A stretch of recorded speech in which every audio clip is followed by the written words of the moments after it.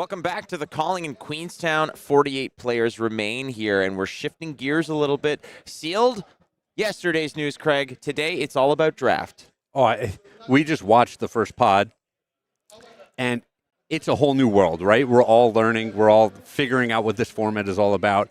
And I just love watching some of the top players in the world making these decisions and seeing where their head's at. Yeah, and it was a very, very unique draft. I know you, Brian, and myself were talking about it later, that there's someone got paid off very, very hard in that draft. Potentially no one got paid off. That's what's so interesting, where we're not quite sure how the heroes broke out, but it's very possible that there were 4 warrior drafters, 4 brute drafters, 0 guardian drafters. Well, there was guardian cards aplenty wheeling around, and we're not talking about just like the toss-aways or the extra sauce. No, this was like some of the real meat and potatoes of the decks were just getting tossed, and ultimately there we're going to get some of the deck lists that are just being handed over. But I did follow along. I rode shotgun for Hayden Dale. I took notes on everything that he drafted, what he passed around, but we'll talk about what's coming up and everything. But Hayden's draft, which you will get to see a little bit later. Yep. I just want to let everyone know that as per LSS policy, we can't show you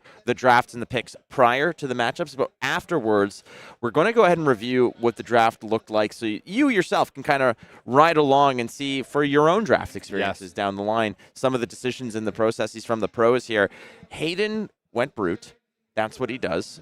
And ultimately, we're going to look at, like, he's going to have a decision to make here because, you know, Hayden is traditionally has been very prominent with Rhinar, and he knows what he's doing here. He is, I think he is stacked with 6s and 7s in this deck. So there's possible, go back to his roots and play a little Rhinar in this one. Yeah, but also of note, this format, it has way more 6s and 7s than any other format we've seen previously. So what we think is like a solid deck or the requisite number of 6s and 7s might just be different in this format. I was talking before the draft began. I bumped into Matt Rogers, Nick Butcher, and I just asked, I said, do you think that Rhinar is going to be making a resurgence in this particular format? And they said, yeah, for sure. It's fairly strong when all the stars align. However, Nick Butcher was like, Olympia is the truth in this one. He said he had so much fun, and it's such a strong hero. And he was all about Olympia. And ultimately, I think we just got the heroes that they're going to be playing. So it's going to be Hayden Dale, the #1 seed, against Khoi Din. Yeah, and it's interesting that you say Olympia is the truth because Khoi opened the Olympia specialization up the ante. Ooh. So he windmill slammed that one first. He got the headpiece, I think, 3rd or 4th pick, and then it was just Olympia from there on out. So, yeah, plenty of opportunity here. So let's take a look here at the standings. Sorry. We'll get to those later. But the players themselves, the pod that we're going to be following along, we're going to follow along Hayden Dale, I think throughout the entire journey. I'm not entirely sure, but ultimately it's the top seeds. We're going to follow along, the heaviest of hitters throughout this tournament. Well, the way this is going to work, because there's only one draft, and then we're cutting to the top 8, it's pretty easy to see what the players need to achieve in order to, make that top 8 cut. So for our top pod, all 8 players are sitting at X and 1. So I believe they're just going to need to pick up 1 win in this pod in order to make the cut for the top 8. Well, that leaves a few people in the dust, right? And that's a difficult thing to sort of digest. You just want to get that first win, but you got 3 kicks at the can for it. Yes. And that could be dangerous because you're looking down the line that someone's going to be left out. Yeah, potentially if you start 0-2 and you pick up the win in the last round, your breakers are not going to cut it. But all of these players, if they win the first round, I believe they're going to be locked up for the top 8. So we're going to watch, Hayden Dale against Khoi Din, and this match will be for a top 8 slot, and then we'll see where our feature matches go from there. All right. Let's have a look at the standings as they are, and the heroes that you're represented here are not the heroes that they're going to be playing in the draft. These are Oh, sorry, never mind. These are the draft heroes. Okay, look at that. Look how fast they are. Lightning speed. Yeah, we didn't expect them to be this ready this quickly. No, this early in the morning. Lead with speed was not what I was expecting. Nonetheless, you've got Hayden Dale, who will be playing Kayo. So ultimately, going with a little bit more of a reliable hero, Rhinar, as good as it is, not what he selected. But like we said, 4 brutes, 4 warriors, no guardians. That honestly surprises me. I mean, look how deep do you have to go to find the first guardian? Is it how is it? It's Victor at 15. The Guardians are getting completely just dusted out of this. Well, this is interesting. Where yesterday I think we saw the Guardians underperforming throughout the day, where they were, pretty heavily represented by number of players, but the conversion rate wasn't nearly as good as we expected. But if you're going to be the only Guardian player in your pod, your deck's going to be very stacked. So again, pod number 1, no Guardians. Pod number 2, 1 Guardian. It's pod number 3 that you're starting to see the first iteration of Betsy. So again, the first Guardian is right here with Nick Butcher playing Victor Goldmane, and none. So 0 here, 1 right here, and then we've got Guardian, Guardian, Guardian. So the top pods, I don't know if it's a situation of they don't want to pick Guardian because they feel they're going to be fighting against a lot of other Guardians, and then everyone kind of backs off away from it. But it seems like the top pods are very much favoring the warrior side of things and the brute side of things. Yeah, and I think we see this in a lot of early formats where there's assumptions made about what the best heroes are, and people obviously try to force those heroes early on in the format. And then as we figure things out a little bit more, we find that balance and that nuance. And, some formats are, you hope that there is only 1 Guardian in a pod. And if you find that it's open and you take advantage of that, it's a big edge. All right. So, no Betsy's, no Guardians. I'm, as a Guardian player. Yeah, you're really blown away by this. Well, I'm wearing my Guardian shirt. Like, I feel a little underrepresented. Yeah. Whatever. All right. Let's go moving along here to furthermore down the line. Again, the top 48 moved in, and this is what we've got. So the other 3 pods, pod number 4, 5, and 6, look like this. And no Olympias and no Victor Goldmanes in here. And I'm looking for the first Rhinar.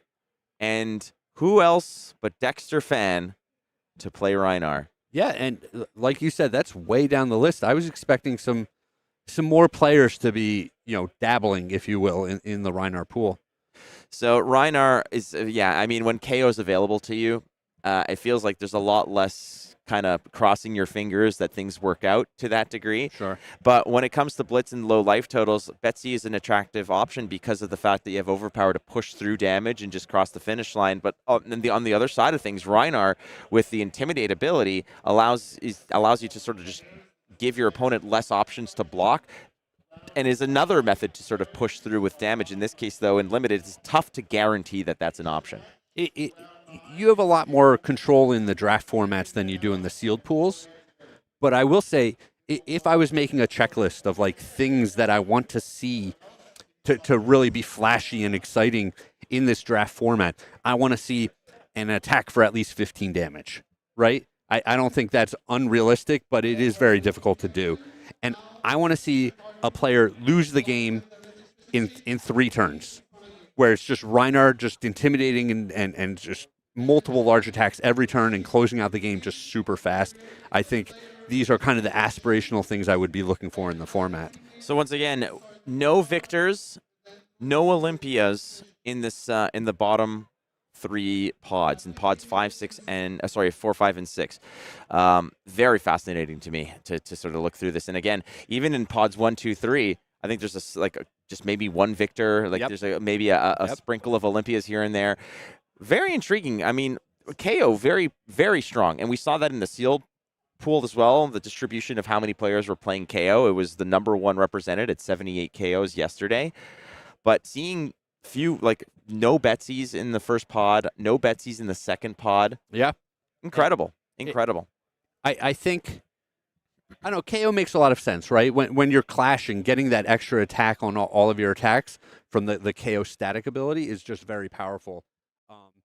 Being able to turn on a lot of your cards that require you having discarded a 6 or more attack, that it just more of the card pool is opened up to you. So it does make sense that people are gravitating that way. It's a little bit easier. And a lot of the games that we saw, even if the KO player had double claws, a lot of the time they wouldn't have been able to use both of them anyway. Yeah. So it's almost not that big of a drawback only showing up with one arm. Plus, the discarding of 5s as a 6 is a huge buff. But beyond that, getting the might token. The might token's big. It's big. The +1 does help. I mean, let's be real. If you're swinging a claw for 4, it's like kind of having your own little hammer, Yes. And that's important as well. A little breakpoint action is what you want to get at. So we do have the deck lists. We do have I have Hayden Dale's draft and draft order, where he was going, what he was looking for. What I found that was interesting, and again, we're going to be breaking down the draft as it happened after the top 3, after the 3 rounds occur. Yes. Yep. We'll give you some analysis. We'll get someone smarter than us into the booth to sort of walk us through it. But what I found was pack 2, pick 1 was a yellow agile windup. Mm-hmm. And we were talking about this card being so big because of the fact that agility tokens are incredible in this format. Yeah, agile windup, definitely one of my standout cards right now. And it's a little bit versatile because it's dual class. It can push you either direction. So it's going to be one of those cards that I'm looking for early in drafts to just, cement what I'm trying to do. I think he's got, I believe he has 3. He pack 3 for him, like the third pack all the way around was pretty solid. I mean, he started pack 3, pick 1 with runner. Great pickup, especially when you have the ability to have the agility token to give runner go again. And his pick right after what was agile windup to sort of, again, facilitate runner for having a little bit bigger, a nice bigger combat chain. And the one thing that you'll see was that equipment was available, just not for it wasn't quite the hat you wanted to wear. Well, when you have 4 players in each class, the equipment dries up pretty quick, right? There was so much equipment floating around, but it's kind of the B grade equipment that you don't want, or it's the Guardian equipment that you can't even play. So that was interesting watching the players kind of struggle and fight over the equipment. Yeah, it was kind of like it's like Hayden Dale just kept trying on shoes and none of them fit, Sure, yeah. It was just didn't suit his vibe, and ultimately he's going to be walking in. I think he's got a gauntlet of might. He got grandstand legs. Then he was just literally just drafting things like Golden Glare and stuff that he can't, like there's a bunch of equipment that was floating up, but that was also just the fact that there was 0 Guardians in this pod, which blows my mind because we saw the potential of Betsy. And in my mind, when I was seeing the cards wheel, I said, okay, I mean, Guardian looks open on this side. Yep. And then comes back the other way. I'm like, Guardian seems open on that side. What the hell's going on? And it was Brian. I said, I'm like, there's going to be one Guardian here who got super paid off. And Brian's like, I don't think there's any Guardians. No Guardians. And even a card like Test of Strength, we must have seen 4 Test of Strengths go by. Mm-hmm. And, if you're Victor, that's a premium card for you. There was good options. And, Hayden was finding a lot of potency to the point where some big red attacks were getting passed over for cards like I think he was taking some of the blue non-attacks instead of things like red bear fangs, let's say, because he had a myriad of big red attacks, but you got to pay for them. Yeah, there are diminishing returns, right? You don't want to draw that all red hand. Yeah. Circling back to the equipment, this is something I think we see almost every Flesh and Blood new set, where the equipment is undervalued early, and then as we get deeper and deeper into the draft format, it just moves up and up people's draft boards, and we understand just how important it is. Yeah. And I think we're going to see the same thing here, where the players don't realize how much they're sacrificing by not showing up with the full kit. And 3 weeks from now, 4 weeks from now, maybe Hayden rewatches this draft because we have it recorded, and he says, "Man, I like there were some opportunities to pick up some premium equipment pieces." Whenever I'm doing drafting or whatnot, and like you get paired up against your first opponent, if it's a newer player or a novice player, they usually they have maybe one piece of equipment, and whenever you face off against a seasoned veteran, they have the full kit. And the way that you prioritize or you highly value those equipment sets, that's kind of where I'm at. It's like, do I really need another big red attack, or should I take these, Ironhide gauntlets or Ironhide boots or whatever? And it's like, you think about it, it's like, well, this is like a 7 attack. and that's just a one block. Yeah, that helps. Sometimes it's very, very important to kind of have those kinds of options in sort of defense and such. But so that's where we're at right now, where the players, I believe, are done deck building. I think they're getting. Oh, perfect. So just got word that the players are sitting down. They're getting themselves set up here, and they're kind of just evaluating. Getting themselves, shaking hands and everything. It's a long week for a lot of players, and the weekend has now ground down to where we are right now. 48 players left, one draft, cut to top 8. Flake, do you want to give them just a little peek into the background of what goes on? The morning, we're getting all ready. All we do is talk about flesh and blood, right? Right. So, I mean, here's what happened. So, first thing, alarm goes off, 6:30 in the morning. Craig knocks on my door, lays out my clothes for me, says, "This is what you're wearing. Don't embarrass me." Okay, that's kind of how it goes. Right, and I'm like, getting a little weird. Yeah. No, but the players from the get-go, from the moment that we're at breakfast, from the moment that we're in Ubers on the way to the venue, from the moment that the players are kind of just shuttling in and walking into the venue, everybody's talking about flesh and blood. Everybody's talking about strategy, about the day before, about the day ahead. It has been on everyone's mind, and everybody is so fired up about this. And no one is more fired up, frankly, than the players who have an opportunity to get to the top 8, but they've got 3 rounds of draft, and the first one of the day is right ahead here. It is Hayden Dale playing Kayo versus Khoi on Olympia. And the handshake and everything. Hayden Dale, a player not a stranger to Brute. Khoi, a very, such a jovial and kind person and an excellent player. And oh my goodness, what is that in his hand? Can you see that right there? This is so funny because Brian and I had this conversation during the draft. We were like, what if there is no Guardian player? Are we going to end up seeing cracked baubles on camera? Unreal. And in the opening hand too, cracked bauble, this brick in your hand, this just ball bearing of sadness. Yeah. What a way to describe that. I don't know how else. I mean, no, you're absolutely right. And it's funny because you want to get this thing out of your hand as soon as possible.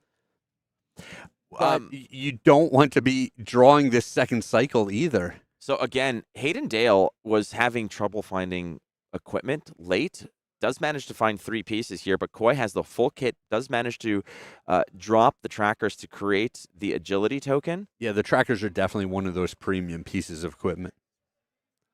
But beyond that, what he's pushing forward here, Hot Streak. Yep. A rare weapon that you kind of want to pick up here, and it's a very, very good weapon to have here. I believe if it's blocked, it does gain go again. Yes, it does, and it's extra interesting on the first turn of the game where the opponent is so incentivized just to block your attacks.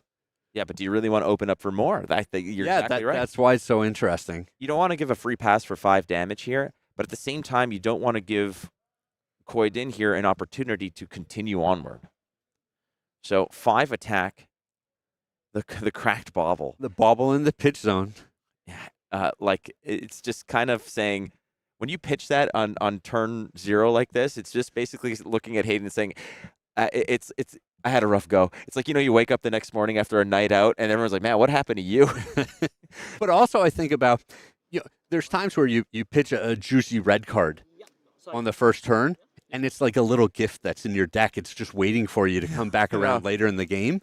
And the crack bauble is the exact opposite of that, right? It's like procrastination, It's going to come back to bite you, man. Like you can't let it go. But again, this is exactly the consequence of leaving an entire, not hero, but class out of the draft circulation. So Crack Bauble is making an appearance here on day 2 of the Calling. So we're going to be blocking this out, which does give it the go again option here, and following suit with a Centauri Saber, pitching through. So Khoi again is going to be wanting to create a little bit of uncomfortability here for Hayden, but I think getting away from this with the agility token and a card in Arsenal is a very good start, especially when you have a card like Hot Streak. That's a very, very good pickup. Yeah, so he thought a long time about that pick. I think it was actually his second overall pick in Pack 1, and like I said, he had opened the Olympia specialization up the ante, and so this was just like a pretty sweet little gift for him. He is blocking with his pack 3 pick 1 runner. A big card to give up. But again, I think Hayden, I believe, has 3 or 4 wild rides in his deck. Having go again options and being able to discard and get go agains from Mandible Claw is pretty decent, a good opportunity as well. But that's a big toss away. So Hayden says, "All right, I'll give you a break here. I saw you pitched a crack bobble. I'm gonna block with a majestic." Sure. Let's keep this fair. Might token broken up here. Hayden Dale took no damage there, and he's on the return fire. Wait a second. Yeah, wait a second is right. Can we get a quick look at Khoi's hand? Oh, he's embarrassed. He's even hiding it. This, my friends, right there. A second cracked bauble. All right. We're playing cards today, Craig. Yeah, and like I said, when you pitch the first one and it's going to come back around, well, if he pitches the second one, it's going to be stacked right under that first one. And if Hayden Dale can kind of keep that in mind, he might have a situation where it's like, if I attack in a really uncomfortable spot, you have 2 no blocks in your hand, so you'll have to block with those other cards. And then what's left? Pitching cracked baubles. Yes. You can't pitch a cracked bauble into nothing, so you'll pitch it into a weapon, and then you can't arsenal the other cracked bauble. I mean, you could. Maybe you can. Maybe that's Maybe actually you should. One of your best lines is to make sure you don't have multiple cracked baubles gumming up your deck. Unreal that might be a situation. All right, so Agile Windup, a very important card that we have seen discarding it, creating agility. The Might token beefing this up to 8, and a pretty big punchback here. And I just don't know if the noise cancellation's on. I guess it must be. So we're gonna keep it a little low for now because the headsets are off, and I think the noise cancellation issues. But again, we don't want to tip off anyone else. Our excitement about the cracked baubles has kind of reverberated into the venue here, which is not quite as populated yet as for the day. But yeah, and the feature match area is not super far from our broadcast booth. All right, so the first block of the equipment value, 8 damage on Agile Windup. No on hit, no nothing, but very important card that Hayden was valuing. It was his pack 2 pick 1 actually, was a yellow Agile Windup. Well, and we've seen the baseline attack and heavy hitters just have so much more power than anything we've seen in previous sets. It really makes the game so much more entertaining.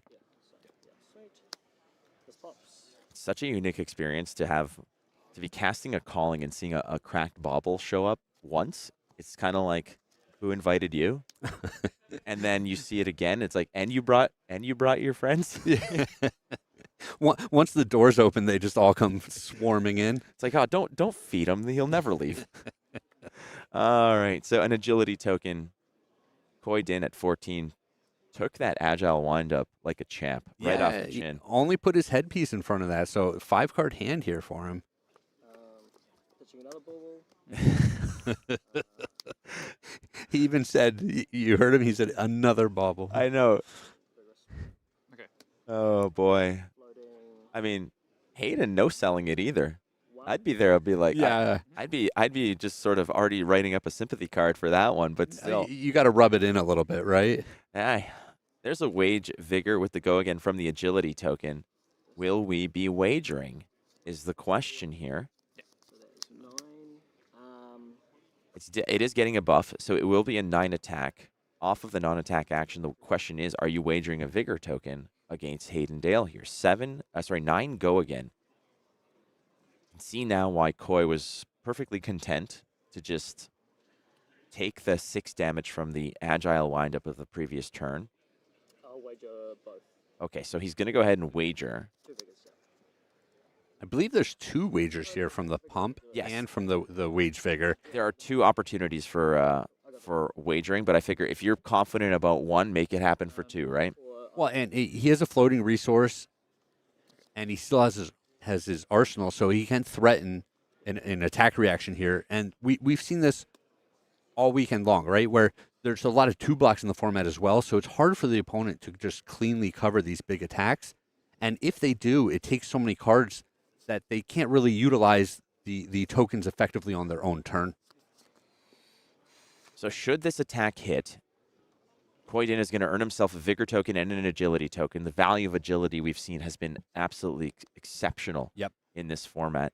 And Hayden Dale now can go ahead and toss some cards in front of this in order to earn himself one of those vigors and one of those agility tokens. The problem is if you're putting too many cards in front of it and you've got a wild ride, which basically blocks for nothing. Yep. So tough go here for Hayden Dale because he might have to either take the whole package or just say, I'm gonna eat all, I'm gonna block all of it and then just let the spoils kind of fizzle and evaporate. Well, it's kind of terrifying watching the opponent swing these agility tokens turn after turn after turn. Hayden Dale is going to just go ahead and take it. Gold token earned. What a freaking payoff, huh? Humongous. Humongous payoff here. Olympia saying, take a look at me. It's either that or the field goal was good. I'm not sure which one is he's indicating right now, but still a follow-up with the Centauri Saber. 9 damage connects rather, I want to say gracefully, but a Centauri Saber with kind of just a poke and prod towards the end there. And you got to think here, if Hayden took 9, he's taking 11. Yeah, I mean, there's some possibility that there's a card in his hand that I'll put in front of this, but I do agree it's pretty doubtful at this point. It is interesting, Khoi took a lot of damage on the previous turn, but he's sending back for 11, but also he picked up these 3 tokens, and the value of the tokens immense. Is huge, yes. I mean, that Vigor token basically pays for half the gold, right? Yep. So, all right, we're going to throw the legs in front of this. These are the grandstand legs.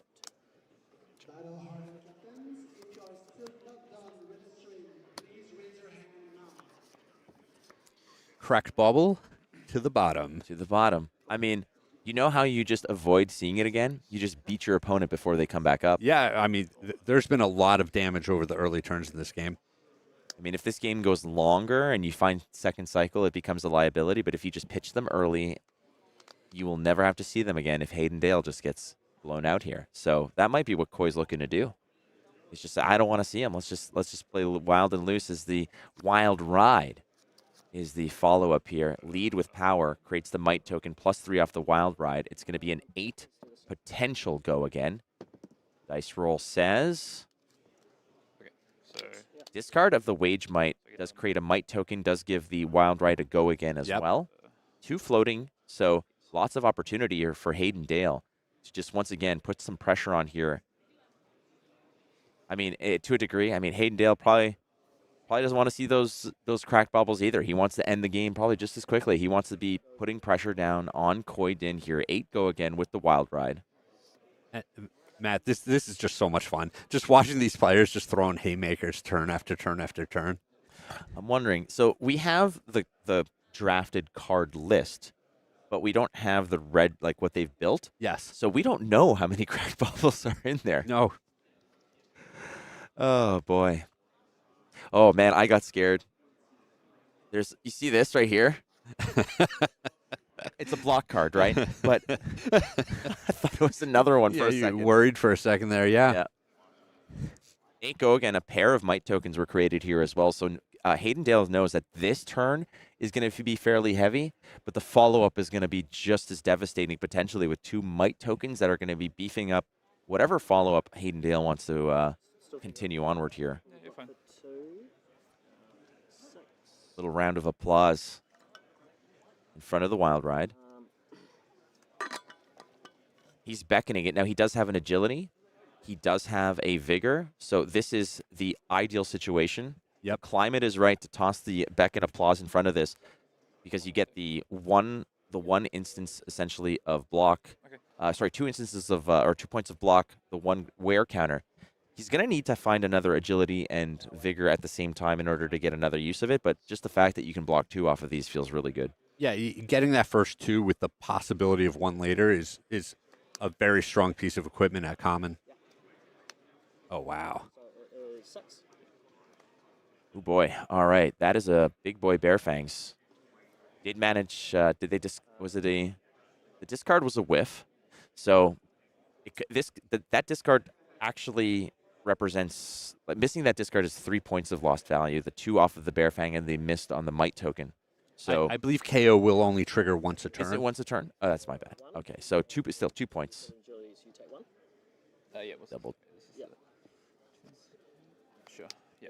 Okay. I guess. Still, nonetheless, a formidable Yeah, turn here. 14 plus an additional 2 from the Might tokens that he's carrying over to the following turn. This is a very solid turn out of Hayden. 6 plays 9. So the block card run into trouble. If you have an agility token, you do deal 1 damage on the other side. Again, a little dirty play. Yeah, this is strong. The old eye gouge move. 2 Might tokens now. Hayden Dale has collected. Khoi Din down to 8. Hayden Dale at 9. The Vigor token, and a little resource in the pocket of Khoi Din for free. The agility giving the first attack, giving it legs. And the question here is, do you open with the Centauri Saber and just kind of poke around, see what Hayden Dale's holding a little bit? Maybe he doesn't like his hand, maybe he does, but we're going to be pitching to use the gold, I believe, to draw up there. Good use of the Vigor token.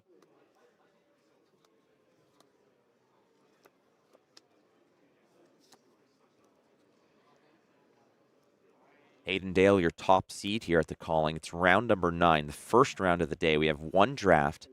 The unique element of this entire pod, friends, is the fact that there is not a single Guardian player. Let's go again. We got 4 Brutes, we've got 4 Warriors.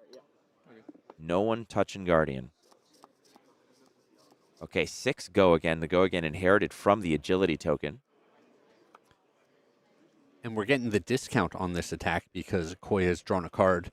I believe this is Rising Vigor. Yeah, there's a lot of those cards. Right? If you draw a card, it gets +1, or if you draw a card, you get a discount. In this case, you're right. You got a little bit of a discount on it. Pack Hunt, tossed in front of this.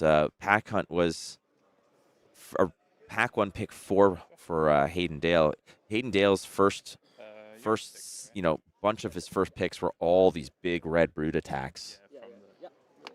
He was just getting fed a lot of fury at that point, but I mean, defending with a red 6 attack right away, tells you either Hayden doesn't like his hand, or he's only going to be able to make 1 play next turn.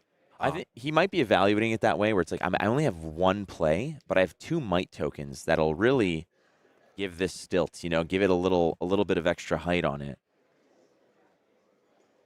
Still another follow-up action here for Khoi Din.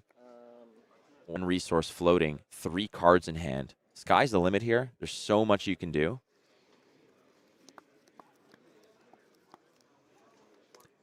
Only 1 win, I think, needed for if the player basically who wins this matchup is almost a certified lock to make the top 8. Correct. So this is essentially a win and in early in the day. So the pressure, while not necessarily as dire circumstances should you lose, there's no reason you shouldn't treat this as a very dire circumstance game.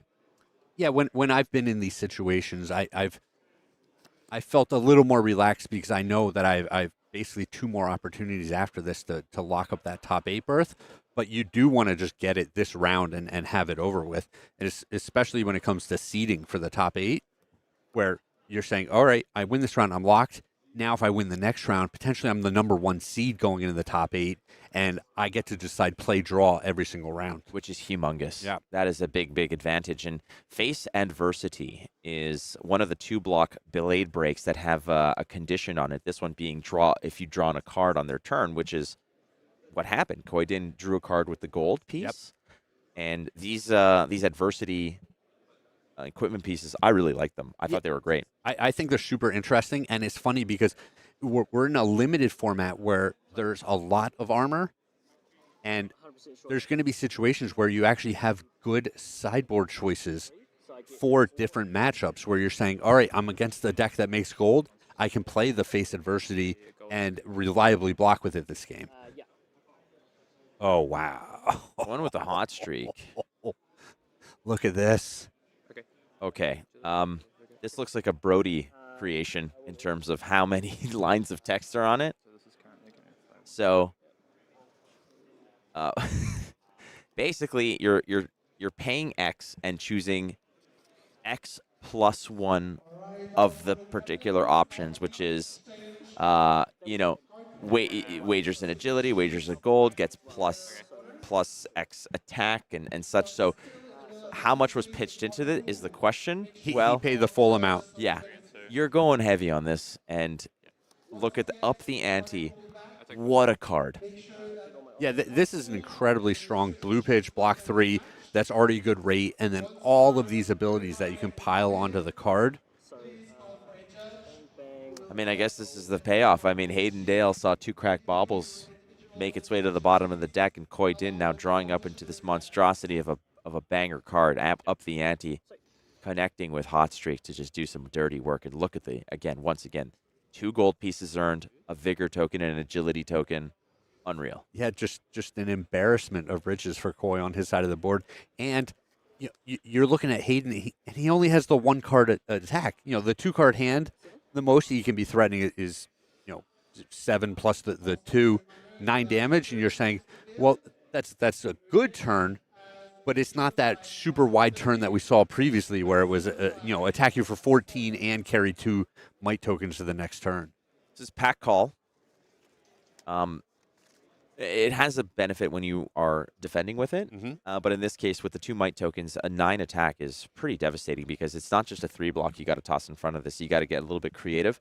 So 9 attack for what Hayden had to endure on the previous turn, and still with the surprise attack of the up the ante to just really push damage through, he still manages to make it hurt here. The blue wild ride that was in his hand blocked for nothing. So he managed to really cobble together a formidable response. No, I think this is the best possible scenario if you're Hayden, but you're still staring down just so many cards on the other side of the board. The arm pieces for Khoi live again. He's going to get the full 3 armor out of this card, which is very impressive. He still has the headpiece with a point left on it, I believe. So potentially he just has to give up 1 card out of his hand, and he's going to go to the next turn. Hayden at 4 life. He's got the agility token. He's got the freebie resource from the vigor token. He's got the gold to help sculpt his hand. This is just a very good spot to be in if you're Khoi.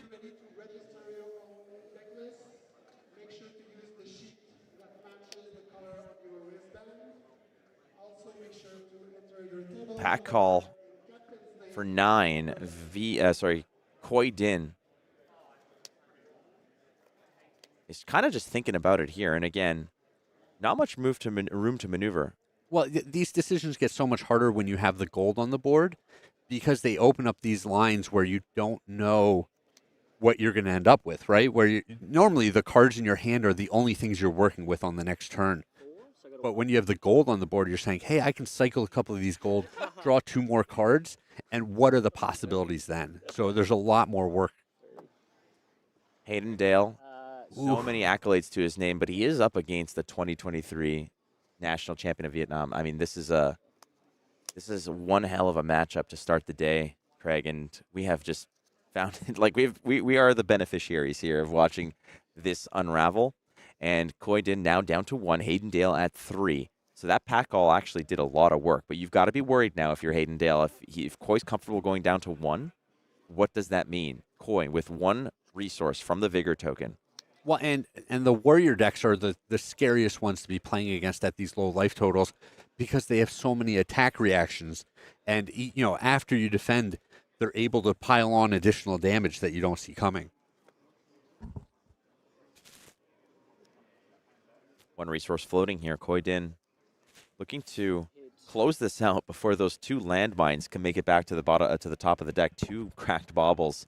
Yeah, I don't think there's any chance we see those again with the pace of this game. I think Khoi Din is hoping to close this out before he has to basically endure that, because at this rate, with such low life totals, those can if Hayden Dale just shows up with like a 7 attack and he's got 2 cracked baubles in hand, that's it. It's over, right? So here's the agility token, giving the Centauri Saber, buffed up by Edge Ahead, a go again, wagering an agility.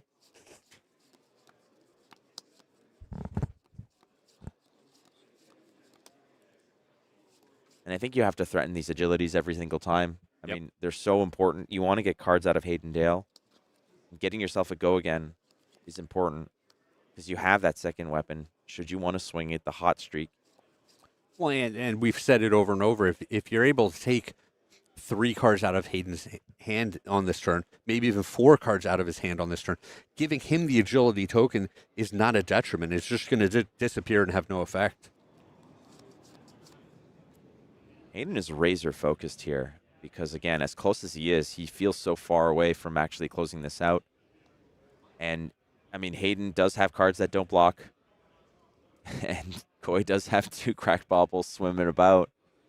But both players are just content to just let this go, let this just trade damage here. But now we've come to this state. It's almost like a stalemate to a degree where you can't get. I mean, Hayden has that very little wiggle room, a little margin for error. Khoi has none. None. Can't even let the wind in at that point. Yep. There's nothing you can do. He's sitting on 1 point of armor from his headpiece. Looks like a 3-card block. Hayden Dale might be anticipating that the follow-up is merely a hot streak and not something fatter than that, but looks like 3-card block here. It's going to buff this Centauri Saber up to 6. But there's a Wage Might there, another big red attack that could have been devastating, but I think Hayden Dale, maybe Hayden's thinking, like, if I just block a lot of this out, you will find that cracked bauble turn. Who knows? Khoi thinking about it.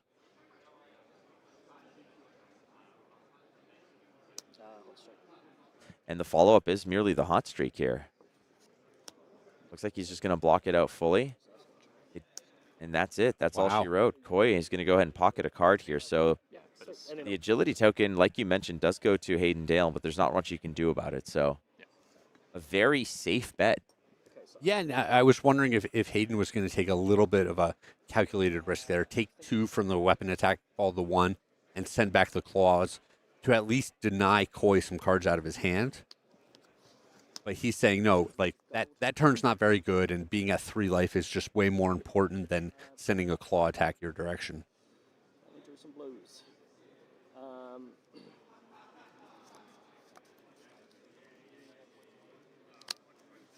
Both players are very, very careful about every single turn here, knowing that both players can, Khoi has the opportunity to go wide. It's a big turn here, starting it up. I believe we're looking at rising agility here. Yeah, go for it. Yeah. If you've drawn a card for the turn, it's an attack that gains go again, which is obviously the perfect spot. You've got those gold tokens, rising speed. And you can kind of do that. It has to be an action to start off with the gold, right? So you'd have to open up with the gold token. Yep. Which he did. So rising speed as a 5 attack gets the go again here. Block 3 any reactions. Hayden here is just going to block 3, actually, potentially taking 2. So So here you'd be taking Currently taking 2. is there a way to go over the top on this? Because Hayden Dale here is just giving up 2, going potentially just basically representing that he's going down to 1. He has a wild ride in hand as well. That's game. Yeah, wow. And that was the calculated risk. Hayden had that hand where he said, I need to start sending attacks back your way. I'm going to have to take some damage. So let me block here. If you have the attack reaction, sure, I'm going to lose this game, but blocking with all of my cards every turn for the rest of the game isn't going to get it done. A lot of big turns both ways. Hayden Dale was able to send like an 8 go again, a 7 go again. Like there was a lot of not just big attacks, but big attacks with a follow-up. They had end credit scenes kind of thing, so they were really nasty in that case. Khoi did a very good job of basically using the cracked baubles for resources and saying, I'm just going to lay it on thick. I do not want to see a second cycle of these cards. Well, it's actually kind of fortunate that they showed up in the early hands where you have the life total as a resource to work with. You're not saying, oh, man, I had to be blocking with these cards. So they showed up early. He pitched them. the game went super quick, right? It was a very condensed game where a lot of these attacks are hitting, so he wasn't worried about hitting them again. I mean, I just got to say, Up the Ante looked ridiculous that game. Up the Ante looked amazing. There were multiple turns where Khoi ended the turn with 4 or 5 tokens on the board. It just seemed like crazy good. He caught it on a turn where he did have a lot of blues and yellows in order to pay for it and really just up the ante. And as an attack reaction, sometimes that's where you find a lot of the damage. Hayden was content blocking around certain things, but a hot streak on top of that particular, of upping the ante that high, getting all of these spoils, the go-agains, the vigor tokens, which are great in themselves, but they also turned on the equipment to find block value out of that. Yes. Keep in mind, Khoi was down to 1. He found 3 points of block out of those conditional equipment pieces. So it's like it made a difference. Having made those a tokens huge were difference. enormous. So, I mean, just looking at Khoi with at least 2 crack baubles in his deck, probably just 2 crack baubles in the deck, but maybe more. Just locked himself up for the top 8, and a lot of it was off of the back of those very powerful equipment pieces. He got to block for 2 with the headpiece early on. The arms, he got a full 3 points of blocking out of, and when you end the game at 1 life, obviously that is the difference in that game. And that's it. So Khoi Din is your winner of round 9, the first game of the day, and also locked for the top 8. So he can kind of take a breather, but still, like you mentioned, positioning in that top 8 is going to be important. You want to be number 1 seed because basically you can choose first or second in all of your matchups, and the significance of that can be pretty large. All right, Craig, great start to the day. That was fantastic. Great wake me up here this morning, wherever you are in the world. We're glad that you're here. We've got more Flesh and Blood action. Day 2 of the calling here is underway. We'll see you in a short while. What shall we do with a drunken wager? What shall we do with a drunken wager? What shall we do with a drunken wager? What shall we do with a drunken wager? In a death match arena. Come and join the heavy hitter. The gladiator's work is never done. We'll fight for fame and gold till the setting sun. Life and limb, we put it all at stake. But it's all worth it when you see the take.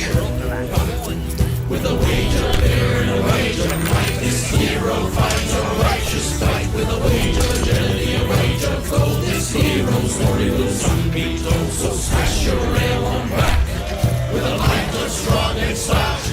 Get your blood, let the blood run wine a flowing. 'Cause that's what heavy hitting's all about.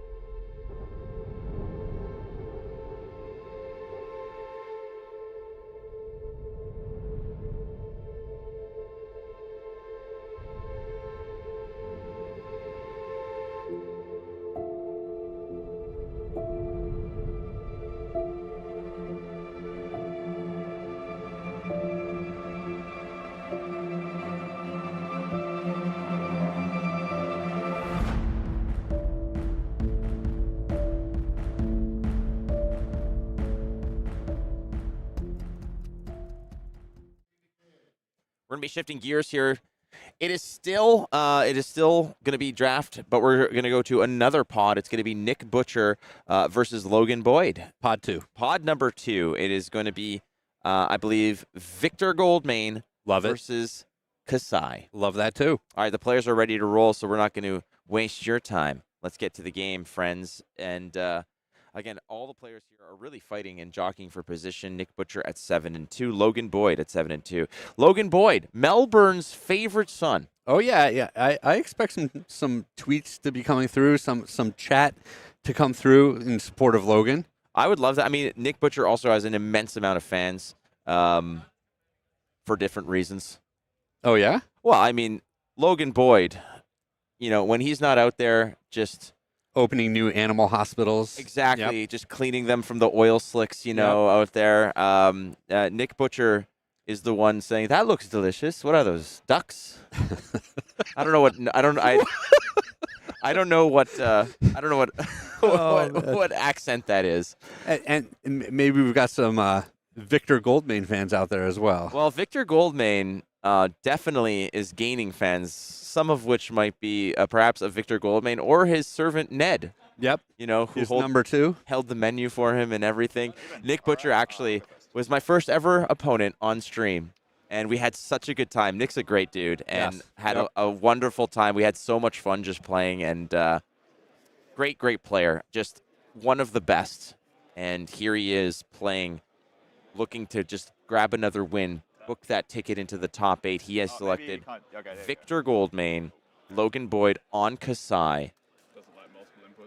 And in pod 2, your breakers start to get a little bit more hairy, right? Where if you pick up a win here, there's a good chance with a loss in the last round, maybe you could squeak your way in. But if you lose here, there's almost no chance that you're going to be able to make top 8. Yeah, this is where, pod 2 is where you don't necessarily want to just look at the number of wins. It's when did you win? Where are your losses? So it becomes you have to start turning the pages a little bit and digging deeper to really do that weird math. Again, both players are only razor set focused on winning this matchup. That is their concern.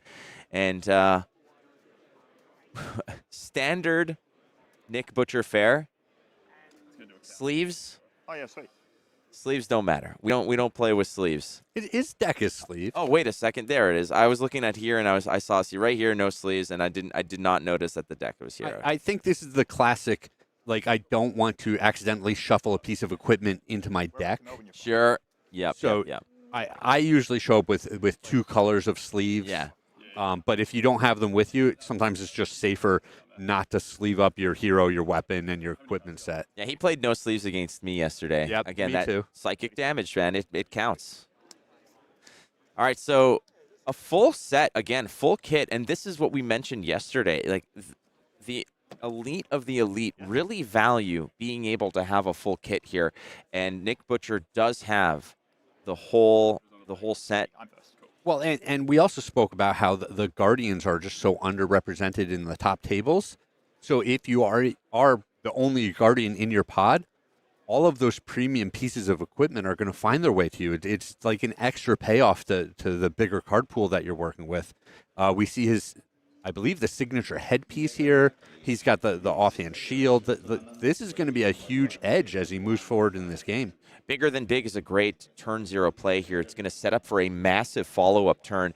And you're totally right. You're totally right, because the shield is, as much as the arm, legs, chest, head, finding the offhand, just extra sprinkles. Yes.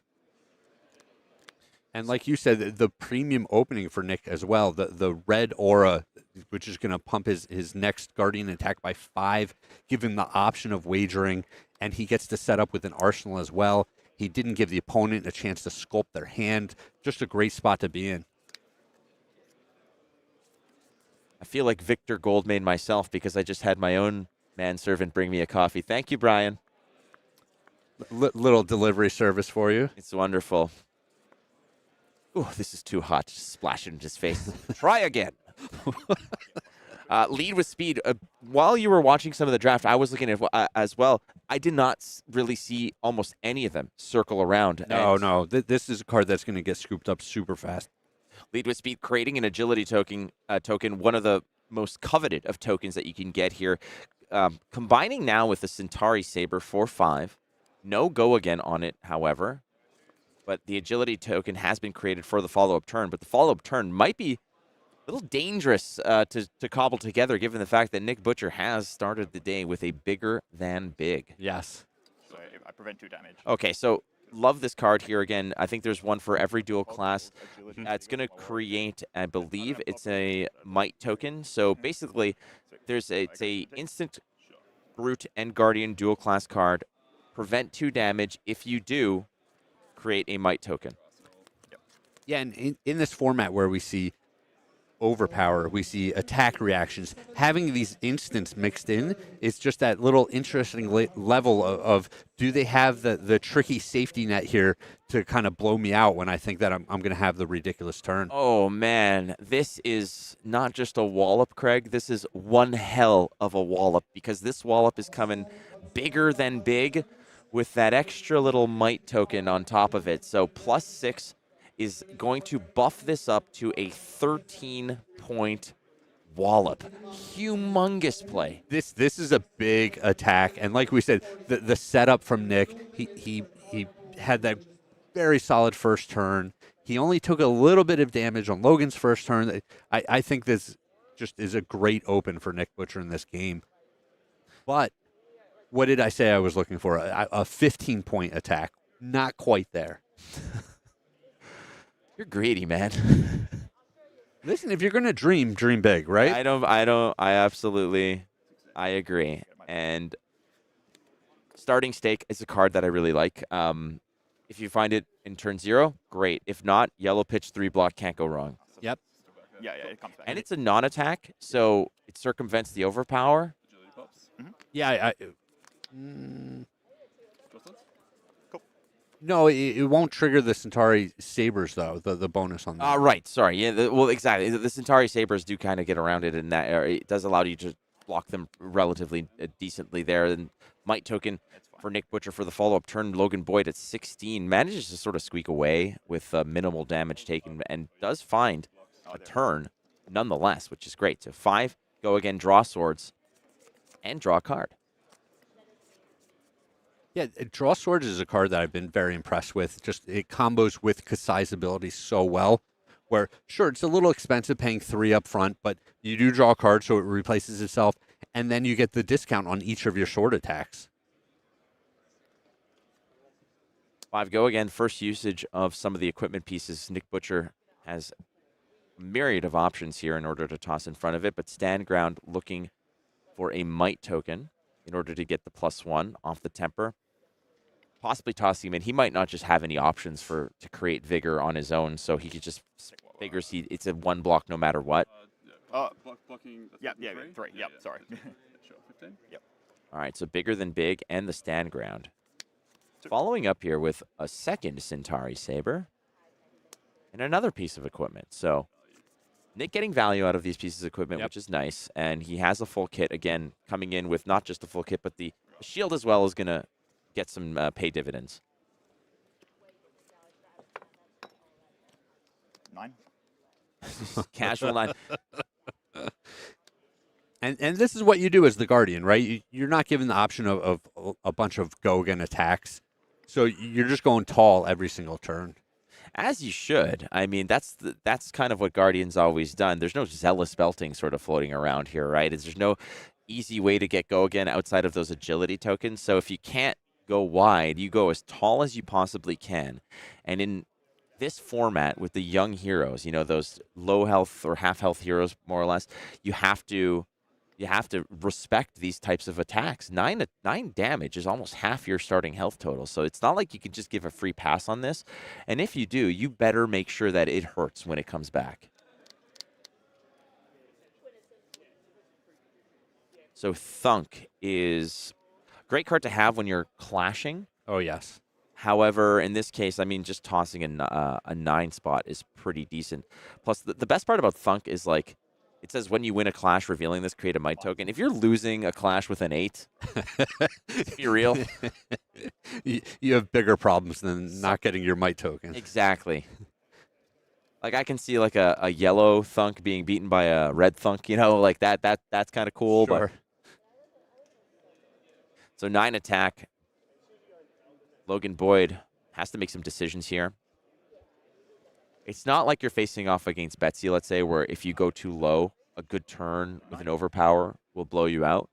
But still, respecting the damage that's being sent here, Logan Boyd down to 9. Your time.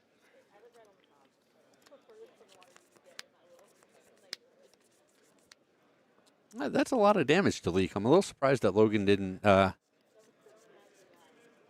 block for more, but we've said it over and over. There's a lot of 2 blocks in this set, and a lot of the cards are just so much more effective at attacking than they are blocking. Okay.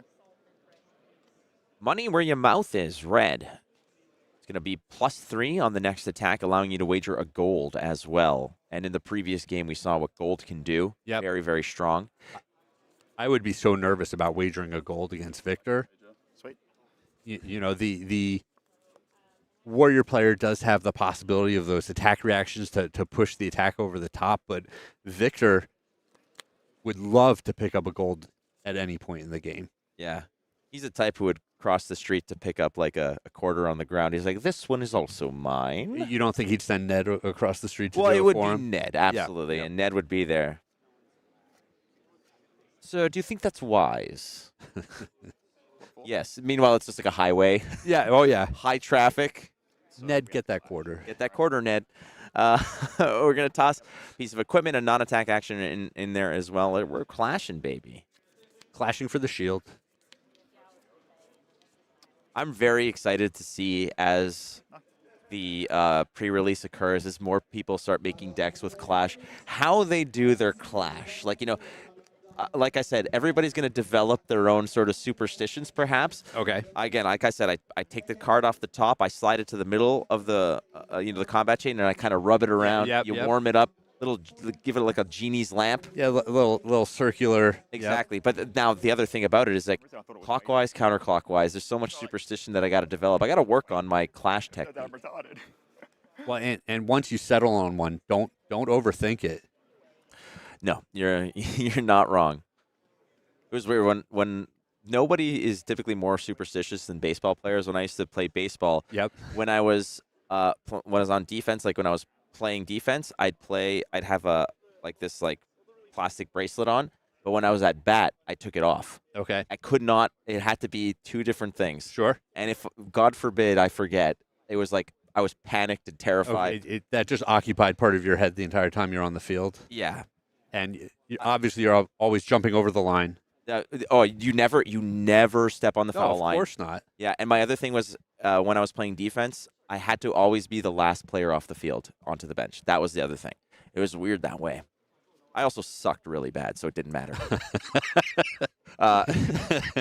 That's the smack of reality that hit me in the face, was that it didn't matter. I like all of this superstitious stuff. Yeah. And I just couldn't hit a ball. It didn't really matter. But Craig, imagine if I didn't do it.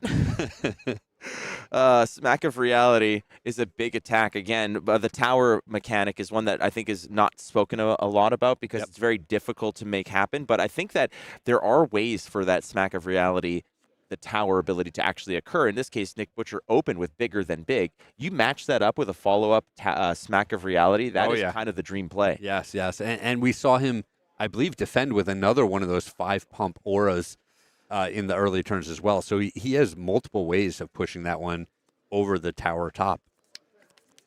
Also unique. I mean, everybody has, we're talking about superstitions and how people set up their board. Both players putting their equipment on the top of the screen here and having it, perfectly mirrored in this way. Yeah, so which side does the deck go on? There are games out there that actually, that is an illegal move. Sure. So Wage Might is the follow-up. I love this. It's a 7 attack. Basically, is Nick going to wage might? You're going to wager here. Basically, the wager mechanic, very fun for us. And there's a lot of kind of mind games that occur because sometimes some of the bets are so safe. You wager it, and whether you lose that wager, oftentimes the tokens they generate might not get any true value. In this case, you're wagering a might token. So if Nick Butcher's attack with wage might connects, he gets a might token. However, should Logan Boyd full-on stuff this, he is going to earn that wager. He's going to get that might token. But 7 attack is not easy to block. A lot of 2 blocks in this. It's not clean in any way. We're going to see how Logan can maneuver around this. And Nick Butcher with the all red pitch hand here. So, not the most ideal hand, but he had taken basically everything from Logan the turn before, so he didn't get punished to the maximum. Well, you're spot on there. I mean, if that wasn't a full block by Logan, let's say, or if there wasn't a big return fire on Logan's side, that red hand would have just been donated to the cause. But being able to have really no threat on the other side, you can pitch 3 reds to play 1 card. Yeah, interesting card revealed off of the Clash. This is exciting. Oh boy, yeah, Ray's Army. I mean, you want to talk about what's a card that will kind of really steer you in one direction. You pull a Ray's Army and you're thinking it's Kassai all day long. Well, and it also means that Logan wants to be conservative with these gold tokens because he has, that big payoff. So there was a previous turn where I was wondering, does he want to crack a gold here? Maybe, maybe not, and he didn't. And then we see Ray's Army later, and it's like, oh no, that was an easy decision. 5, 6. Ooh, winning the Clash is Logan Boyd. Not a common thing you'd think of a warrior winning a Clash against a Guardian. Yeah, the Warrior is easily the biggest underdog in these Clash situations in this format. Is it gold? Yeah. I mean, and like if you're thinking that a warrior beat a Guardian in a Clash, you're thinking that perhaps the Guardian hit like a non-attack action or something. But no, this was a clean 6/5. So. Yeah. Well, and Victor Goldmane in particular wants to win that Clash, get the gold, and draw the extra card from Victor's ability. +2. Yep. 6. Here we go. Nick Butcher is going to be taking some damage here, no problem. Again, this is pod number 2, so a lot more at stake here because though the records look real nice, you have to start thinking about breakers like you mentioned. Where were your losses? Yes. Having 8 wins looks real clean, but if those losses came early, it could be potentially dangerous. I believe the winner of this is pretty much a lock into the top 8. I don't know if they're locked, but they're in a very good position. Okay, so it has been confirmed. Essentially, if you 3-0 this pod, You're definitely in. there's no question about it. So these wins here are very important. 2-1, you have a good chance, but like you're saying, it depends how the breakers shake out. Yeah. I always say, though, just play the game in front of you, play to win. Yes. Let the mathematicians and the nerds with the computers figure that out for you. That's what GEM is for. Okay. Yeah, and if you just win all your games, it doesn't matter what the nerds say, Well, right? yeah, no, exactly. Then what are they going to say to you? If you just keep winning, man, there's nothing you can do. So this is your second favorite card in the set. Well, this is sort of the peanut butter. We're waiting for the jelly, frankly. It's you need the lunging press, which, frankly, I think it's the reason why we didn't see it in any of these drafts. There was a pack one, pick one every single time. Sure. It leaves you wide open. It really can connect with any of the attacks, puts you 1 over, costs nothing. I mean, it's blue. Where is the downside, Craig, to lunging press? Where can people subscribe to your draft advice? In fact, I have people pay me not to give them advice. Tier 1 Patreon, I give you advice. Tier 3, I actually take it back. We're joking, but Lunge is definitely a very playable card in this format, and I think Concuss is a premium card where with all the might tokens floating around, the auras that are going to be able to pump it, and then, like you said, something like Lunging Press showing up out of the blue to push it over the top makes it a very dangerous attack. Well, you have to be aware of it, right? Yep. That one card in Arsenal, especially when there's something that has, if the attack value is greater than the base, there's a devastating on-hit effect, and Concuss is one of those. You go over the top with it, it's nasty, but in this format with so many might tokens, Concuss has a lot of opportunity to have that to command that respect. Yeah, the 2 cards still coming in for 7, and they can't not block it, they'll still lose a card. It's really hard to cover all 7 points with so many 2 blocks in the format. Thunk. 7 attack here is just like the perfect match for what Logan has left here with the 7. So there's got to be some respect being tossed in front of this. But to what degree is what Logan's thinking here. Nick Butcher had that great start there with the bigger than big. Yep. Following up with with the might token generated as well. So, But we're seeing one of the problems with the Guardian deck where, you're often not able to make multiple plays in a turn, so you're just presenting one attack, and it doesn't make it difficult for the opponent to make decisions. You know that this is the only attack that's happening. You know there's no attack reactions, so it allows you to calculate your turn perfectly. Logan going down to 5 here, taking 2. And yeah, 7 attackers, it's an awkward number to deal with. And it's even more nasty because of the amount of 2 blocks that are floating around. Kassai ability finally being used here. The concoction needed here, 2 yellows, 2 reds. Banish, create a gold. Gold is stacking up here. Yeah. Keep in mind, when Kassai draws a card, on her turn, she can swing one of the sword. Sword attacks are basically 1 less. There you go. Yep. We're going to lead with power, I believe it is. Lead with heart, rather, my bad. To create a vigor token. But the +3 is what we're looking at here to give this Centauri Saber 5 attack. No go again. However, should a attack action card meet this, it's going to be +1. Looks like Wallop and Command. Couple of 3 blocks. 6. Command Respect. That's the one. Yeah, Guardian 3 blocks. There's a lot of Guardian cards in here, but there's not many Guardian 3 blocks, or there's not as many as there traditionally would be.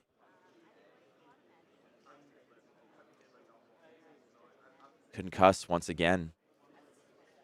Again, this wants to be holding hands with a might token or finding a lunging press to sort of go over the top, obviously, but like Concuss just as a 6 attack, 1 pitch card. Sometimes it's just wear away your opponent. But Logan Boyd is perfectly content here, I think, just to block it, continue to build up those tokens, and maybe find one of those big plays to eventually get back at Nick Butcher here. Well, and I believe he did pitch the Raisin Army kind of early on when we saw it. So, potentially this conservative, slower game plan from Logan means that he'll have another chance to have it come back around. And, if he picks up another gold in the interim, even 2 allies is like $1 million, right? A third one might just be nigh unbeatable. We can round up that way. Yeah. No, but I get what you're saying. Just having 2 attacks on the board like that if you generate an agility token, come in with your Centauri Saber. Yep. Go in with your sellswords.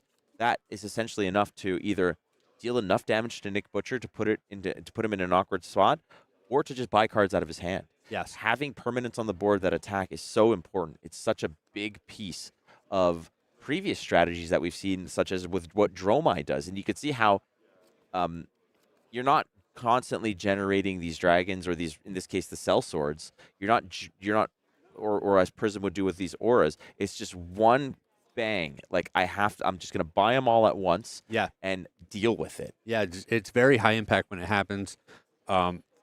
You're playing against Guardians, so you're not worried about them having a low to the ground turn where they make 2 or 3 attacks and they just clean up all of your allies. So if you're able to make 2 or 3 allies and then Nick decides he has to start, I don't even think you can. I don't think you can take turns off just hammering down these allies. I think it's a losing line, but if Nick turns that route, it just means that Logan doesn't even have to be blocking with the cards in his hand. This card art was very prophetic, because this is basically what the Vineyard Tour wished it looked like. For the LSS team, yeah. The goblet of blood run wine. So elegant, so lovely. Creating an agility and a vigor token here, and there's that agility token, but no sellswords on the board yet. But he's stacking up those tokens, 2 gold tokens, agility and vigor. I was going to say a lot of setup here for Logan. His deck is really thin at this point as well. And Nick just kind of relentless with these 6, 7, 8-point attacks turn after turn. Thunk again here, 7. So a standard procedure here, Nick Butcher has just been taking, blocking out some damage and then saying, all right, another awkward number. And with Logan at 4, it has been wearing away at his life total. But, we've talked about this weekend. It is a process for Kassai. It is a build-up kind of strategy. Mhm. There is a payoff down the road. And when you have Raise an Army, it is a very, very significant payoff. Can you get there, though? I mean, eventually, that's the question. Is he going to have enough resources, both life total, both cards to work with, enough cards to pitch to make multiple attacks, because Nick's been pretty relentless with this pressure. And I was talking yesterday with Brian. I said, like, in the testing, in the constructed element of it, like, was that a card that was meant to just blow you out by making 6, 7, 8 of these little dudes, or was it more so a situation of, Raise an army, you mean? Well, yeah, like do you want a battalion or do you want a little commando squad? Sure. Like, what do you want? And Brian said sometimes it's just about having two. Two gets the job done. 2 is plenty. Again, the new Kassai specialization, 6. something to do with all that gold. It's incredible. Destroy X gold, bring in X friends. I mean, they're definitely fair weather friends in that case. It's the ones who's like, yeah, I'll come with you, but you're paying. It's kind of like us with Brian and ice cream yesterday. They are sellsword tokens, to be fair. Absolutely, we were the Centauri sellswords at the ice cream parlor yesterday. Yeah, it worked out for us. It definitely worked out for us. Lead with Speed Blue is going to create that agility token, so maybe this is part of that setup turn. I mean, you need that agility token because those Centauri sellswords ain't leaving the house unless you're driving, so you have to make sure that you're getting it done, creating another gold as well. This feels like the prelude to some nasty business. And it kind of needs to be, right, if you're in Logan's seat, because you're in a pretty big life deficit, and you're still staring at, a decent number of equipment on the other side of the board, so you need to start closing this gap. I think Nick's even in a pretty favorable situation as far as cards in the library go. So all of these considerations coming to the surface here. And when it comes down to it and you're thinking about card economy, nothing hurts more than having to block a permanent. Oh, yeah. All right, so the first Centauri Saber is blocked. Nick looking to ice out the second one with a wallop. Warriors prolifically using their weapons to such efficiency like this. I mean, 5. playing as Guardian, playing as Bravo, working with a deck strategy of, you have some big attacks, but oftentimes you're just trying to swing hammer and maintain a life total. So you lean on your hammer so much. But seeing how Warrior can get so much value out of those Centauri Sabers, buying cards out of Nick's hand and really dwindling his resource pile. I mean, it looks like he's relatively healthy. If you have a look all the way down here, those are the cards that are left for Nick Butcher. No count on it yet, but the life total will essentially become meaningless. Well, I mean, for me, my alarm bells are going off for Logan. It looks like there's 2 cards left in his deck, and Nick has done a great job of preserving his life total. I wonder how many cards Nick has sort of registered into this game.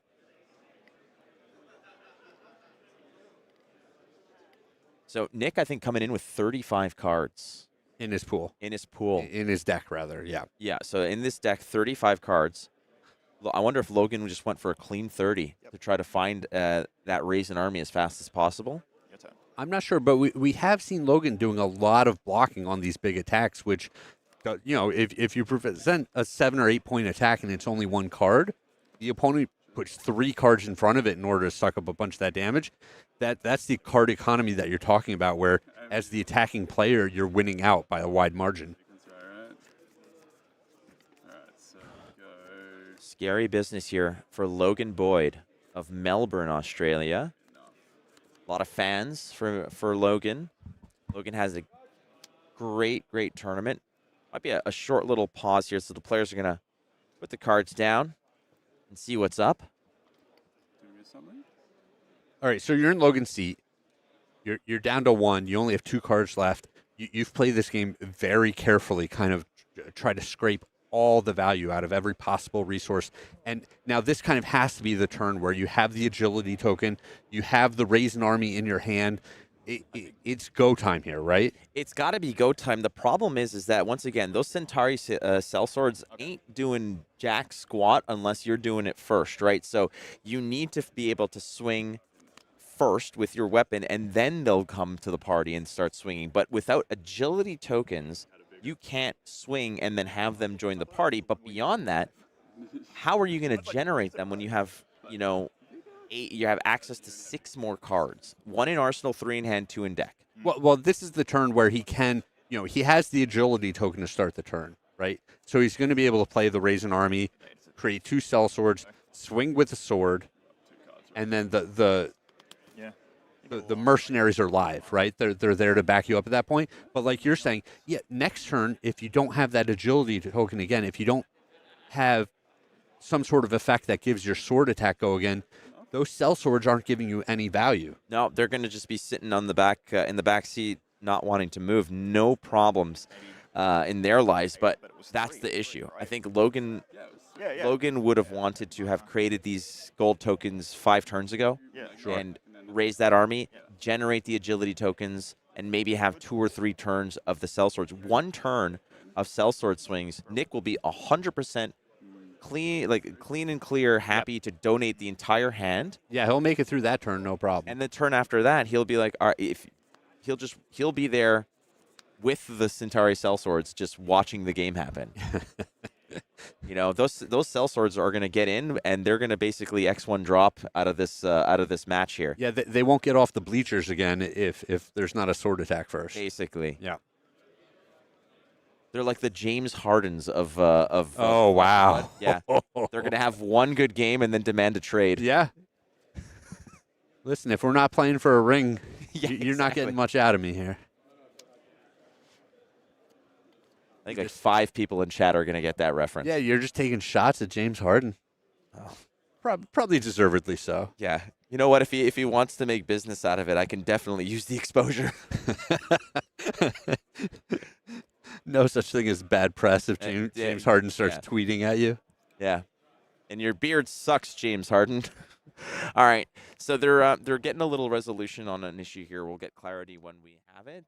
I'm not even sure what the question is, but they'll let us know. Yeah, I think it has to do with a little missed point of damage here or there. That's going to get sorted out, and once that gets cleaned up, we'll bring you back to the matchup here.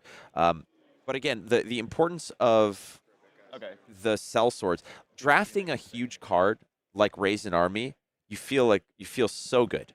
You have all the pieces. You had all the lead with speeds, the agility, creating cards, etc. And you're thinking, I'm going to generate gold. I'm going to raise an army. I'm going to swing with weapon. I'm going to swing with my cell swords. Everything's honky dory. That's how it plays out on paper. In this case, I think it's a matter of just finding that card, like pitching it early. Like getting it early feels bad because you can't do it yet. Yeah, without the gold, the card does not do anything. So you toss it to the bottom of the deck, then you got to wait. And the tough part is while you're waiting, Nick Butcher is just pounding face with 7 attack, 8 attack, 9 attack. There was a 13-point attack in there. So you have to insulate your life total. But when you're doing that, you're just feeding cards. And when you're feeding cards, you're not generating gold. And it's this cascading effect where everything bad happens. And suddenly, a card like Raise an Army feels like a liability. Yeah, it is interesting because the first time it came up, I believe Logan had 1 gold on his side, and maybe he would. It's tough. It's tough to crawl into the players' heads and know what they're thinking. But maybe he's thinking, raising 1 cell sword here is not impactful enough. But the way the game is played out, if he, is able to make an additional 3-point attack on many of these turns, Nick is not sitting at this healthy 10 life total, preserving his hand every turn, able to make these huge attacks when he wants to. And, it'd be a much closer situation. Here we are. Tough spot to be in, but still, again, the stakes are so high, and you got to think that Logan's not going to distrust his deck at this point. It's not like he's thinking that it's a bad deck. It's a very good deck. It's been an exceptional deck. It just so happens that Nick Butcher has a full kit of equipment. He's been finding these massive attack turns to make it uncomfortable. Sometimes that happens, and it's fine. It's just kind of like when you think that Top Gun 2 is a bad movie, Is it like that? I'm just How is it like that? Top Gun 2. Go ahead, Flake. Tell us how these two things are the same thing. It doesn't matter because Top Gun 2, Craig and I this is our 5th day together, okay? And We were getting along swimmingly. we were, Things are going fine. going to dinner together, Yeah. having these great chats, having late night drinks, talking about Bigfoot and stuff. Sure. Yes. And this morning, I just, like, my whole reality is just shaken like a snow globe. Yep. Because I found out that Craig Krempels thinks that Top Gun 2 is like the worst movie ever. And I cannot disagree more. That movie's amazing. So, Craig, A little more context. I watched it on my flight here. that just adds to the experience. It's like you're there. And my threshold for how good a movie needs to be for me to enjoy it on a 13-hour flight is very low. I would imagine, yes. You have a lot of time to kill on a 13-hour Dude, flight. I watched The Equalizer 1 through 3. Okay. I watched the first one and still watched the other two. That's what happens on a 14-hour flight. And listen, if people want to watch and enjoy Top Gun 2, all right, fine, enjoy it. But that was a terrible movie. The writing is so bad. It is brilliant. The callback scenes are just so ham-fisted. It's so nostalgic. There's just no nuance to it whatsoever. And I'm just like, like you were saying, we were getting along fine. We were agreeing about most things. And then you said this, and I'm wondering if I want to spend the evening by myself. No, what you said, Craig, was I lost my respect for you. Yes. Which, first of all, there was some to begin with. That's a win. No, it took 4 days for that to slowly build. Okay. One movie opinion. Boom. 0. Carpet pulled. Yeah. Look, all I'll say is I feel the need. Yeah. Yes, you do. I feel the need For more sequels. for a new casting partner, frankly. But the other part about this was, like, as we're talking about this over breakfast, are we, Craig is wrong, so very wrong. Top Gun 2 is Don't read amazing. that. You don't need to read This that. is a New Jersey guy, too. Like, this is your homeboy. This is funny because during breakfast, we were polling people around us, and we were being pretty selective about those who we were trying to draw Kinda. into the conversation. Look, the reason why I pulled DM Armada into the conversation is because 2 days prior, we literally spent 10 minutes talking about Top Gun 2, about how awesome it That's is. so funny because when you called him, I didn't know that you guys had this conversation, but I was already convinced that he was going to like that movie Yeah. without discussing it with him whatsoever. But the man has good taste. Oh, gosh. What are you talking about? You- The scene where Maverick just jams the brakes, pulls up, gets behind Rooster, hits the flares, rescues him. Yep. Oh, my God. I will say this. I've seen the movie about 7 times. I fly. Oh, gosh. Dude, relax. We'll get there. This isn't even about you anymore. This is painful. Craig, I love 7 you. times. Craig, I love you. Yeah, 7 times. Like, with all the decisions you could make with that money, and you're like, let me just set it on fire instead. Well, there's no Equalizer 4, Craig, so I can't watch that. So I'm watching it. I fly a lot, right? And so I'm in the plane, and whenever there's like, ladies and gentlemen, we're going to be going through a patch of turbulence. Fire up Top Gun 2, scroll to the dogfighting scenes. You're and right I'm in like- it with them. I'm You're like right this. in there I was with like, them. Yeah.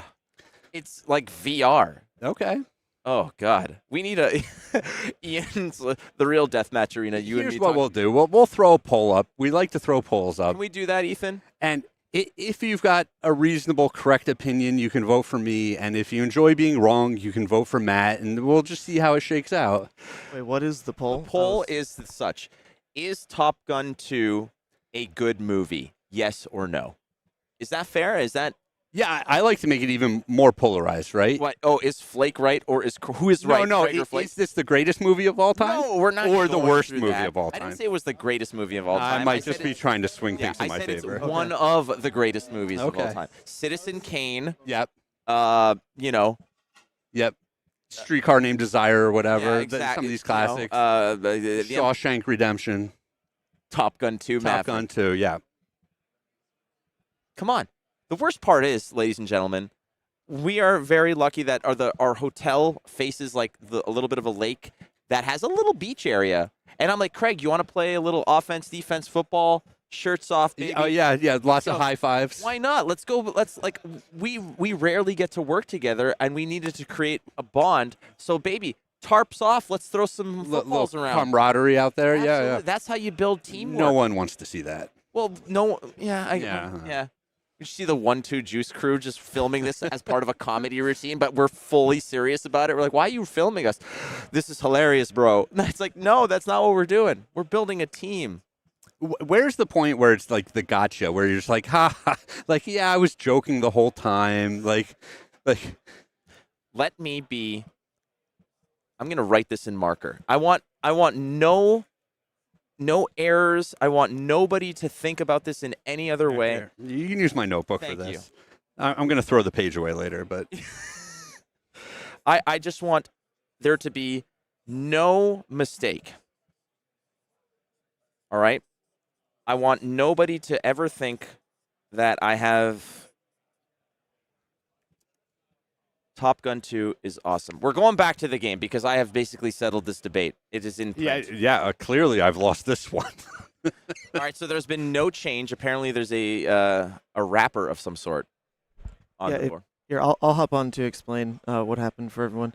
A blue lead with speed was played, but the +1 was not applied to the Centauri. Logan had also used Kassai's ability on that turn. So in theory, the Centauri, that should have been 3 damage. That Nick only blocked for 2, would have dealt an extra 1 and generated a gold. Both Logan himself marked it as 2 damage with an attack die. Both players proceeded with the turn. The judges interviewed both players privately. Neither one of them had any idea that something was wrong. Yes. So they are going to proceed along with warnings for miscommunication. Otherwise, continuation with the game. And just for clarity again, because this is for me as much. I don't know if you're not sure about this, but a warning doesn't necessarily have an in-game penalty. Okay, perfect. So that's all it is, and no change to the game state. Correct. We're back at it. So again, all right, we have the best judges here. The best judges in the world play our flesh and blood judges, and it's great that we're here. Yeah, it's not about foul and play. It's nothing about that. Again, high-level games and playing for so many days in a row is very tough. Sometimes these things just kind of slip people's minds. It's no big deal. It's not like thinking Top Gun 2 is a bad movie. It's just, these things happen. All right, we're back at it, friends. Nick Butcher at a commanding position, 10 life. Yeah. But that is not the story here, Craig. There's something even more ominous, and it's the deck totals. Yeah, it really is. Logan Boyd down to 3 cards in his grip, 2 cards in his library, 1 in his arsenal. That's not a lot of cards to work with when you're at 1 life, and the opponent's at 10 with multiple pieces of equipment still sitting around. So Logan Boyd is going to have to really cobble together one hell of a attack pattern here in order to make sure that he can not just punch through the defenses that Nick has in his hand, but also connect for enough damage to cross the line here. 6 cards left at his disposal, 1 in arsenal, 3 in hand, 2 in deck. I mean, you got 2 gold, you got an agility token. You've got options here. Yeah, he does have some pieces to work with, but leaving Nick, even with like 1 card in his hand, represents a hammer swing that you're not looking forward to interacting with. So opening up with the Centauri Saber, pitching to do so. Yep, go again from the agility token, and Kassai's ability has been activated, representing potentially another gold token, which would be another sellsword. You got to think that Nick Butcher's attacking days are essentially more or less over. If he's anticipating a Raisin army, it's going to be sword into Raisin army, watching the sellswords attack, and then blocking those out, and then seeing Logan draw up. And if there's no agility token creation, then the sellswords are basically, like we said, just shelved. Yep, And just spectators. so we're going to see how Nick respects it, and he's going to go ahead and block some of this out. Clashing away. I draw a card from, I make a golden draw card. Sure thing. Oh, wow. What a great spot for the test of strength, because Nick wins the clash, meaning he creates a Gold Digger, and it triggers Victor Goldmane's ability, giving him another card in his hand for this turn. That is immense. Absolutely immense. It's a big gold token, too. There's a Centauri Sellsword. He's creating it, so there it is. So he's going to give up his 2 gold tokens on the board. Raise an army, the Kassai specialization. This is a pack one, pick one, slam dunk every way, shape, or form, but it does have a lot of curating to be done. You need to be able to get the gold, swing with swords reliably, which he's going to do here. So there's 2 of these sellswords. Nick's going to be blocking this out fairly aggressively. The question is, will he have cards left to sort of send back some damage? Because if you could just swing hammer, that's another card out of Logan's hand. That's not bad. So again, the Centauri Sellsword's created by Raise an Army, trading up the gold for one of these. Every gold piece creates a Centauri Sellsword. It costs you 1 to attack with them, 3 attack go-agains, but you can only attack if you swung with a weapon. So once again, they're not the spearhead of the attack. That has to be Kassai. Yeah, one of the Centauri Sabers needs to lead the way. But I that gold token with the extra card off of Victor's ability means that Nick is going to be left with, more cards in his hand. I can't stress enough how important it was for him to peel that extra card. Even if he feels obligated to block here, he's going to end up with a 2-card hand, which means, we see it turn after turn. 2 cards is a 6-7 power attack every single time. Okay, so he did take one of the sellswords. Centauri Saber. He still has some equipment pieces to lean on as well. I mean, Logan, this is the kind of board he may have wanted probably 3 or 4 turns ago. Absolutely. He got there. He just ran out of runway to land this thing, unfortunately. Basically, this is the ideal board setup, but we mentioned he found the Raise an Army early. You have to pitch it. And then what do? You have to sort of, okay, well, we're going to build the gold, but while you're doing it, you're building agility tokens, you're burning them. So it's very difficult. That's a card you kind of want to find like at the, halfway through your deck. Yeah. Golden Glare, the Victor Specialization headpiece. When it defends with 2 or more yellow cards, you create a gold token, but it's just a 2 block. I don't know if he's going to toss 2 yellow cards to sort of shore this up. Yeah, I can't imagine he is, but, even a piece of equipment that's blocks for 2 whenever you want it to, there's no condition there, is super powerful and limited. Nick Butcher mentioning prior to the draft said that Olympia is probably what he would want. He thinks it's very strong in draft, but I think given the fact that he found all these pieces alongside it, he was just content to just go with Victor Goldmane. All right, pitching with an attack. This is a brutal, brutal reality. It's a wage vigor, and the tough part here is that with only 4 cards left and 1 arsenal, Logan Boyd is going to look at those Centauri Sellswords and say, "Come on, just get up and go, help me out here." But it's not the case. Nick Butcher knows that this attack is not necessarily meant to kill Logan Boyd; it's meant to squeeze him. And he's going to do a little bit more damage prevention. A lot of 2 blocks. Brutality. This is so difficult to realize. This is a tough spot if you're Logan, where you feel obligated to go through the motions, but there just doesn't seem to be any way out of this situation. Nick Butcher going to spend some of that gold, look for new options, send an attack. And Logan saying, are you coming after my sellswords? Sometimes you use them as bait. Yeah.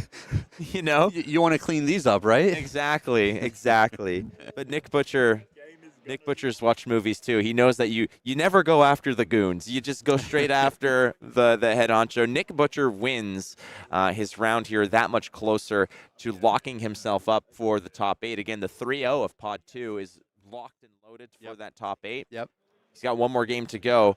Great game there, and I have to very much commend Nick Butcher's strategy, but at the same time, you got to think, what would that game would have looked like should had Logan found the Ray's army at the right time? It seems like finding it early was very detrimental. It seemed like a lot of turns, Logan wasn't able to force many cards out of Nick's hand. And Nick did block a good bit to preserve his life total and stay high, but Logan wasn't putting together those tall and wide turns that threaten the life total. And, Raise an Army is a card that will do that for you. It's one card that will provide the continuous points of pressure. But like you said, it didn't come up at the right point. And then by the time he deployed it, it was already too late. And the other element here is, like, when you're playing this format, half health, smaller deck size, it's not like you have the time or the life total to just expend. Like, Nick was laying it on thick, and there's only like one of those that you can give a free pass to, and he tried, and there we are. Nick Butcher playing exceptional Flesh and Blood, as he has pretty much his entire career, and we are moving that much closer. One more game left in the draft rounds before we cut to top 8, Craig. I am super, super excited about this. Heavy Hitters has been a set that I was already excited for. After seeing it in action, after getting my grubby hands on it, I am even more. I'm going to go look for more pre-releases to attend. Okay. I think you said earlier that Kayo was going to be your boy. Kayo might be my boy. So that's why we're watching more. We're learning more. Yeah. Where are we now? Where are we now? I mean, seeing Victor Goldman do things, every single hero, except Reinar, I guess, has me on a little hook. So Poor Reinar. Well, Reinar's been there and done that. He's had his time. Yeah, Reinar, it's not that I don't want to play it. It's just that I've been a victim of his intimidation way too many times. We're going to cut to a small break, friends. One more round here in the Swiss at the Calling. Again, we're going to do one more round, and then we're going to have another draft in the top 8. So stay tuned, friends, because the Calling in Queenstown is going to be right back. Yo, get the speaker box loud, hitting that stuff till you hearing that sound. This is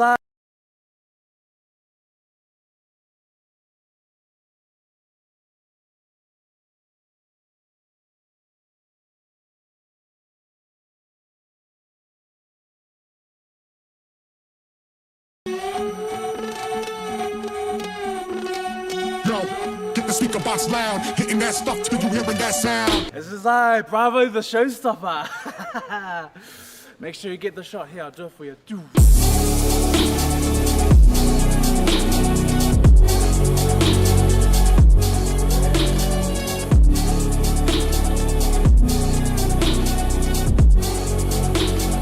Hitting that stuff till you hearing that sound.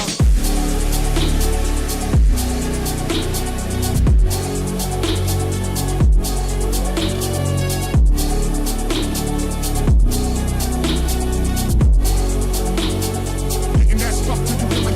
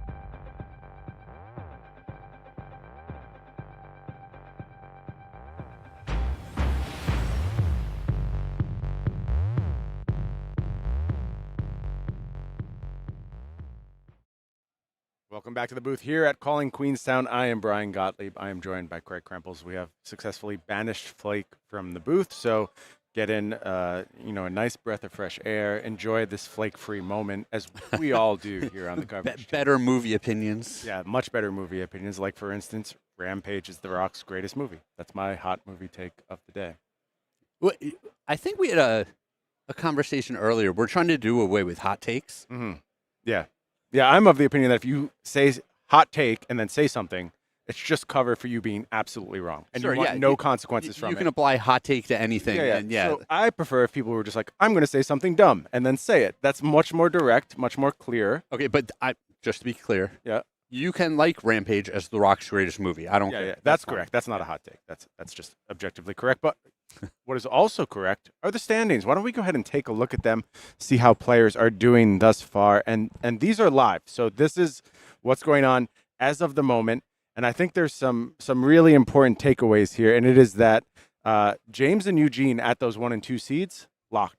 They're going in. Yeah, they're absolutely playing. And what we're going to bring you this round is what we believe to be a win-in. This is going to be Sam Sutherland taking on Andrew Khoi. They're going to be battling for one of those top 8 spots. Meanwhile, in the middle there, that 3-4, that 5-6, that 7-8 match, also probably all win-ins. What's weird is that maybe there's some other spots open, and it's possible that maybe the loser of the 3-4 match makes it in, the loser of the 5-6 match makes it in. But those are your heroes right now. That's who we're looking for to go ahead and comprise this top 8. Unfortunately, for big fans like myself of Hayden Dale, Arsenal Pass, tough run. Hayden possibly dropping 3 win-ins in a row after a monstrous start to this event at 7-0.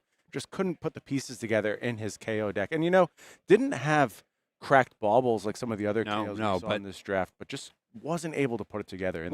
A really tough pod, right? With the way that the draft shook out, where no one found that open Guardian lane and jumped on top of it. And I think, when you have so many players sharing the hero pool, you end up with slightly toned down decks, and potentially Hayden's deck just wasn't good enough to pick up that win that he needed to make the top 8 here. Yeah, he said he's looking very much forward to reviewing his draft. Of course, we'll be doing that as well. Maybe seeing if we can find that spot where the Guardian lane was open. But, talking to players, they very much emphasized this wasn't about they don't think Guardian is good enough.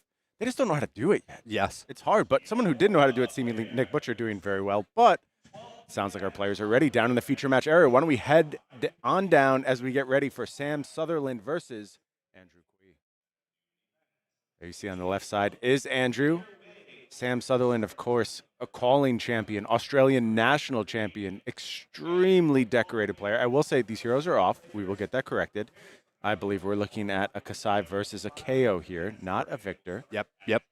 There you see Kayo on Andrew's side. But for Sam, really looking to cement kind of a legacy as the end boss of this entire region, Australia, Sure. New Zealand, just consistent, strong performances. Of course, very much known as a dash player, picking up the limited reigns, showing his skills with Kassai in this draft.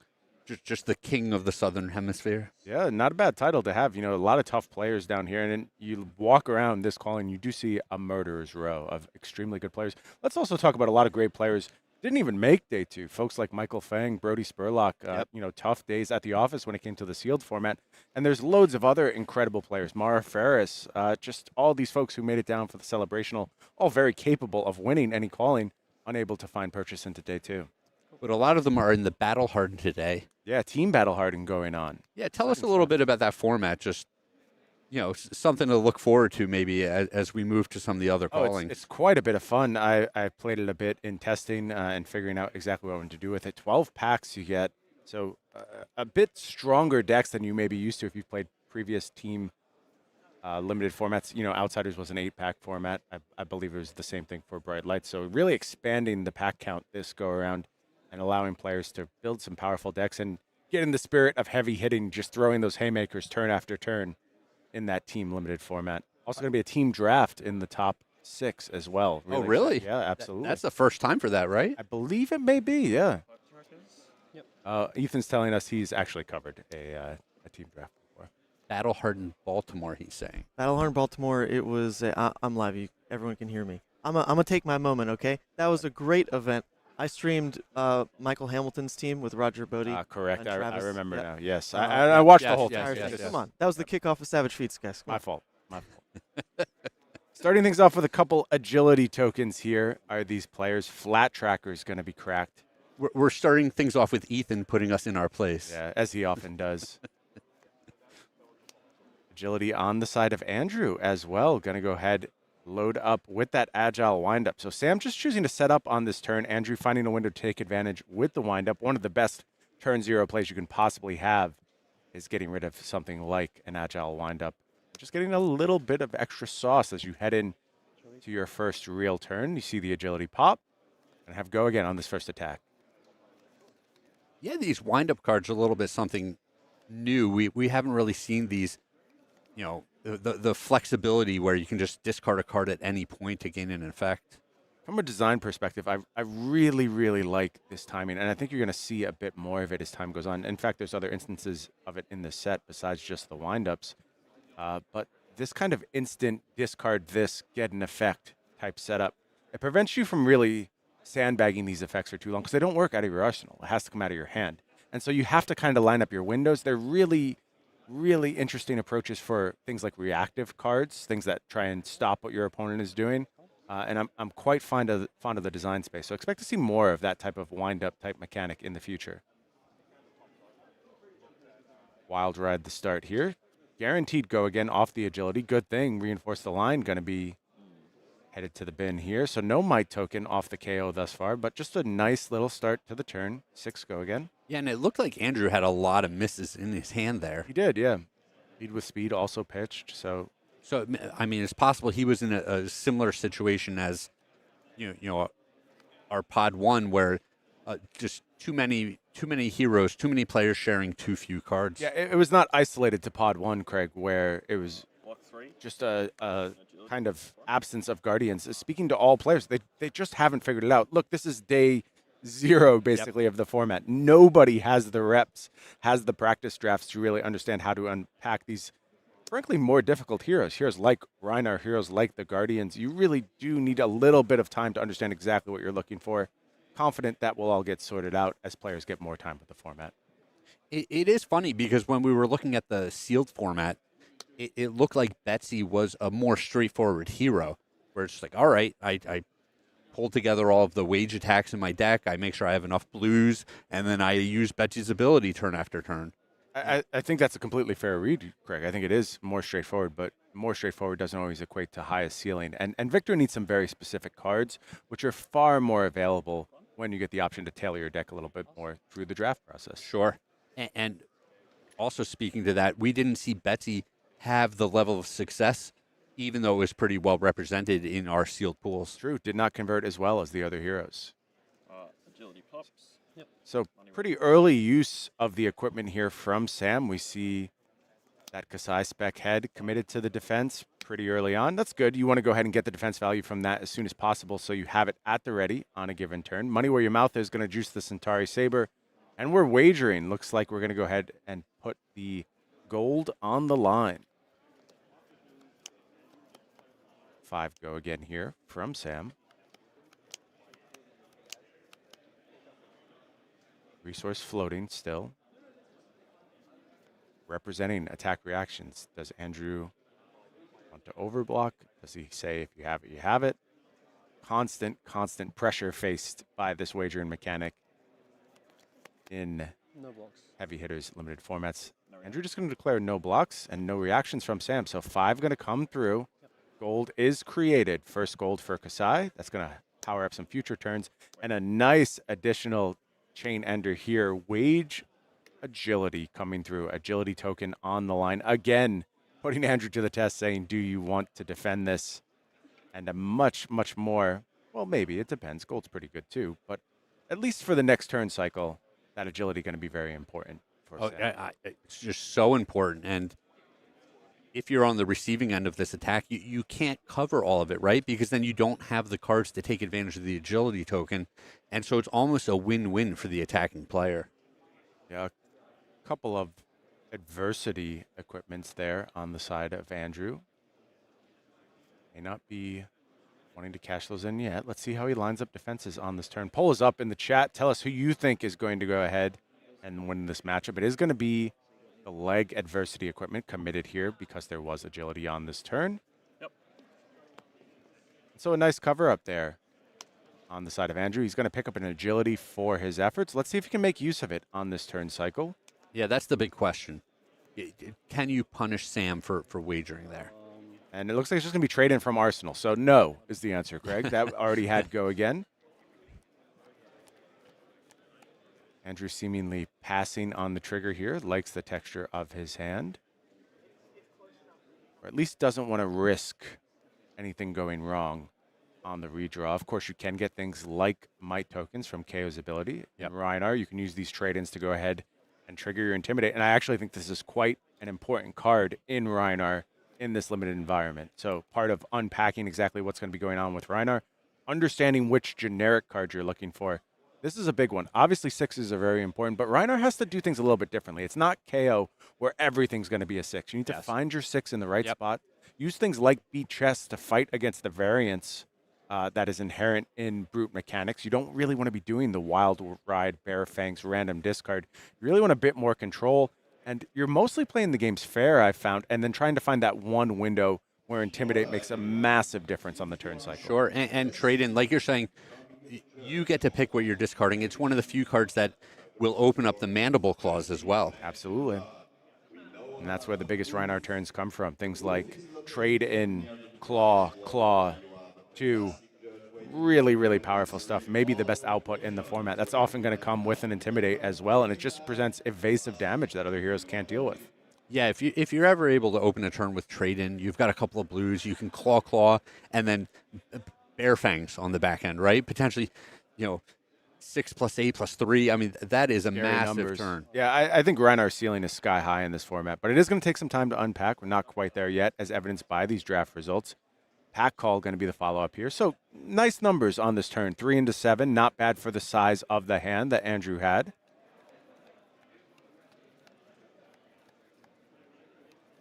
Yeah, I think Andrew may be misremembering the pack call there. I believe he revealed the top card of the deck was a mistake. Seems to have been sorted out now. Listen, and like I've done that, by the way. Yes, new set, week 0. You're definitely going to be making some of these little mistakes here and there. Players still getting it sorted. Sam thinking about the defense now. Life totals relatively healthy. 14 on the side of Andrew, 13 on the side of Sam. We say relatively healthy, but we have not played many turns. And this is one of the things that I'm seeing. Things change fast, too. They change real fast. Out of heavy hitters is that some games are just haymakers back and forth, and then some games are just very attrition-based with tons of blocking. Yeah, we saw a quasi-fatigue game in the last feature match in the hands of Nick Butcher. Fatigue through damage, I would say, not just blocking out. Yes, but I think if the cards had just come up in a slightly different order, the Raisin Army with the Cell Swords, is that extra little bit of juice that there's just no way you're getting fatigued if you're able to swing with the Cell Swords two or 3 turns. Yeah, you're not wrong. That will definitely do some damage to a fatigue plan. I will say, though, you want to talk about things going a little differently. I think Nick, when he played his test of strengths, gave Kassai 2 of the gold she made throughout the game. So bad luck on the clashes for sure. Nice little turn here from Sam. A couple of front-loaded buffs, 2 resources floating, a card in hand. 5 pumps, so we're looking at 7 attack on the Centauri Saber, I believe, right now, and an agility and a gold wagered. And when you see that 2 floating over there in the pitch zone, you got to start thinking Fatal Engagement, Craig. It's a card that I think everyone is going to learn to fear in this format. It can do some really messed up stuff. It is a terrifying card, and we haven't seen it land yet. Yeah, unsure if Sam has one in the deck, but certainly it's just something I'm considering. If I'm sitting in Andrew's seat, how do I want to defend this? It's going to be tough to find non-attack blocks, of course. And now we're looking, he's got a blue and he's got a red. So it is potential to just go ahead and juice the Centauri Saber to 12 should Andrew go ahead. Actually, it would go to 13 at that point because an attack action would be defending. And looking at Andrew's hand, I don't think you can really play around that. You kind of just end up forced to defending with attack actions. And the damage might be coming in that scenario. Yeah, we see this with the KO decks. If they don't have that agility token, often that they're limited to just one attack on the turn. It looks like Andrew has said no blocks here. And that is a really interesting spot to be in if, again, don't know. But if that is the fatal engagement, you kind of wish there was a block in Sure. Sam's Yeah, spot because you don't know if that's going to pass forward to the next turn as effectively. Well, yeah. With the 2 floating resources, it's all set up to take advantage of it right there. Yeah. Yeah, no opportunity to go ahead and use the red ribbon or anything like that. And actually, we're seeing some action at the end of Sam's turn here from Andrew potentially. Maybe looking to go into this next turn with an agility off something like a windup.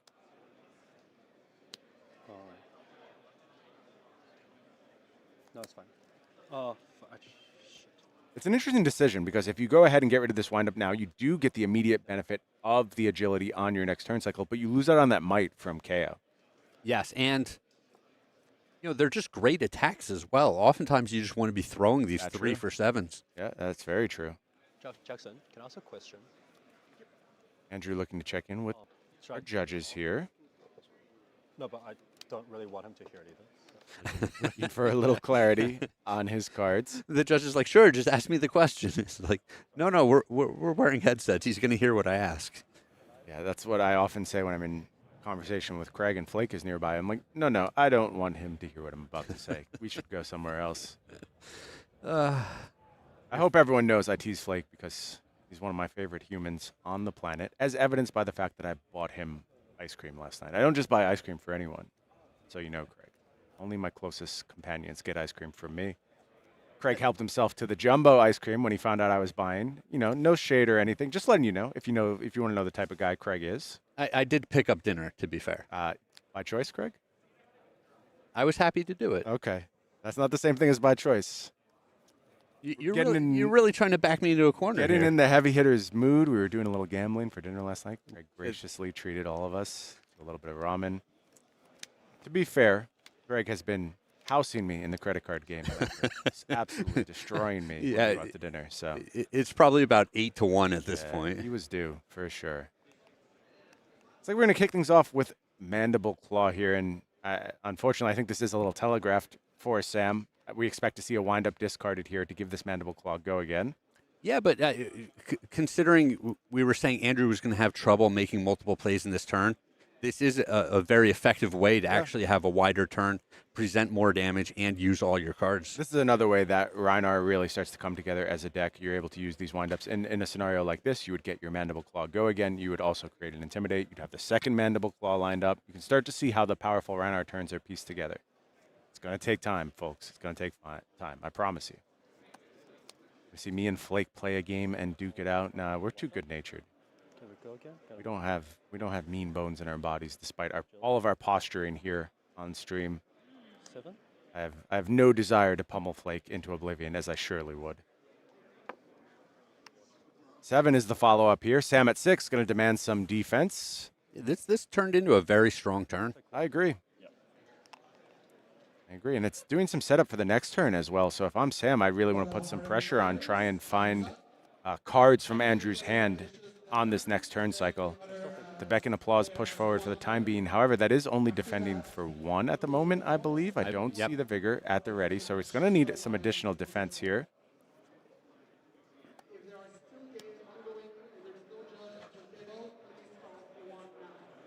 Hold'em being lined up on defense. And again, I don't want to get too far ahead of ourselves because I don't know what that Arsenal card is. But if it is Agile Engagement, I think you start to see the problem and why that card isn't just the absolute free roll that it looks like maybe on first glance.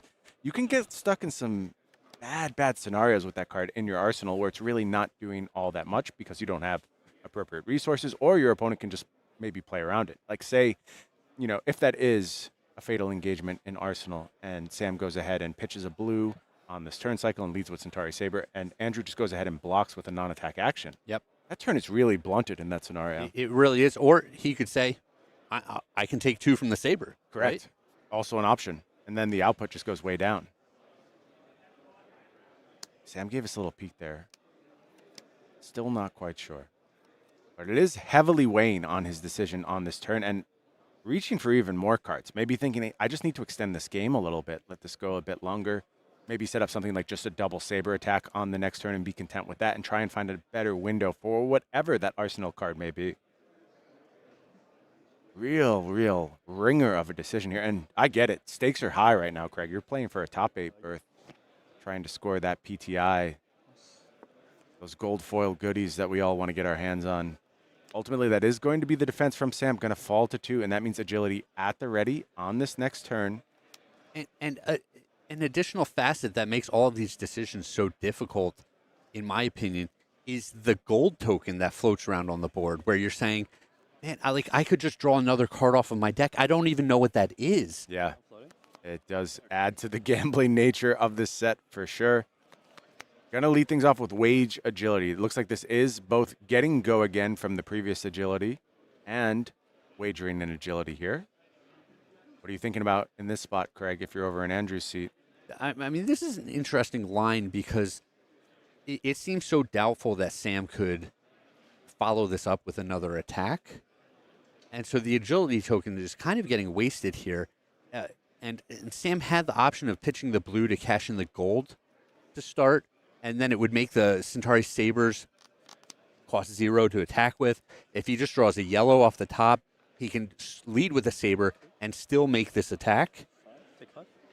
And if it does go wrong, he doesn't draw that yellow or blue off the top, then he's left with 2 saber attacks, which is not a complete disaster, but obviously not as effective of a turn. Yeah, interesting Your turn. risk profile on this turn. There's a lot of things going on there. Certainly, that was a wagering attack. Could have been like take the upper hand in Arsenal and just won the game there for Sam. I agree with Andrew's read of the situation. There's been a lot of subtle information leaked over the turn cycle that both of these players are using to inform their decisions right now. And you're right, it's unlikely that could be something from Arsenal, but should it have been something like a trade-in, performance bonus, standing order, yes, I think it would have been devastating.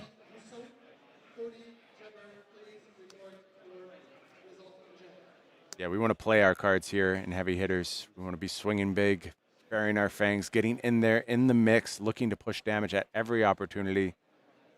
And bare fangs. This feels like a big discard to me, Craig. I think this has the potential to put Sam in a tough spot. Should he hit the 6? And he does.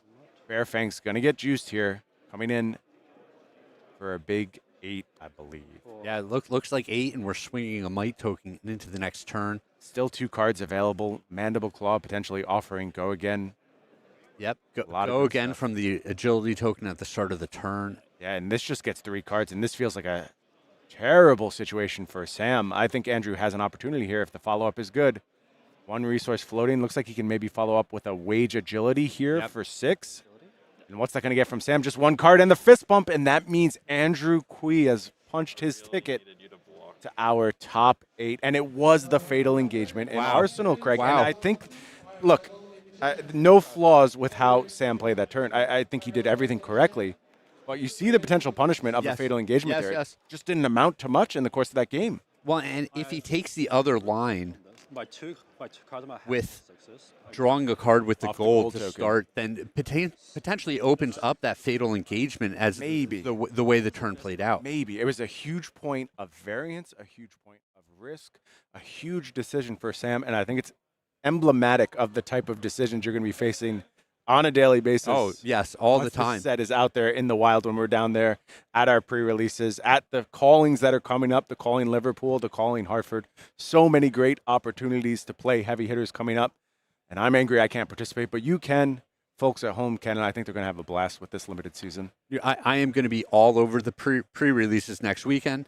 I'm going to be in Hartford. Hopefully I get paired against Flake. You know, I could get that free W. Yep. That would be good. Assert my dominance over him. Speaking of free, you know what the best kind of trip is, Craig? A free trip. It's a free trip to Phuket, basically, that we're looking at now.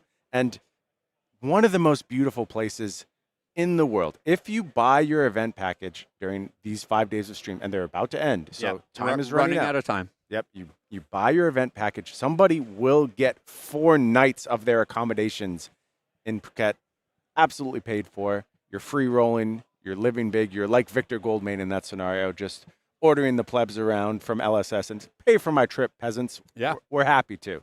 We're happy to. There's a link in chat right now. You get to hang out with Blind Reinar. Yep, Blind Reinar enjoying the bright sun of Phuket. I've heard amazing things about this venue, by the way, and I honestly have been looking at my own schedule, seeing if I can kind of move things around. I will be previously to the couple weeks before that. I will be in the States. I will be at Pro Tour LA. Okay.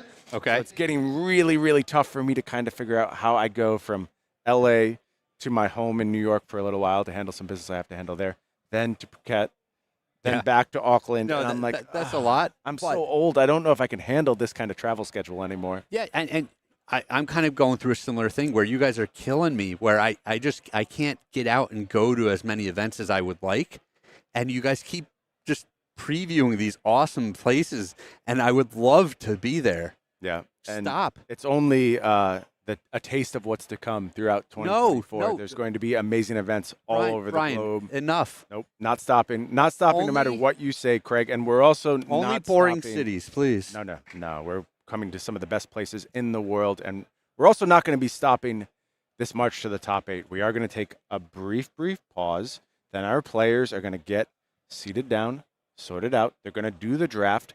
Then we're going to look at Hayden's draft. We're going to see, honestly, what went wrong. We're going to talk about some of the spots where maybe he could have branched out, could have looked to get into another class, because unfortunately, Kayo was not it for Hayden Dale on this go-around. Was a huge overperformer on Kayo in those first few, the first few rounds of Sealed. But when it came to draft, we're just getting news now. Hayden went 0-3. 0-3, which is a disaster when you're coming in as the top seed. Yeah, tough run for Hayden, tough run for fans of Arsenal Pass. But, world-class competitor, very, very sure he will bounce back. He will be there again in the mix throughout this limited season, throughout all of the CC events that'll be based around heavy hitters. Always good things to come from Hayden Dale. But we're going to be crowning a different champion of the Calling Queenstown. We're going to take a brief break and be right back.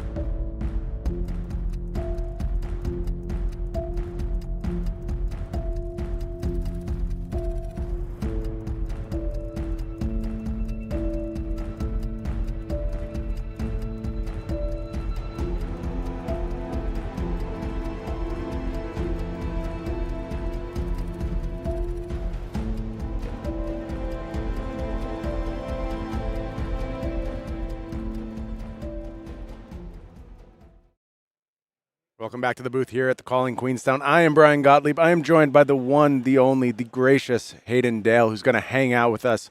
We're going to talk a little bit about that draft. Unfortunately, not the best result. But look, day zero of a format. You're learning, you're adapting. And I think that's going to be the really interesting part of the review process of this draft, just kind of hearing your thoughts on like where maybe things went wrong, where you were debating things, and now second time around, would you have done it differently? Sure. Really, really interesting stuff. So I am so thankful you joined us in the booth. Not a problem. Before we get to that, let's talk top 8. I know you all folks want to know who is going to be battling for the title of Queenstown champion. There you see your first seed. It is Eugene C. from Hong Kong. Going to be taking on Darryn Ying in that first match. These are not the heroes. The draft has not happened yet, so don't worry about that. We just want to let you know who's going to be present in that top 8. Then you go down to Nish Nimagata, a 2-time top 8 competitor at New Zealand Nationals, finished second this past year, actually. So looking to finally go ahead and get that trophy on the board. Going to be taking on your mate, Nick Butcher. Yep. How prepared is Nick for this draft format? Has he had the chance to practice, or is he just learning on the fly like everyone else? I think he's in the same seat as everyone else. Maybe I think 1 or 2 drafts last night post the sealed here in the hall on-demand draft. But I think otherwise, learn as you go, right? Yeah, another mate of yours there, Dr. Dan McKay, going to be taking on James Shirley in another one of our quarterfinals match. I'm assuming Dan probably in about the same place as everyone else. About the same. And then we go down and we have our Vietnamese national champion, reigning national champion, Khoi Din, going to be taking on Andrew Key in that match. And I think all these players have, maybe not all, the vast majority of them have passed through our feature match area this weekend. So impressed by how quickly everyone has picked up on this format, the nuances of it, particularly when it comes to things like combat decisions, like defense decisions. Yeah, and I think one thing I thought quite interesting, just looking at this list of players, New Zealand as a region, a lot of ingrained, players from Welcome to Wraith days, but a lot of these players have experience with Welcome to Wraith, and my kind of feeling over the weekend was that the set, if you've played Welcome to Wraith Limited, you can take a lot of takeaways from that to this, and I'm looking at some names here I know love some Welcome to Wraith Limited, and have used some of those fundamentals over the weekend as well. No, I think that's a great point. There certainly are similarities between this heavy hitter set and Welcome to Wraith. Let's get into the draft process, Hayden. Ethan's going to go ahead and cue that. Yeah, we do have to. You have now obligated yourself to go ahead and look at this draft. And I was coming in and out of your shoulder, kind of peeking at what was going on. Yep. And frankly, through the first few picks, everything looked good. I didn't really question anything you were doing at that point. It was just kind of following the signals, picking powerful cards. Would you say you had any leanings going into this draft? Were you looking to play Brute? Yeah, so I did one draft yesterday evening after the main event finished up, and I tried to draft Guardian because I hadn't had any experience. I played Olympia in the World Premiere, then Brute in the main event. So I wanted to draft Guardian. It did not go well, so I wanted to avoid Guardian if I could, to be honest, but I wasn't going to completely walk away from it. So I opened this pack, and immediately I see there's like 2 pretty good Brute cards, I think, Wild Ride and Pack Hunt, which sometimes I don't want that. Sometimes I want to send a signal, and that's a bit difficult. Fair point, yeah. But the rest of the pack, honestly, I didn't think was particularly exciting. As you can see there's like a yellow Clash, which it's okay. It's not my favorite thing. A Red Rally could keep me open, but I'm not excited about Red Rally Rayguard particularly. Wage Vigor can keep you open, but I think it's one of the weakest unless you are really leaning towards Guardian, which again I wasn't. So I'm trying to just now see what I could wheel. So if I take this Wild Ride, which is what I'm leaning towards, what can I wheel? Looking at this Wind Up, I think is a great wheel if I can get that. So Wild Ride. Yeah, I like the pick here. It's 100% in a vacuum, the correct pick. Like you said, I think the only consideration for me would have been the rally, particularly in a format where I think people haven't really figured out the rules of engagement. I do think there was an opportunity maybe in this draft more than any other to just float, just try and stay open, find a way, take those hybrid cards maybe a little earlier than you would have, especially take good generics like Red Rally, and just try and find a window to see what was really going to be underdrafted. Yeah. But kind of get into pack 2, and there's a lot of yellows in my first 2 packs that I've seen. So, there's nothing particularly jumping out at me that I want to take here. There's, a couple of reds. I think the equipment is really powerful in the set. I think you want to have a full set of equipment. I think you can. There's a lot of equipment, and with the way the pack distribution breaks down. So I do think, this Gauntlet of Might in particular is really powerful, but there's some other good cards in there. If I want to try and just hard cut into this Brute route, maybe I just take another Brute card. There's a Guardian/Brute card. The Pump, is it Lead with Power? Lead with Power, which could still keep me open potentially if I decide that, Brute's cut, let's lean back into the Guardian path. So I think those are the cards that I'm looking at most in this.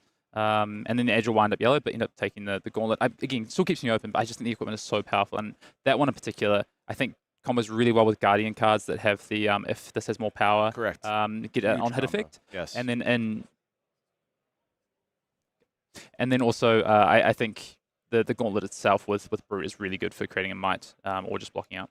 Yeah, it looks like a pretty clean pick there. I again agree on power level. I think you did find the most powerful card in the pack. At this point, maybe not the most open though. Maybe not the most open. That we'll get into that. That's all going to develop throughout this draft. But at this point, are you considering both Brutes, or do you know you're in Kayo? I would still consider both Brutes, but I really need to. So I just passed that yellow edge or wind up. I want a lot of the red and yellow wind ups if I'm going to try and go into Rhino in particular. Yep. So I'm leaning towards probably more Kayo as a default, but if I find the cards for Rhino, I'm there. So here's a spot where I really want to talk about where we're at. Yep. This is kind of the first hint I see that I'm starting to be like, there's Guardian there. And right now you have a Brute card, you have a Brute Guardian equipment. Yep. And you see 2 reds in the pack. And I believe it was a big bop and maybe a wallop was the other red. Yeah. What was going through your head on this pick? Did you have a moment where you were like, is this the moment where we have to go ahead and pop out? Yep. So just pause the pack here to have a look at this, right? So I think I'm looking at the reds the most. I mean, so the pack call, Wage Vigor, and the I can't remember the name of the card that gets the trigger if you've drawn a card. Rising Power. Rising Power. So Rising Power and Rising Speed. Yeah, so the Rising... the wager I think is it would keep me open to the Guardian. So I'm like, wow, there are some Guardian cards here. I wonder if I should try and either keep myself open or maybe I hedge on a more powerful Guardian card here. The might would keep me, the wage might keep me open. But ultimately, I'm thinking if I take this Brute card, I think it's the only good clear Brute card in the pack. I can take the red pack call and kind of continue to send the signal I'm cutting Brute. Yeah. And also, I think I'm kind of getting past into Brute at this point. Like I still think there's good cards. Look, here. here's another Gauntlet. That's a very good Brute sign. Rising Power. Here's another red pack hunt. So I agree with your assessment. There are good Brute cards coming through at this point. And then if I were to go back and look at this pack, I think even if you bailed there and like picked a Guardian card, now when you go back to this pack, you see the red pack hunt. I think you get pushed. I really like. I agree with you 100%, and I think you get pushed right back into Brute. So one of the realities of draft is that you are somewhat at the mercy of what the table is doing, how they're reading things, what their preferences are. There may have been people who sat down in your draft and just like, I'm forcing Brute, I don't care, or I'm forcing Warrior, I don't care. So I still see no flaw with your draft process thus far. The only thing is like maybe you could have gone into it with the idea that I just stay way more open and try and get the information. Yeah, and look the pack hunt there is really strong, but there is cards that could keep me open. There's Guardian cards there with stands in. But the other thing is you have the 5 class cards in this pack distribution breakdown. So far, I've not seen a Brute card being taken that I know of. I can't definitely say there's been a Brute card. So it looks open to me. Yeah. And I think getting past that 5th pick red pack hunt, one of the cards I think is really powerful, feels like a signal to me. This is a loaded pack, by the way. This is a very strong pack. Reds all over the place, as well as that Smashback Elhorn. And I'm curious how you rate that card, because I think it's so critical for Brutes. Yeah, you need the agility, and then the might almost just makes this card worth more than, say, basically the same as discarding a 5 power. So I prefer the wind-ups because, I'm going to take the Elhorn. I need some ways to make agility. I think I'm going to be in K at this point. I need the ways to make agility. I need some blues. More Brute signals. You take the Brute card out of the pack. Take the Brute card out of the pack. I mean, there is other good cards for Brute there, but I think that's the best one at this stage. So I want ways to make agility. I want the might token's great, but also this is a non-attack action for Warrior. So yes, the 5 power is great, but also this is the wind-up, the blue wind-up that creates agility. But this, I think, is also great, especially in Warrior. And I think a lot of people will be drafting Warrior. Warrior, in that pack, there was definitely a Warrior card missing.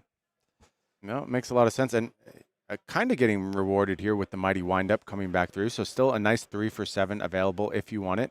Couple of Brute cards. The blue Lead with Speed, a card I like quite a bit. But there are some real power cards here. And ultimately, you go with Blue Wild Ride in this pick. Yeah, what were you thinking on that pick? That one kind of shocks me, I'll be honest with you. Yeah, this one I might want to take back. Okay. I think I should have taken the Lead with Speed. I think that's the correct pick here is the Lead with Speed. You can see I wasn't quite sure what to take. I think I got to the end of time and I was really struggling. I think I should have taken the Lead with Speed. I think it's just better in default. I think it actually still, at this point, I'm still not, I could have pivoted potentially. I think this is kind of the last pick where I could have pivoted. And I think that card maybe gives me a little bit of an out, but I think that agility token, you need those. And blue ways to make agility are good as well. They're quite powerful. I see a lot of Guardian cards now. This is at the point where it's like, Yeah. okay. Now the hint is pretty clear. Like there are many, many Guardian cards coming late, and it's going to get more clear as we go through this draft. Don't worry. But like, was it on your radar? Were you thinking, is there a moment for pivot, or were you just at this point too deep, not getting out? Let's just see where it goes. I think at this point, I feel like take the wedge agility. I want some more sixes there. I want the agility makers. At this point, I'm actually thinking that I don't think there's 3 brutes. I think there's 2 brutes. And I think I'm the third. Is what I'm thinking. And I think I'm getting. I don't think it's the 2 people immediately to my right. I think I'm getting past the signal here. So I'm happy to keep going and pass the Guardian cards down. I mean, again, there's a solid brute card here, like red lead with powers. Yeah. Okay, it's not a slam dunk. It's not good with the lead 2 with costs, speed. though. Yeah, I'm pretty happy with that card. Pound Town, sure, I could tolerate that. All reasonable brute cards. One of the things that is quite interesting here, though, is these equipments that are coming late, and now red over the top as well. It's just getting increasingly clear that Seeing Beacon Applause there is really interesting because that makes me think, wow, are the Warrior players here underrating the equipment, or is there just not as many Warriors as I potentially thought were at the table originally? Yeah, and like I think that muddies the water a little bit really does. for actually figuring out the Guardian signal at this moment, because you're seeing this Warrior equipment late. You're saying, okay, well, if Warrior cards aren't all that hot, maybe there's only 2 Warriors. There can't be 5 brutes based on the quality cards I'm getting, so there's 3 Guardians or something like that, and then the pack will reveal itself as we head into pack 2. There's a big indication that there's 2 Guardian cards in there. That's a big indication that we might not even have a Guardian at the table. I did think until pack 3 that there was 1 Guardian. Okay. There was not. Frankly, I think the opened Guardian cards at this stage of the draft, quite weak. They're quite weak in pack 1. They were really weak. I just don't think they were bangers. And then in pack 2 and 3, all the bangers were rolled up, and you saw all the power reds, things like specs all over the place, all the really good equipment. Something like Stonewall Confidence, quite a good piece of equipment. I felt pretty good when I wheeled the ale. What's it called? Sorry. The Smashback Alehorn. I took the equipment because I think I like that equipment a lot, and I do want equipment. I think equipment's just so good in the set. Here's where the jig's up. It's come back around. It's red thunk. the 2. It's red big bop, completely around the table, untouched. And at that point, you have to be thinking, oh boy, there is either the most powerful possible Guardian to my left, or there's not enough Guardians here. Yeah, and that's I think the point. I reflect when I'm, and you can see there's straight 3 Guardian cards, one is a foil. But after this review period, this is where I'm thinking, well, if I'd taken maybe 2 or 3 different picks to keep myself open, I could have still pivoted into Guardian towards the end of this pack.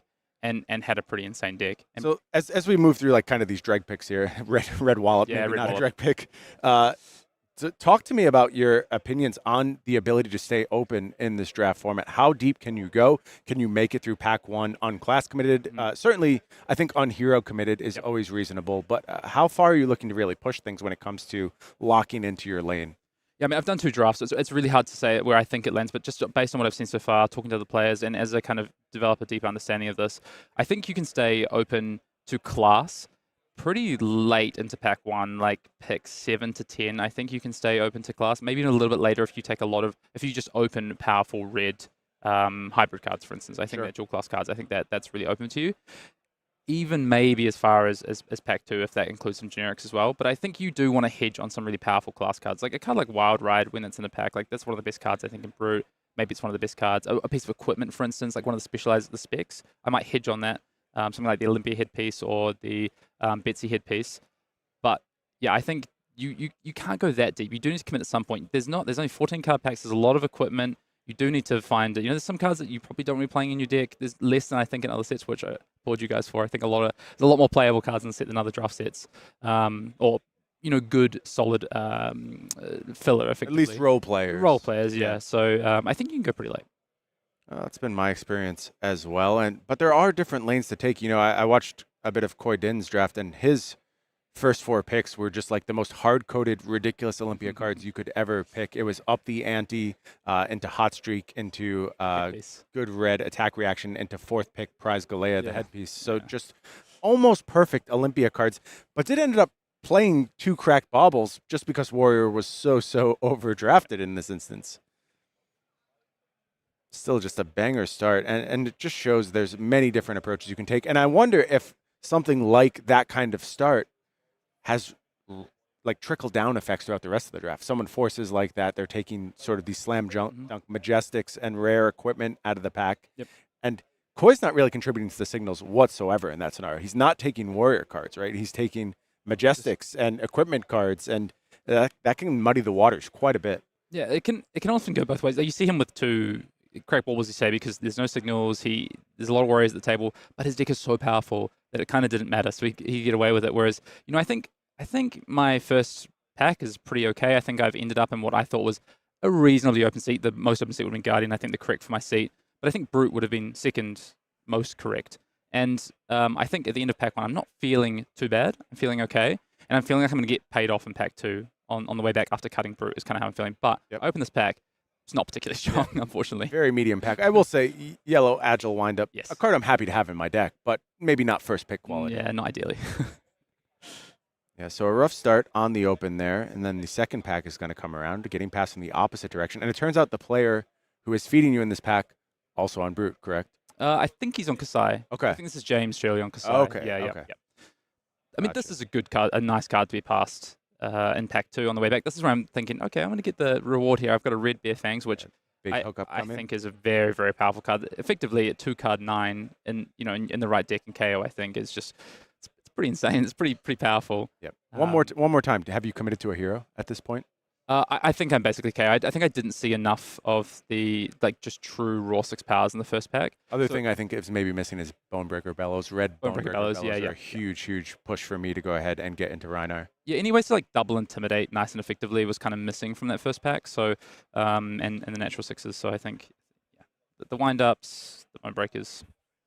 Yep, makes sense. You just really want to hit on those wild rides and Bear Fangs, and you pick a fine card there. Yeah, the only other thing I'm doing there, the Bear Fangs was an immediate pick for me. I'm just looking at what I can wheel back, what I think is going to be taken downstream, and try and see if I can get a signal on the way back as to how many blues are being taken out of the pack. Like, people tend to struggle for blues at this point. I find that's something that can often happen when you're really fighting over cards, is that people can be struggling for resource cards or particular type. Maybe they really need 6 powers. So just when I get this pack back, what's missing, what's still there, and try and see what we can read from that as well. Yeah, now heading into our third pick of the pack, and this is quite an interesting one. You take a card that I don't necessarily view as a KO card. I do view it as a very good card. Yeah. And now I'm seeing what you are taking it over. And I think the only real option here is wage gold over the card you took, which is ultimately going to be Test of Strength. Tell us a little bit about your decision-making process. Test of Might. Test of Might. Yeah. Sorry. I think it's tough. I think I really actually don't want clash cards in my KO deck. I want people to clash with me, but I don't want to be initiating the clashes necessarily. I want all gas, all 6s, all agility, my non-attack action or my non-6 cards. I don't really want them to be block cards, but I'm thinking at this point. Also, I think that's something I just learned from this draft mostly. So sure. I think it's a bit of a reflection. I think the Wage Gold's the correct pick. I think I take the card that I at the time thought was the better card, but on reflection, I think the Wage Gold's the better pick there. Yeah, I think in Rhinar, I like this pick better than the Wage Gold. In KO, I think you've nailed it. You just need to stay foot on the gas, output very, very high. Certainly block cards extremely strong in this format, and I think it's one of the reasons why Guardians are very strong, very viable, because they use these block cards better than anyone else, particularly Test of Strength, which we now see a second one come through in the pack. And this, to me, I'm watching this pack. I think I was over your shoulder at this point. Yeah. And this is the moment where I'm like, oh, my God, the Victor is so strong. And it's only going to get worse as we move through the draft and we see more and more Victor cards. But at this moment, is regret starting to creep in? Do you have a thought where maybe I could have been in another class and getting hooked up? Or, I mean, your card quality is still very high. I don't see a lot to be disappointed about at this stage. It's fine, but I know that I'm starting to, my wheels are not good, and that's the problem. And I don't think my picks have been, I think the pack I opened in pack 2, for instance, is quite weak. You really need to get some payoff there if you know that your wheels aren't going to be very strong. This is a really good fourth pick, by the way. Red Agile Windup. I think that card is first pickable in a lot of instances, so... Card's very powerful. 2 for 7 that, on turn 0 has equity and then also has equity further in the game if you get left with extra cards in hand. So yeah, quite a good thing to see. And strange given that there's nothing but brutes and warriors, so you wonder what else came out of the pack. That's where the good packs were. Yeah. Battered, not broken here. What do you think of these damage prevention effects? How highly do you rate them in this format? I'm still trying to work that out. I think in the right, if I had good card quality overall, this is a card I'd probably take, and I'm trying to understand, I might want this for certain matchups. I think it's really good against Warrior. I think when I'm worried about just the overall quality of my deck and making sure I've got enough 6s, I'm like, I can't afford to be taking a card like this. I think I need to be looking for good blues, ideally ones that make agility, or I think it's the wrong pick also, actually. I think I started to really get scared about the number of blues in my deck. I think I should have taken the wind up there. Interesting. I will say that my rating of this card changes quite a bit when it's the agility making prevention effect. I just think agility is so important in this format. That goes up quite a bit. And even in like things like my Kayo decks, I rate that much more highly. I agree, battered not broken, making a my token puts it a little bit further down the list for me. Yeah, agree. Sorry, yeah, the agility one I think is really powerful. This is a third test string. Yep. Number 3, moving on by, alongside a Clash of Vigor and a Bigger Than Big. Probably going to go ahead and last pick something like that, Clash of Vigor. Yeah, so I think Bonebreaker Bellow and Wager Might, in my position, are the two cards I'm between here. But again, Wage Might at this stage in the pack, pretty good pick. I'm not disappointed by getting another 3/7. These 3/7s are very, very powerful. Wager is very, very powerful in this set. That doesn't look like a miserable pick to me by any stretch of the imagination. Just maybe some of the glue, the synergistic stuff. Frankly, pure brute cards are kind of missing at this point. Yep, which I think good indication, obviously, that these packs are probably quite strong when they were open, but they've gone through the hands of at least 1 or 2 brute players. Yeah, I see a yellow Rawhide Rumble pulled to the front here alongside blue Mighty Windup. Both reasonable picks, but you're just concerned with your blue count at this point? Blue count, and it's a blue 6, which I'm happy to have. I want a decent number of those. Absolutely. Ideally, I want them to all be blue 6s or 5s effectively, but for Kayo 6s, all ways to make agility. I can get away with it. What do you think about the vibes from Kayo? You're getting good brute vibes. What do you think about solving the blue 6 issue for one of the brutes that now exists in our game? I think it's very cool. I think it's not what I expected. But I think it's an awesome way. I think for Limited, especially from what I've seen so far, it's been super fun. I've played Kayo for the last 2 days. I've had an absolute blast. I'm excited to see what it means in Constructed. I don't have the first clue yet. I need to take away have a look at that. But yeah, I can't wait to see those first CC decks start trickling in. I mean, this is I think 5 Guardian cards in this pack. Yep. The blue trade-in the jig is up at this point. Yeah. Literally just Guardian cards left, and at this point, you know we're not looking at any Guardians. Do you think, or do you still think there's one? I thought there might have been one until I think maybe 2 picks time. Okay. We'll see. Okay. Yeah, we will get there for sure. Mini Medax. Any consideration of that? Does that do anything for you? I think it's a Rhinar card. Yeah, I agree with you. I'm not really interested in that in KO. Come Rhinar, quite happy to have that in instead of my second claw. Yeah, I completely agree. I think it's very good. I'm excited to try and draft a Rhinar deck with Mini Medax. Open Mini Medax, take it, and try and draft a Rhinar deck at some point. Yep, not bad. Taking the command respect here. I'm commanding. It's commanding respect. I don't want to see that card if there is a Guardian at the table. Yep, very respectful pick, I would say. Another Guardian card going late, very powerful. Yep. Clash of Might still around. Yeah, for those theoretical victors, making clashes all over the place. 3 blocks. There's just a huge number of 3-block Guardian cards left in the pack at this point. And I think if there were a Guardian in this draft pod, it's as simple. They don't even need good cards. I think they could fatigue every single other player at the table. 3 blocks. Their power level is just good enough to go ahead and offer, respectable damage on any given turn cycle, and then they're going to defend better. And the numbers in this format, they don't go above kind of traditional thresholds. There's a lot of 12s, a lot of 13 output on your best offensive turns, but you don't see like 18s, 19s, anything ridiculous like that all that often. So if you just have a lot of 3 blocks, which you won't in the sealed format, to be fair, but when you get around to the draft format, I think it's very possible to go ahead and just defend effectively. One thing I have found between the draft and the sealed format, what I found really interesting is that I expected the draft format to feel more powerful than the sealed format. But I think because of the hybrid cards and the pack distribution breakdown, what I found is that the power level is actually really similar. Traditionally, drafts is more powerful than sealed.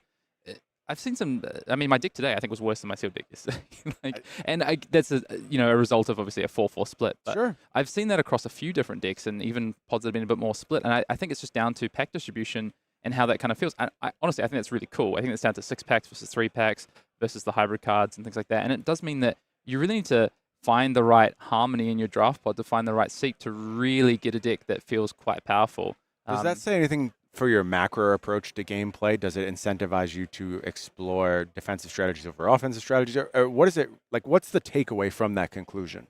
I think it incentivizes me to find some cards that I can really like. We've got Bigger Than Big on screen here, right? For instance, it incentivizes me to find me something like this where I can build around it. I can find ways to create synergistic game plans that are going to be able to provide me with quite a cohesive kind of 30 cards where I'm not going to, because there's a lot of 2 blocks. So I don't want to be bricking and just having to throw 2-block attacks and things like that. Like 3 for 7s are great, but if my deck is full with 3 for 7s, they also block 2. So I'm only ever going to trade 11 damage off my 4-card hand. Right. 2 blocks that block 2, and then an attack for 7. So I need to find some cards that have some synergy and have some things that are going to put my opponent in pressure. It's actually pretty easy to brick in this format if your deck isn't really good and don't have things to make agility, things to use your 4-card hands, 5-card hands all the time. So something that's really synergistic and you can even maybe set up and take a turn for bigger than big, especially if my deck's full of 3 blocks. I think that's really interesting. I think that's kind of what is intriguing me about this format, I think, and I'm excited to draft more. It's one of the reasons why I actually like things like lead with might in my Guardian decks. Like, I just want to go ahead and make sure I unbrick a bunch of hands that have multiple plays. The fact they work with weapons is also a huge, huge boon as far as making sure things just happen on your turn cycles, and you don't end up with those pure bricks. Yep. I think lead with might come up a lot on that card because it's also great in Brute. You use your blue, you effectively get a 2-card 7. Yep. Which is the numbers work on it, I think. Numbers work, and then when you want to use it as a hand extender, a way to push that damage a bit further with the full hand, it also does a great job. Defends sabers very well. Yep. I'm going to take a brief back patting moment real quick, but what I've said throughout watching this sealed format play out, the draft format, I feel like this is one of the best developed sets we made. And what I mean by that, that's very different from best design sets. Development means these fine tweaks, getting these numbers exactly right, defense values right, cost profiles right, even things like pack compositions correct. And I think all of that congeals to make just a very satisfying limited format to play because those numbers have exactly the right defense values, the exactly right output values, things like ways to extend bricked hands, lead with power on your weapon attacks, even things just like this working on weapon attacks. In the past, very, very rare that buffs extend to weapons. Yeah. And we kind of threw out those rules and reconsidered them with this set. And I think it just lets everything work a little bit more smoothly. It was funny. I was talking about that last night with our friends back at the Airbnb, and that's one of the things I said specifically I thought was the most interesting was that buffs work on weapons and what that does to this format. We're into your pack 3 now, and we need some goodies. Absolute Bomb Majestic, I believe, that you're Yep. going to reveal here. You see Runner in the Majestic slot. I think this is about to be constructed All-Star, certainly limited All-Star. Really, really high on this card. Yeah, this card. Someone played against me in Sealed yesterday, and I hadn't seen it, but I hadn't seen it in action, and yeah, the value it's fantastic. It's and again, one of those things that we're talking about, cards that can be really the focal point of your deck and set you up for these kind of ways you want to play the game. Sometimes this game can be pretty fast in this draft format, and actually in the sealed format as well because of the block 2s. Right. This is the perfect thing. This can effectively get you, guaranteeing you back to even some back to, triple turns of agility of go wide and just putting your foot on the gas. And if your opponent's got 2 blocks in the deck, fantastic. That could be enough to kill them, quite frankly. A few turns in a row with agility, it can really put them on the back foot from the beginning of the game. Have you had any blowout games, just absolute stomps one side or the other? No, not particularly. I think the most sort of one-sided game I had was when my opponent presented 43 cards yesterday and wanted to fatigue me, and then they couldn't present any damage, had a bunch of 2 blocks, and I just ran over them turn after turn. I'm going to give a pro tip here in the booth. Don't do that. Don't do that. It doesn't work in this form. I'll just save you. We can save all the exploration steps. And here, so maybe not to you as the second pick here, but the Golden Sun being in this pick, you certainly know the person passing you, not Invictor, but this card's going to just go all the way around the table very smoothly. It does. If I was in the Victor seat here, I think I'd have the most cracked deck at the table, not even close. Yep. I was just sitting there being like, what a Victor deck that is available. And then like the starting stake's going to wheel, and you're just going to have perfect gold creation, every power card, maybe 5 test of strengths in your deck, just preposterous numbers. Yeah, I think your numbers would be so good, and then the value you get on your draw cards, you would just overwhelm the opponent. Yep. And anytime they even maybe swing the tide, you can have so many 3 blocks and block cards that you're going to be able to stem the bleeding and then just come back and... Right. Yep. Went with Blue Agile Windup as your pick here. And again, I have no qualms with any of the cards you're picking. I think you're exactly right. The thing is just the wheel. We get to these end of these packs, kind of the things we're talking about, other things during your draft process, but they're never a brute card. Never. They're just completely useless to you. And that's why I believe you ended up 31 playables exactly, right? 31 playables. I think there was 4 players in our pod that were playing Crackballs. I wasn't one of them, but I'm not far off of it. There were some weak cards. But actually in the review period, I'm really light on blues. I'm at I think 5 blues heading to this pack. Dangerous, yeah. So Agile Windup I think is one of the best blues for Kayo, so I'm super happy to take that. I think that's a really high pick. Yeah, we see you, looks like you're debating this blue wage gold as well, that your situation is that desperate in this scenario. Yeah. I think I thought it wasn't quite that desperate in the end. I think there's a very powerful card in here. Well, there's two actually. I think there's Bone Breaker Bellow plus Wage Agility. Both, I think, very good in KO. Yeah. No, extremely strong. And you ultimately go ahead and take which card here? I'm going to take the Bone Breaker. Okay. Yeah, it looks I think like I just it's the want, Bone what I'm Breaker looking Bellow. for is, and again, I feel like I'm lacking some power cards. I'm looking for a card that can really start me off on a potential big chain. So if I get to be given a 4 or 5 card hand with this, I can play this into Claw into another attack to really push some damage. Yep. At this point, I'm thinking the pod's going to be pretty weak. I need some cards that are going to be able to punish my opponent. They come in with a weak output turn. I want to make sure that I can come in with a much more powerful output turn. But what I don't want to be doing is I don't particularly want to be defending. So I don't need any more of these 2-card 7s. I need some cards that are going to push some damage and give me some value. Golden Glare now in the pack for the victor. Just an absolute dearth of riches. And it's funny because the Olympia player in this pod also got the hookup with all the specs, just everything they ever wanted, besides like the foundational cards. The victor player would have had all the specs and all the foundational cards in this instance. It would have been an interesting draft. I think, Brian, you were sat behind me for someone that was standing behind me. I think if you had sat to my left and been the 9th player, you could have had a Oh, yeah. Yeah, you could have had Oh, a yeah. deck as well. Yep. And everyone would still have the same deck. Yep. Not a lot of change. Yellow Wild Ride here, and, you know, medium-ish fine. pick. Yeah. I think it's acceptable. And I think that's kind of the story of the rest of this pack. There's a lot of yellows, a lot of fine cards, but nothing exciting really for the rest of the run here that pushes you towards the powerful KO deck that maybe you were looking for. Test of Might available again, another lead. And I think you're ultimately going to go ahead and take the blue Wage Agility here. Again, looking for blues, prioritizing them late in the pack. And things that I've got Bare Fangs, I've got a couple of Wild Rides now. I need some more effective 6s in the deck. So And we can talk about like sort of how this would have played out with fewer brutes. And in these scenarios where you're taking things like this blue Wage Agility, instead you would have gotten a power card, something like Lead with Power, even, you know, whatever you were looking for in this spot, you have a lot more options. You aren't shoehorned into picking the blue here because they are being filled on your wheels when there's not a ton of you players. probably wheel this sort of card as opposed totally to possible, take it yeah. 5th pick. I think ultimately I 0-3 this draft. And I think what you're How were seeing, you feeling after the draft? Like, did you think 0-3 was in range after seeing how things went? I wasn't particularly happy, but I thought I needed to win one of the first 2 rounds to make top 8. I had 2 win-ins effectively after I drafted this. And I thought I was like, this is a 1-2 deck. I can definitely win one of these first 2 rounds. I think I can do it. I think I've got good cards that can line up. Unfortunately, I ran into Khoi first round with that Olympia deck, and my second round was really, really tight. But Even this is a nice pick at this that's a really stage. good late Yeah, pick. To get Red the assault Assault battery. That I was like, wow, I'm really happy with that. This is clearly a very powerful pack. This is the sort of card I want these cards in my deck. What do you think the? So I'm sure at this point you saw some of the other brute decks in the pod.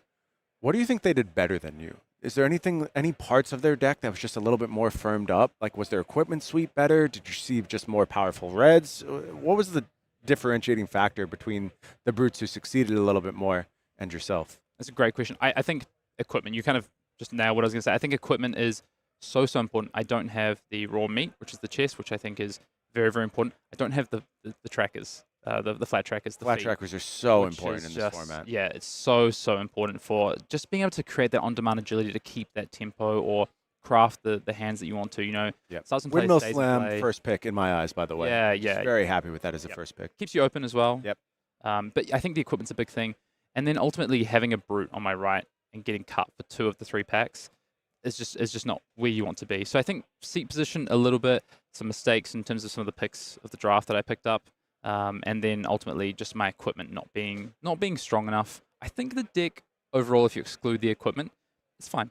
I think okay. it's probably the second best brute deck at the table, but the equipment really makes a difference.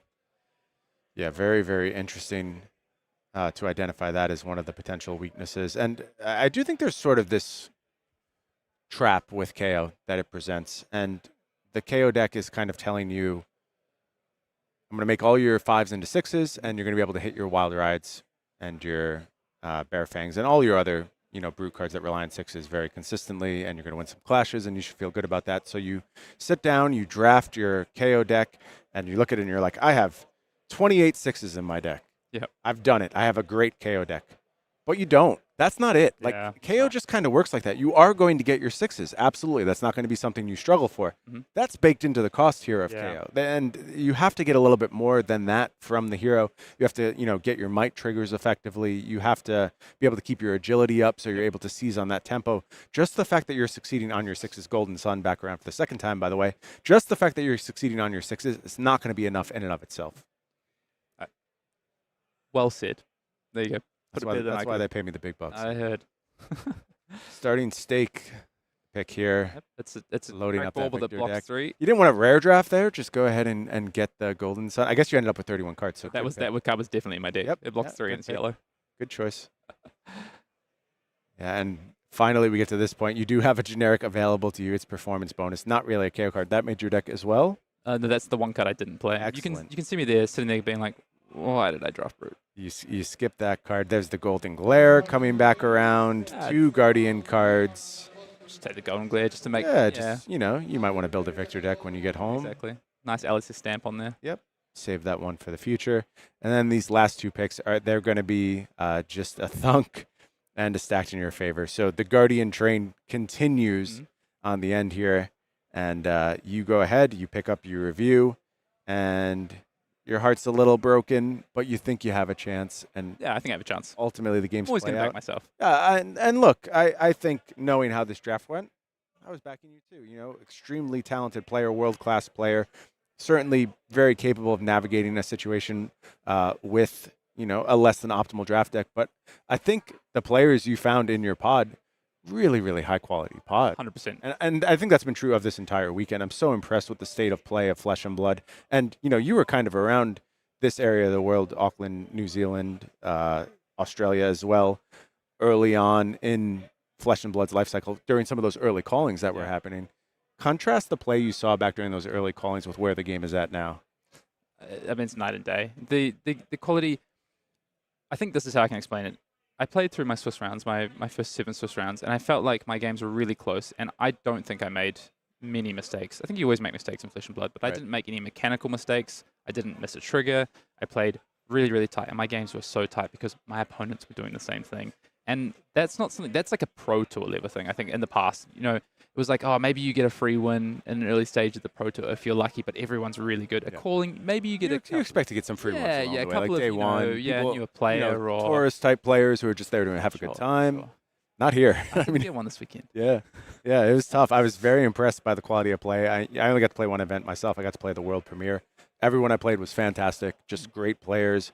I lost my final round going for my 4-0 because I missed the trigger. Deserved loser. Like I'm just the wash guy here, and Well, you don't have to play. You just have to talk about it. yeah, that is true. That makes my job a little easier. But just every single match I played came down to the wire. Great decisions from my opponents, and I'm so happy to see the game's competitive scene grow and evolve, and just greater and greater players enter the fray.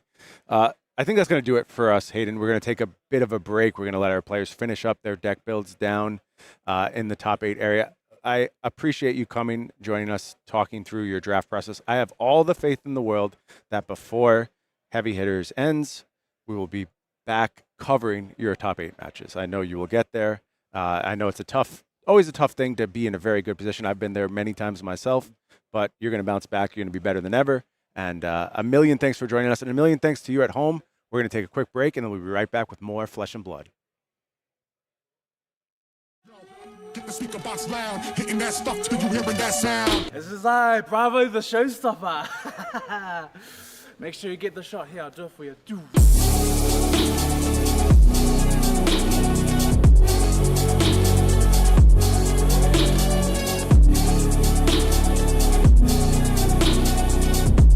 Hitting that stuff till you hearing that sound.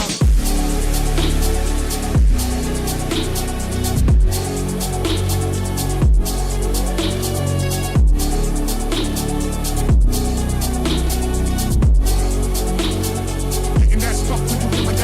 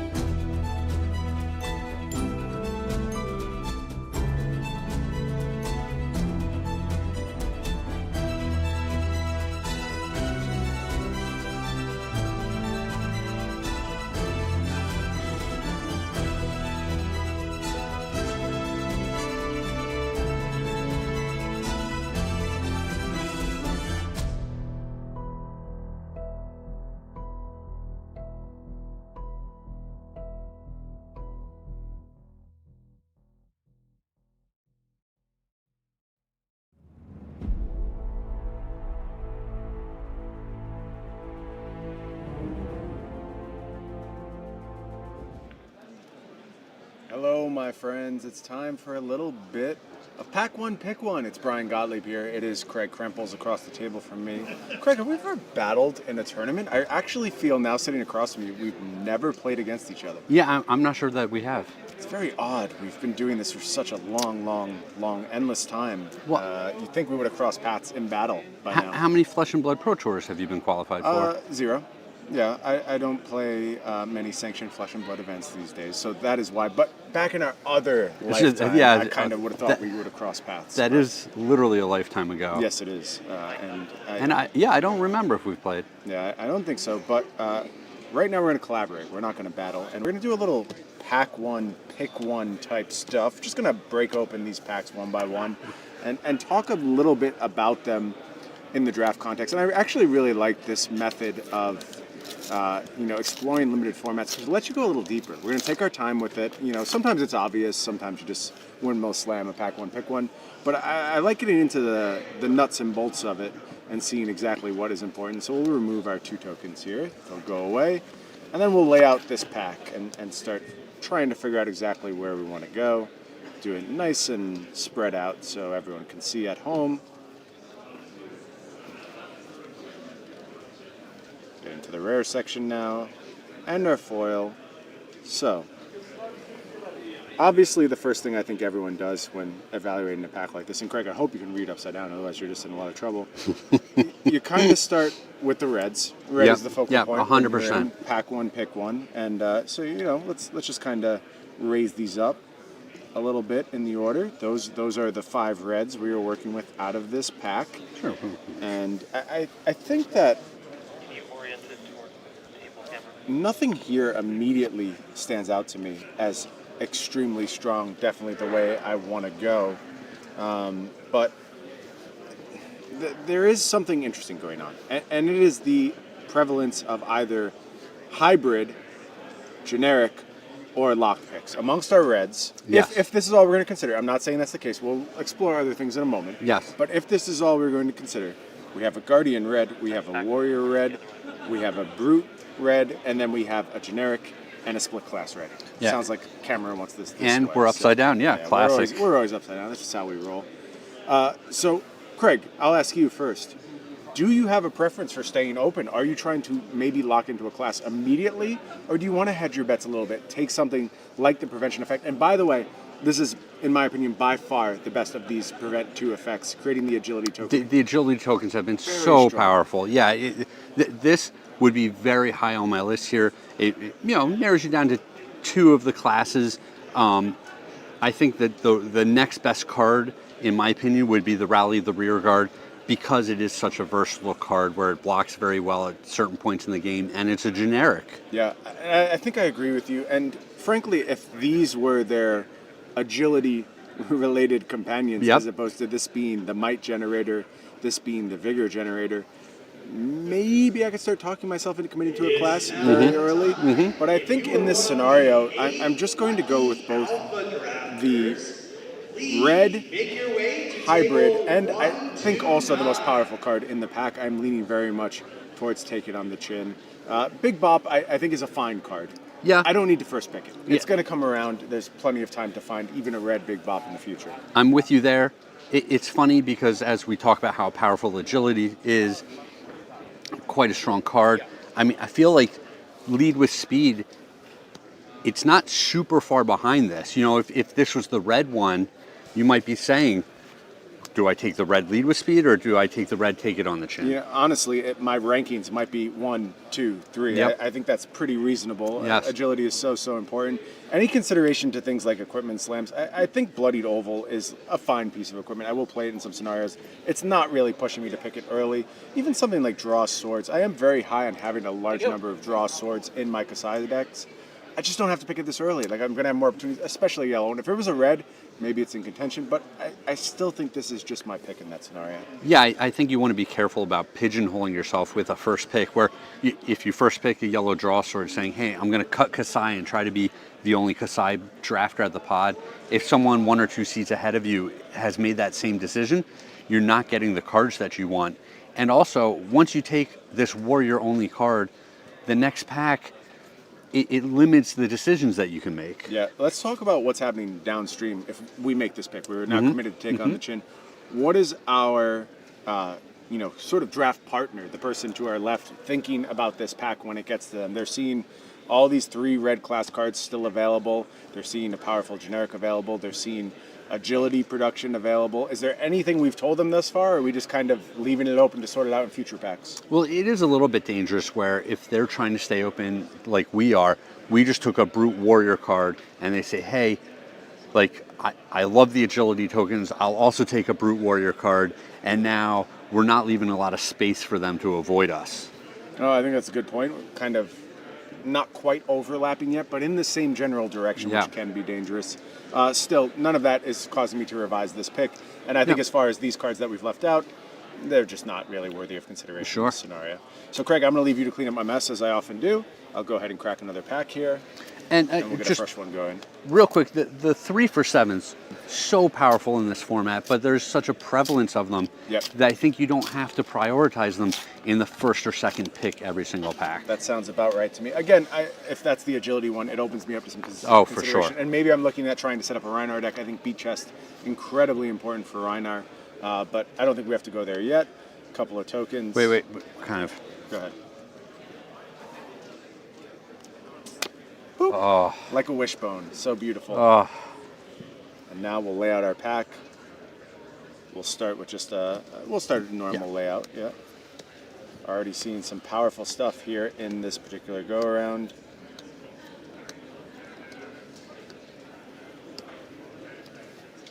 And there is our starting point for this decision. Again, we've reverted now to pack 1, pick 1. We do not have the down but not out, or excuse me, the damage prevention effect that we've previously picked. We're just looking at this from a pack 1, pick 1 perspective, and I think this one maybe goes a little deeper in terms of the cards I'm going to consider. I don't think it's as simple as just start with the reds, but we will start there. We'll move them up to the top, looking at the powerful red cards in the pack. Again, we are looking at kind of the same distribution of classes we saw previously.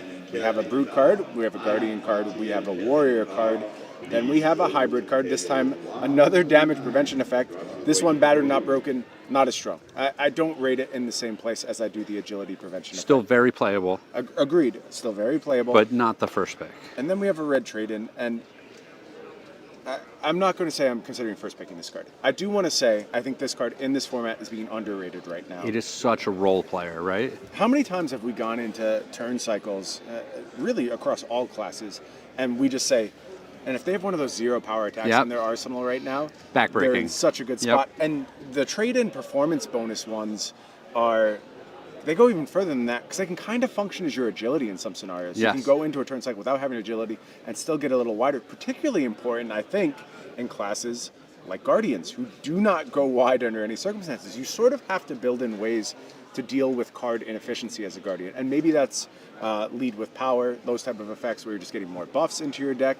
Or maybe it's something like trade-in performance bonus is the one I really like, particularly in Victor. Go ahead and load up your arsenal with that, and you get a really nice Victor turn out of it. Oh, for sure. So, probably not considering this. And I think that brings us to these 3 cards as our pick. We just sat down, covered a draft with Hayden Dale. His pick of that entire draft, his first pick of the entire draft, was a red Wild Ride. Power level-wise, makes sense. I think that's totally reasonable.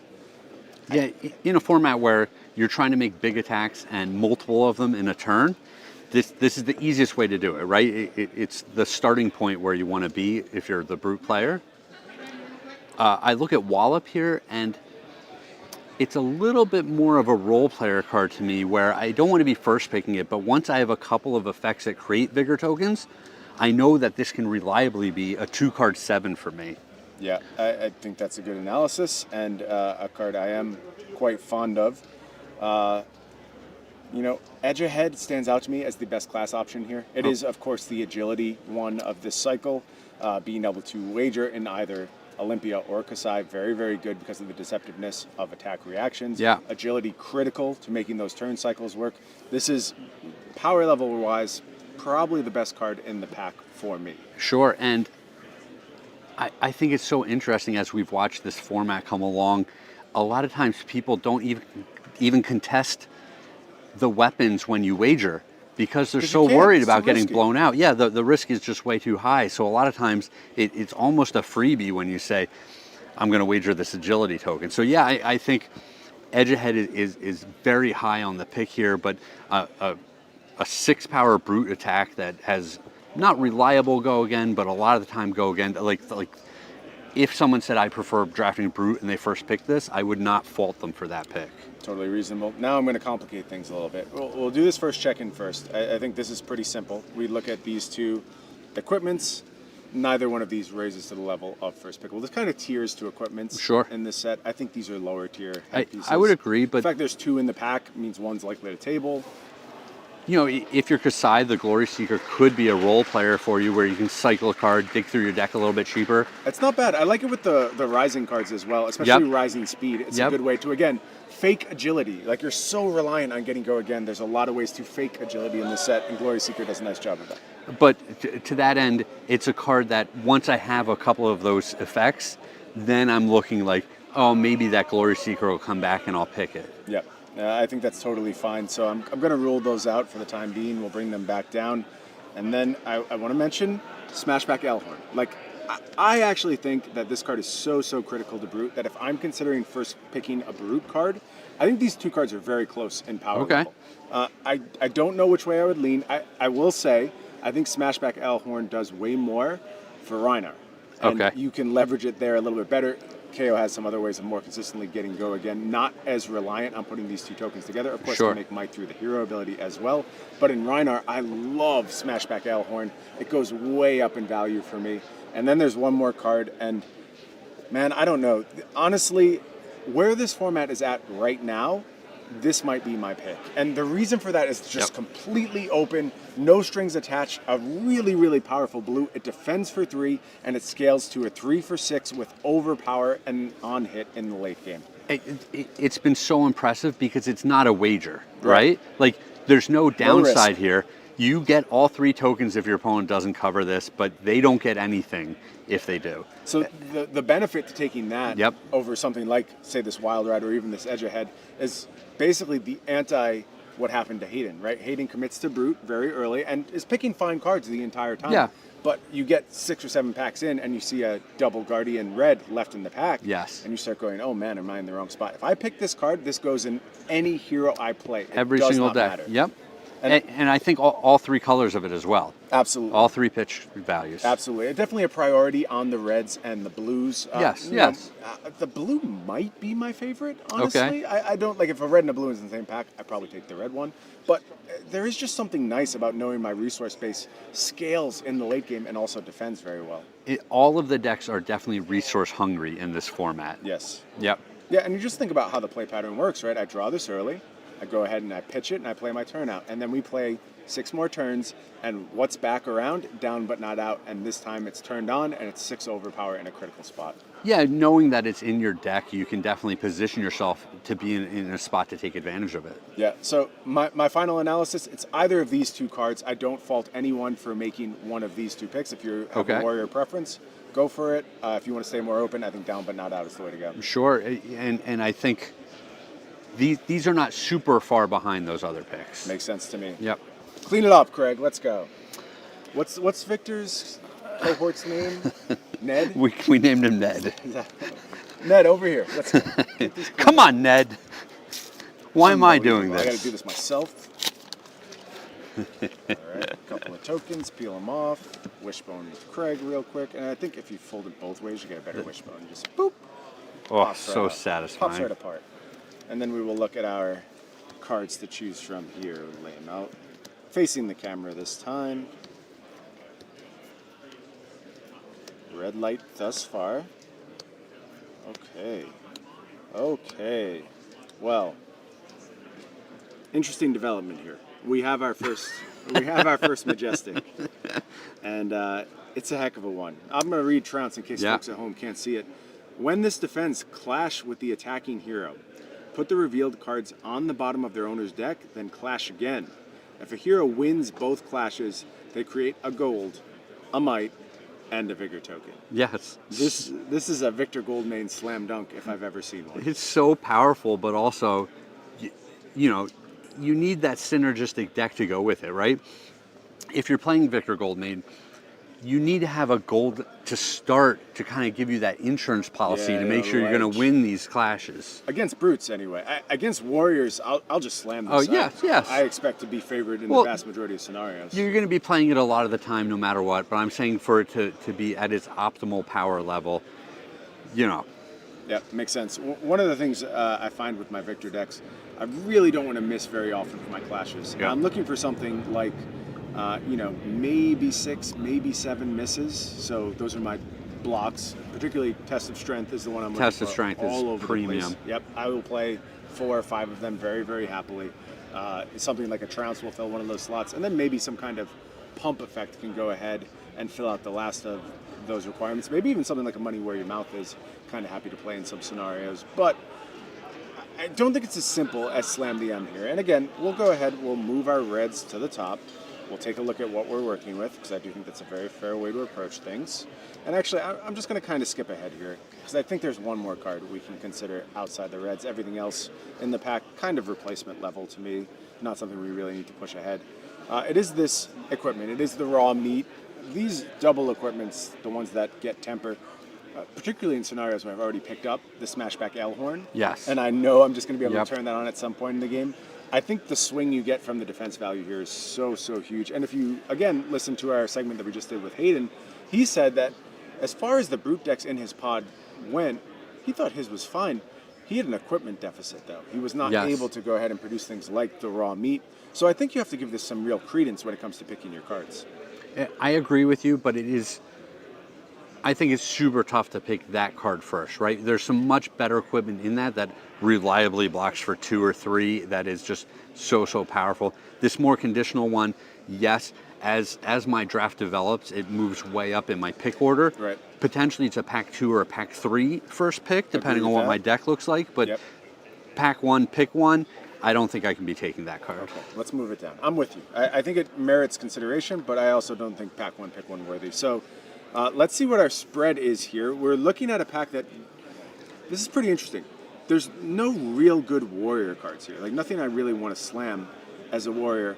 But there is a generic that I kind of think is better in warrior than in any other class. And it's Money Where Your Mouth is. Sure. And again, on power level, I think this is like kind of a step below everything else. And this is a situation we're seeing a few times now where we have a more open generic card that can probably be played in anything, but it's just a little step down. Yep.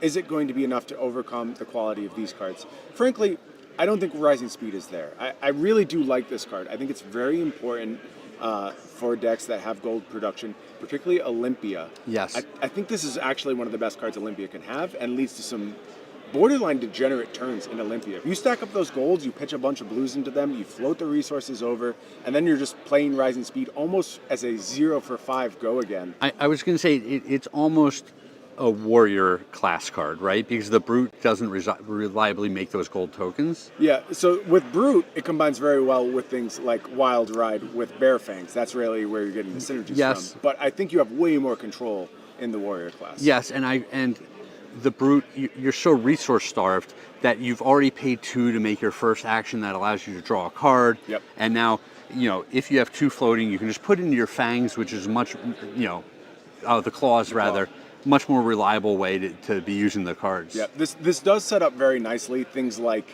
8, 5, 3 off an agility. Yes. And that's talking about 16. That's about the ceiling of this format. But I don't know that you want to go chasing your absolute highest peak, so I'm going to move that down and kind of bring that out of the consideration. And now we get to see the agility version of this beat chest effect. And I think here's the thing about beat chest. Extremely powerful mechanic. It gives you control over your Rhinar discards, which I think is very important.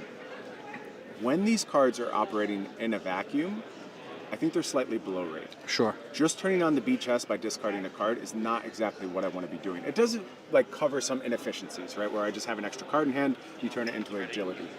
Where this really, really pushes into the next level is when I can combine it with multiple beat chest cards, and then I'm getting all the value from that first discard. So just to be clear, beat chest only cares if you fulfilled it on any card during the turn. Correct. Then all your other beat chest cards have been fulfilled. Correct. And Correct. I think there's a little bit of a consideration for the first turn advantage that you get with cards like this, where you're saying, it stinks going first a lot of the time, but if I can start with an agility token, at least I'm getting something out of this turn. Yeah, I think that's all very reasonable, but I just think I need more information before I can first pick this guy. Again, pack 2, pack 3, I think I'm pretty happy to get into Assault and Battery where I've already filled up the pieces. I've picked up a Bonebreaker Bellow, and if this was a Bonebreaker Bellow, much closer to first picking it, quite frankly. 'Cause I think that's the better lead card for a beat chest, especially if you can go ahead and find the rare 2-cost beat chest cards, and then you just get pitch a blue, play the Bonebreaker Bellow, discard to it, and then you get an Intimidate from your Rhinar. Yes. And then the other one intimidates on play is if you beat in chest, and now you've taken 2 cards out of your opponent's hand, and you're presenting 11 damage. And they're in trouble. That's a really bad spot to be in against Rhinar. And pretty easy to set up. But right now, I can't really consider this card. And this brings me down to just 2 options. And I don't think this is on the power level where I really want to be first picking it. I feel like I can get it a little bit later, potentially. Okay, if you take the Trounce, do you feel like you're locking yourself into one hero? I can't afford to. I can't afford to. Okay. That's what I have to say if I'm making this pick. I have to still be willing to get away from this first pick and not let it train wreck my draft if I get information that Guardian is going to be contested. Right now, as it stands, Guardian is not being appropriately contested in drafts. As we said, players haven't figured it out yet. If this was the draft that I was participating in this top 8 and I saw a Trounce, I might just windmill slam and go ahead and be like, I'm the victor player in this draft, and you can't stop me. In future drafts, I'm going to be more flexible. I just want to take the most powerful card here. I do think I'm going to go ahead and settle on the Trounce for this pack 1 pick 1. See, and this has some consideration because it leaves you completely open. Completely open, correct. I think the Assault and Battery has the power level that I'm looking for. It does have the 3 block on the card. It does create the agility token. It's a 7 attack for 3. So this would definitely be in consideration for me, where it's definitely in the mix. I feel like the Trounce, if you don't end up with the right deck, the number of times where either you lose a clash or you both just push, right? It is hard to win. If you're not getting the full effect from the Trounce, then you're just putting a red pitch 3 block in your deck, which is not where you want to be. Dangerous for sure. So yeah, look, all 3 of these, there's some merit behind all of them. Sure. I'm going to gamble a little bit. It's heavy hitters. We go big or we go home. Okay. I'm going to take the Trounce. I'm going to take this and kind of pigeonhole myself just a little bit, but I know that this isn't an absolute bomb. So depending on what gets passed to me, maybe I move out of the Brute class. Okay, all sounds good. Just so you know, Ethan, back there in the booth, it is a little challenging for us to hear you down here. If you need us to rap or anything, you might have to come around and yell at us. Oh, okay. I'm hearing from Ethan. Top 8 is ready. We're ready to go. You're just having fun cracking packs. Open more packs. Let's just see what we got here. Hold on. Let's go. Let's see if we can hit anything real quick, Greg. We got to rip through them. The people at home want to know: can we hit a legendary? Can we hit something splashy? Maybe even a Marvel. Kayo, High Riser. We didn't do it. Oh. No, it's it's in this slot. It's there. We failed. Nothing hit. We're going to take a brief break. We're going to go get ready for our top 8. We'll be back in just a bit with more action here from the Calling Queenstown.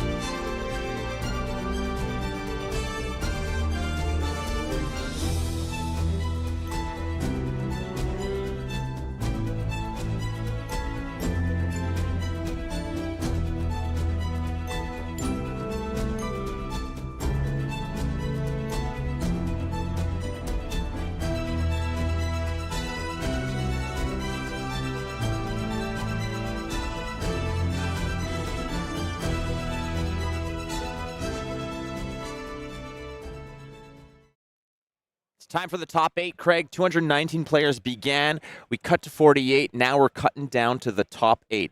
They got a draft done. You had a nice little exhibition there with Brian about, number 1 picks and stuff. We ran through a previous draft with Hayden Dale. Yep. These players are the best of the best this weekend. Yeah, and it's a treat just to be here, be able to, behind the scenes, in between the rounds, get to chit-chat with them, pick their brains a little bit and see what they're thinking. Definitely, and we're going to be having the number 4 versus number 5 seed. That's what's going to kick off the day. Again, 3 more rounds to go, and then we call a winner. This is going to be exciting. Yeah, big champion this weekend for a brand new set. This has been just so much fun. It is a lot of fun, and in between, while I was having a little break there, I was talking with some of my homies back home. We're all going to Hartford, and you're going to be there? Yep, I'll be there. We're going to be there, and we're just chatting about how they've been watching this and just chomping at the bit. They want to get their hands on these cards. They want to get it done.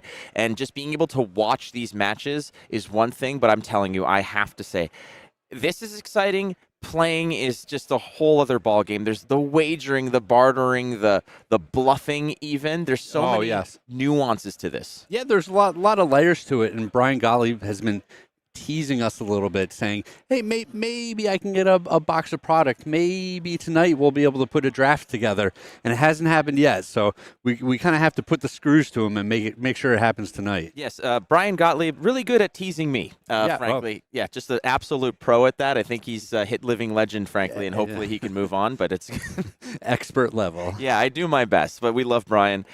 So again, let's take a look at basically the bracket of what we're looking at here. Again, this is just an elimination matchup now. It's not about record or Swiss or anything. You win, you move on. Yep. You lose, you go home. So we are going to be having a look at the 4 and 5 matchup. So Nish Nimagata versus Nick Butcher is what we have. So Kayo versus Betsy. But the top seed, Eugene C here, is your top seed all the way from Hong Kong. It's going to be a Kassai matchup, and that will be against Darryn Ying from New Zealand. Yeah, and I think it's going to be pretty interesting in some of these matchups to see what the play-draw decisions are. Playing against Nick, when was that? Friday evening in the sealed event. He chose to play first in the Betsy mirror because of the possibility of overpowering a wager attack on the very first turn, or just deploying one of those big auras that we see from time to time. It's always a good spot. Again, you and I play a lot of Bravo, and that's what you want to do. Hey, if you can sneak through some dominated effect, or maybe just drop a Showtime, similar kind of styles. Yep. You want to put a big bop there, or a bigger than big, make it happen, and we're going to see how that happens here, because Nish has the opportunity to decide whether he wants to go first or second. Sure. Beyond that, it is James Shirley of New Zealand versus Dr. Daniel McKay. The doctor is in. The doctor is in. Does he have the prescription to move on to the semifinals? We will find out, as that is a Kassai versus KO. And finally, Khoi Din versus Andrew Key of Australia. Again, Khoi Din, the 2023 national champion of Vietnam, is again putting on a show. Yeah, and it's pretty interesting, the hero spread that we're looking at our top 8 draft. We've got 3 Brute players, we have 3 Warrior players, and then we've got 2 Guardian players. So a much more even spread than we saw in our first draft. Yeah, perhaps people just thinking, changing a little bit of their tune from the previous draft of that opened the day, because our top pod, nobody drafted a Guardian in our top pod. But here we are. So again, it is a win and move on until there's one standing, and that's what we're going to get at. But it has to start with the quarterfinal matchup, which is going to be Nick versus Nish, and we're very excited about that. Kayo versus Betsy. So let's rock and roll. I think the players are ready to go, as are we. We hope you are, as there's just a few more matches until we crown a champion. Nick Butcher, your 5th seed, versus Nish, and I am so hyped about this. I'm excited to see Betsy, because we didn't get to see it prior. Yep. She has been very much a player in this tournament. Well, and it sounded like Nick was looking to be one of the Guardian drafters there, kind of saying, if no one else wants to dabble in this, then I'll definitely scoop up all of those cards. And look again, a full kit of armor here for Nick Butcher. Same thing for Nish, but one glaring difference here. Nick has found the Miller's Grindstone. And we're talking about the match earlier with Nick, where Nick actually kind of just wore down the Kassai opponent. And this is another way to sort of push the fatigue tempo, but it is a dangerous endeavor because the Miller's Grindstone does have a potential detriment of if you lose that clash, it gets a -1 token on it. Yeah, but he's shown up with 2 hammers here, so if the one starts to get worn down, he's got another one in his pocket and just pulls it out. Start thunking him with that one. You never, the tool belt is on. Yeah. All right. Starting with just sacking the arm piece, creating a might token, and opening up with a wallop. So we are off to the races now. The top 8 here is untimed. So we're not fighting the clock here, Craig. Yep. We're gonna get a result no matter what. And once again, there's no wager associated to this. So that opening strategy, again, Nick didn't get the decision to go first or second. Nish actually has sort of passed the priority, as it were, to him to start off. And I think if you're the brute player in general, you do want to be going second. Oh, yeah, sure. All right, so a might token, and Yes, sir. we're going to just sort of start off here with that just a paltry little wallop. Yeah, it's interesting that Nick chose to open with an attack there. Either he's A, not very happy with his hand, or B, he's thinking about the longer game where, we saw him fatigue an opponent already, and he's saying, if this goes long, I'm happy trading 2 of your cards for 1 of mine on the first turn. Precisely, and I think that's exactly what that move is. And when you have the Miller's Grindstone, that's also another way to sort of help out with that strategy. He won the first match of the day off of that strategy, just grinding it out. And in this case, you've got something to help you out there to do so. So trading a 2 for 1, you're plus value on the card equity there, and that might be part of the process for him to think about in terms of a longer term strategy. Again, with an untimed match, that is very much in play. We're going to open up with another might token creation. Lead with power here, the red one. And that's going to be met with a pack call. Oh, I'm sorry, is that pack hunt? Pack hunt. Intimidation. The dice are not behaving, but we're going to go ahead and take care of that one there. So one of the cards, again, intimidating, a temporary banish. Sort of, when it happens to me, always gets the sink below. Yes. Oh, every time. Yep. So pack hunt is getting buffed up with lead with power. The lead with power, creating the might token. It's a big attack to deal with. Not dominated, not such, but again, with the intimidation factor, it does limit your options. Full block, though. Wow, and this is kind of unfortunate for Nick. It looks like he's drawn potentially the all-red hand. We don't know what's been intimidated away here, but for Nick's sake, we kind of hope that it's a blue, right, so that he can at least swing a hammer and take advantage of this might token. Flashing as well, but again, talking about those turn 0 plays that Betsy would have wanted to do, he did have a red bigger than big. That's that aura that would just blow your opponent away. Yep. Okay, so no damage done on either side here, and might be indicative of what the strategies are here. Nick is just, again, it could be just all red. There's nothing you can do. We're not sure what was intimidated away, but Nick has opted just to draw up and say, all right, well, back to you, my friend, as a might token and a vigor token are going to be busted up. So free coin in your pocket as well as a little bit of a lift on your first attack.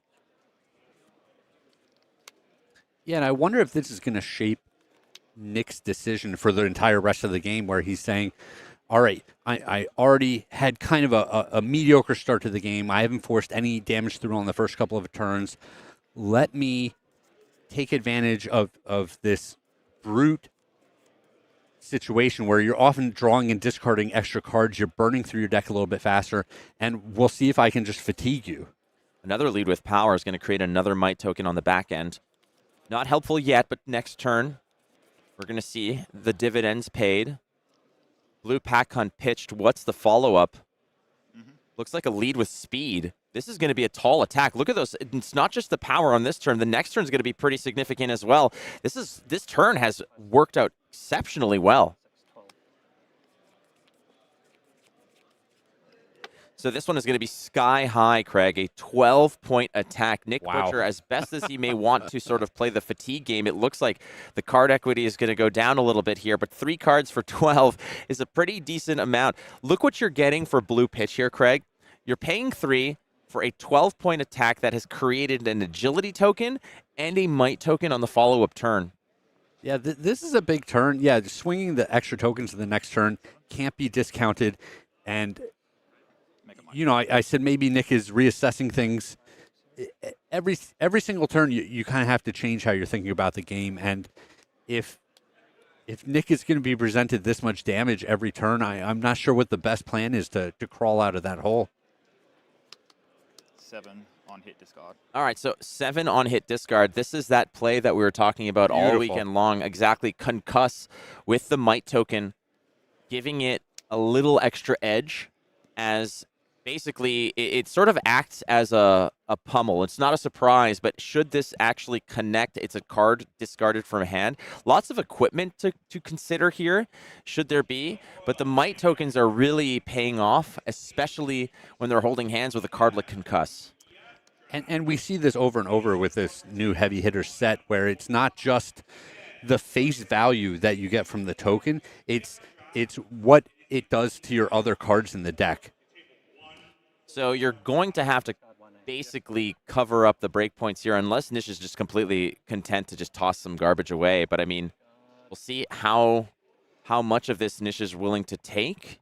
No, he's ready to take damage and give up a card. So he wants to make use of the agility and the vigor token, and I think that if he's going to take damage, he needs to, you know, there's a card that has to be expendable in his hand if he wants to cobble together a decent response to Nick Butcher's big turn there. That concuss with that might, pretty good. Yeah, and we just switched it all just then. Yeah. Yeah, I mean, that's almost as good as it gets out of a 2-card hand, right? Very much so. I mean, you can't be upset about that at all. Nish holding on to the Phantom Fabled of the set, the true legendary. He's going to pitch it away in order to just present claws. Now, this claw is going to get go again from the agility token. It's swinging in for 4. Players are razor focused, and sometimes, you know, Craig, when you're like so locked into a matchup, it's great for the production. You know, you have the dice here and this and that, but I mean, like, this is a high stakes game. There is no margin for error. Focus on the match. The follow up, just a 6, but it was a 4 into a 6. The damage is piling up in nice little slices.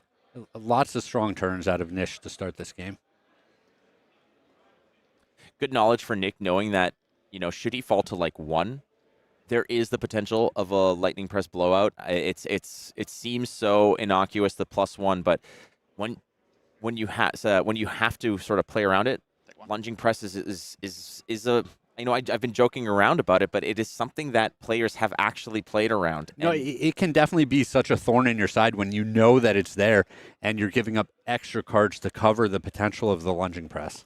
Not necessarily a concern just yet. Nick also flashing the goods. Both of these players very fortunate in their drafts to get past lunging presses. Indeed. Or open lunging presses. No one's passing this card, right? No one's passing this card. Pack 1, pick 1 every time. This is why they didn't put you at the table with Brian earlier. No, because Brian would have been like, "Can we just actually talk about the good cards?" I'd be like, "No." So here's the deal. See, runner, that's garbage. All right, let's go down the line. This is Wage Might, and I have to say, a card like a trick like lunging press when you're wagering is so important because they may just cover it up nice and tight. But if you lunging press over the top, what you get from it is huge. In this case, I'm not sure if a wager was made. It was. Okay, so a might token is going to be generated from Nish. There's going to be a clash occurring. It looked like a push on the clash. Push on the clash, no problem, but we're going to be pitching with the might token, merely a little 4 spot on the mandible claw. Not bad, again, a break point. Yep. It's kind of like a hammer swing to a degree. There should be 1 floating.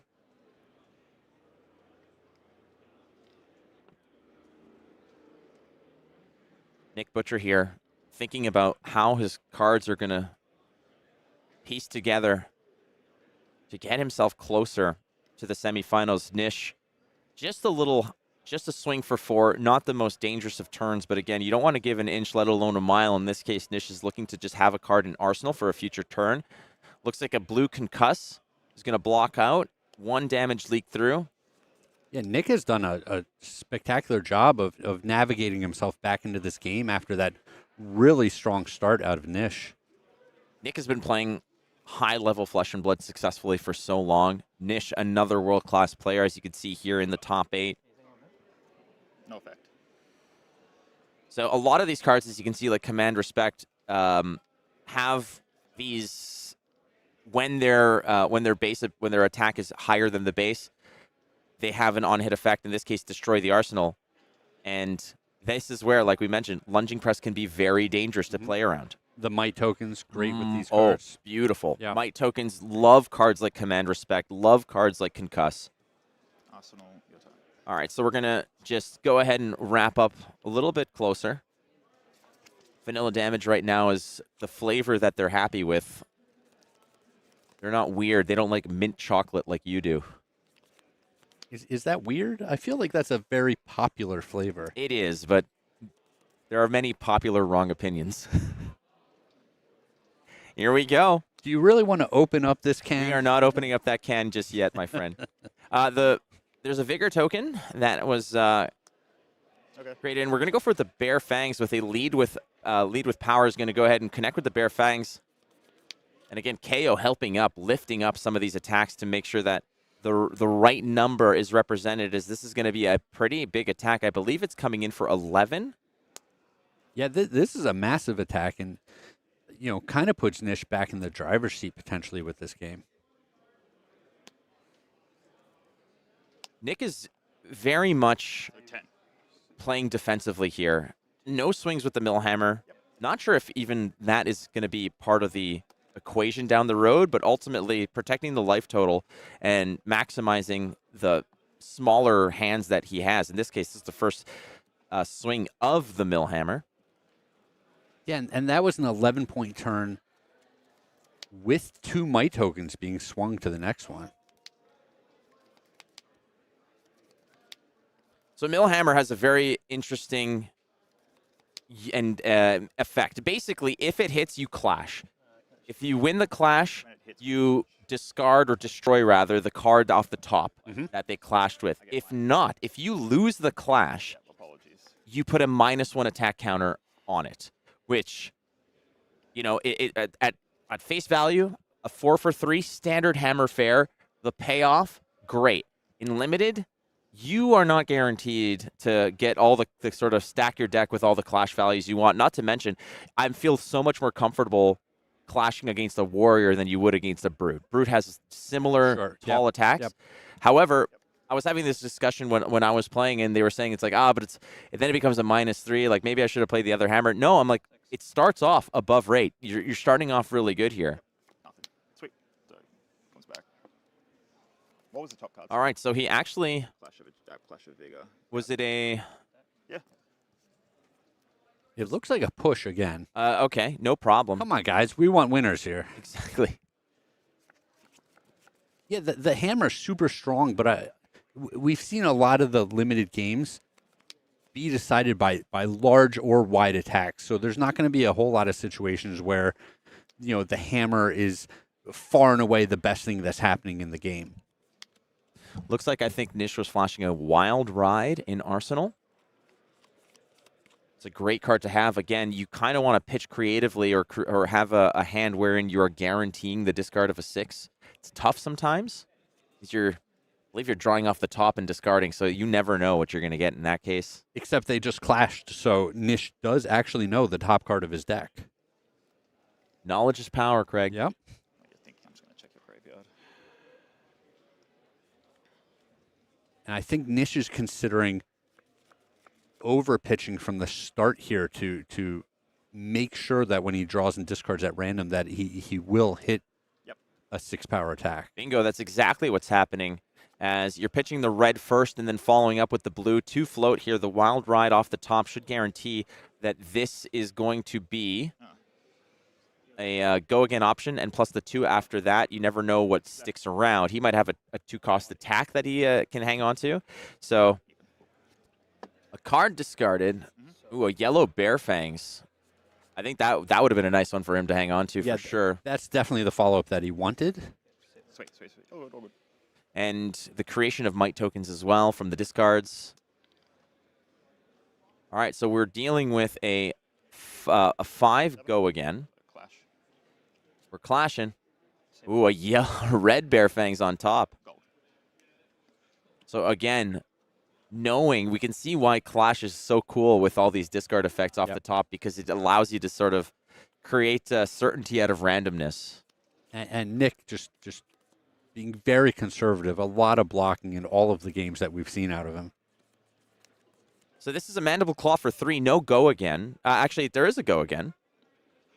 But what is the follow-up? It seems like that might be the end of the story here. But a lot of work done.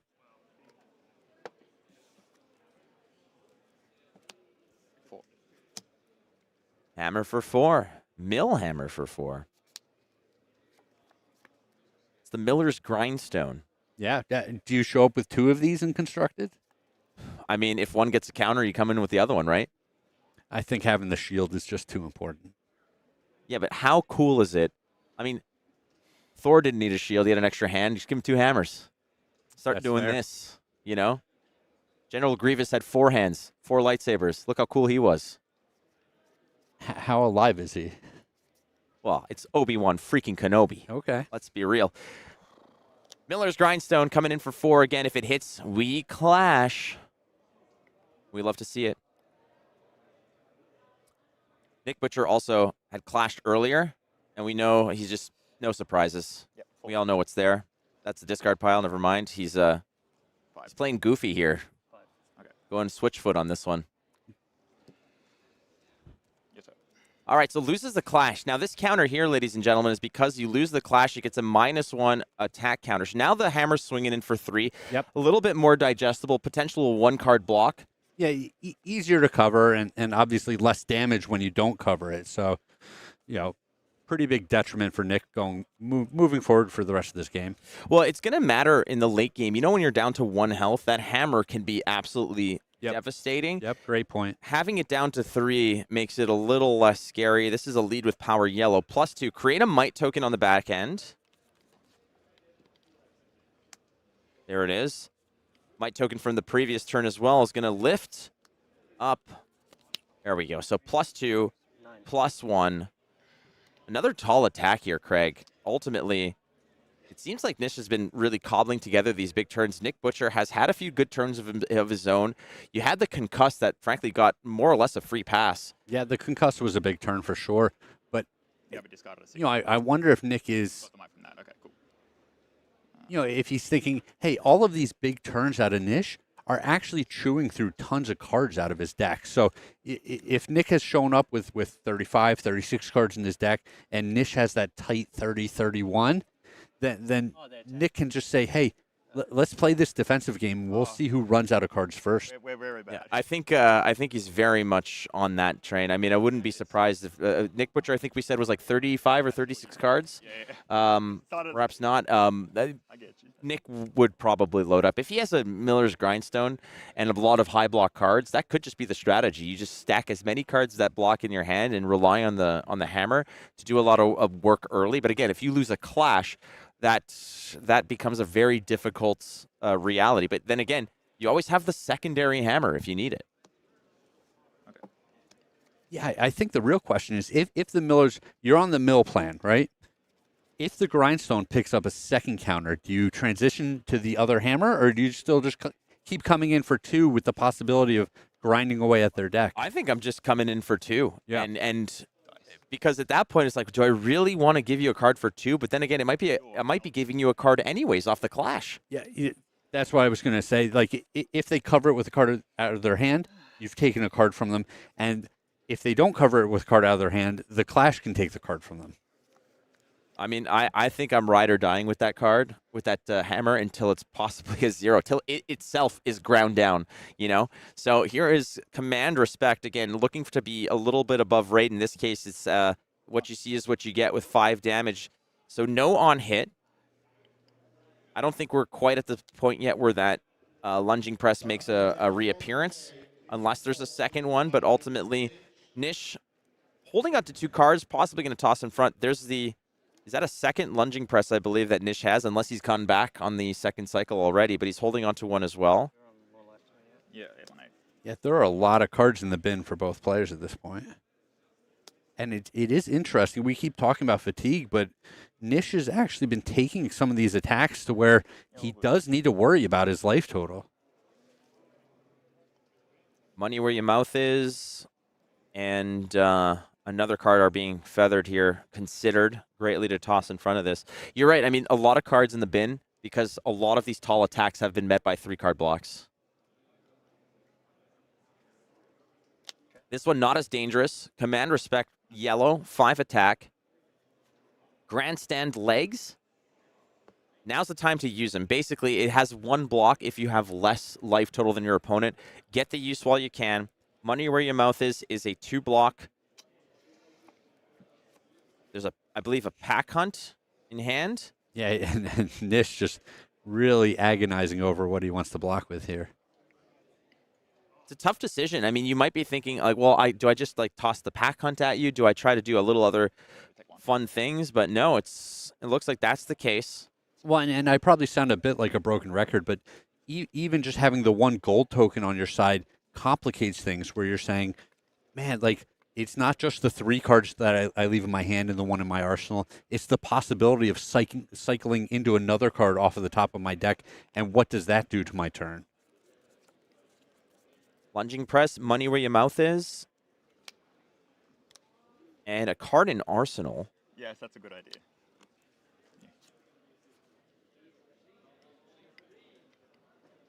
All right, so adios lunging press. We're going to go ahead and break the gold. 1 float. Draw a card. What have we found? All right, looks like we found some, a bigger, heftier attack. I don't know if that's a blue. I can't make it out just yet. That's the fact. All right, so it's a non-attack action. We're going to go ahead and create 2 more tokens. Might and Agility. The Smashback Alehorn. Love this card so much. The artwork is spectacular. It's great. It's so great. There's so much going on.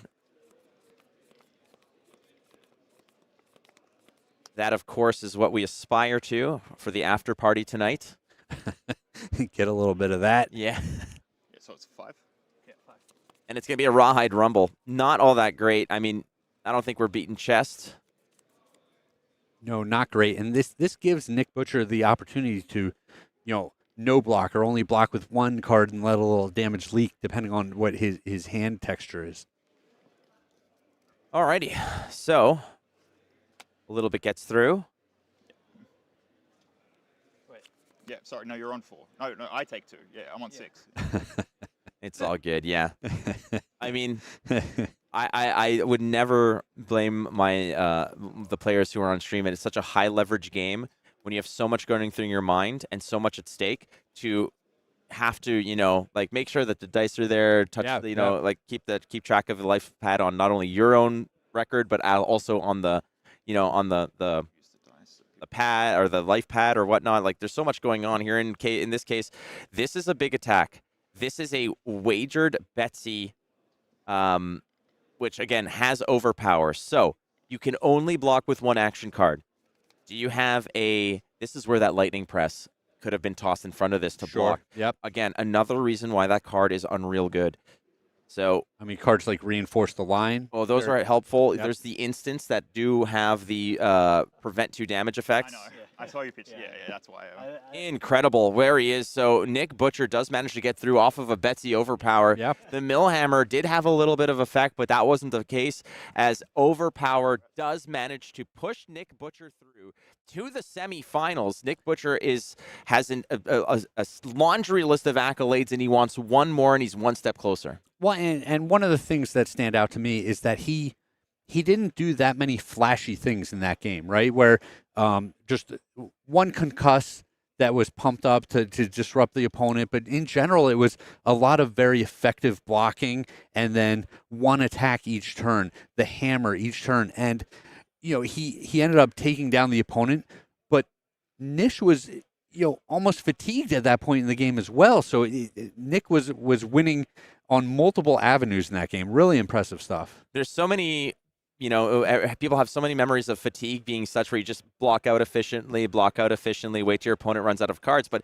people forget that sometimes fatigue can be an aggressive standpoint as well, where if I just keep throwing a lot of damage at you in big numbers, like 1 card for 8 or 9, and you have to throw 3 cards in front of it, that's a card plus EV that you are eventually going to get there from. But ultimately, in this case, Nick Butcher has decided that he wants to win off of a Betsy overpower, a flashy play. Yeah. There's still some other games that are being taken care of right now. Of course, there are 4 matchups going on in the quarterfinals here. Nick Butcher was the one that we saw on stream here, but there are three other matches going on, and we will let you know the results as they go through.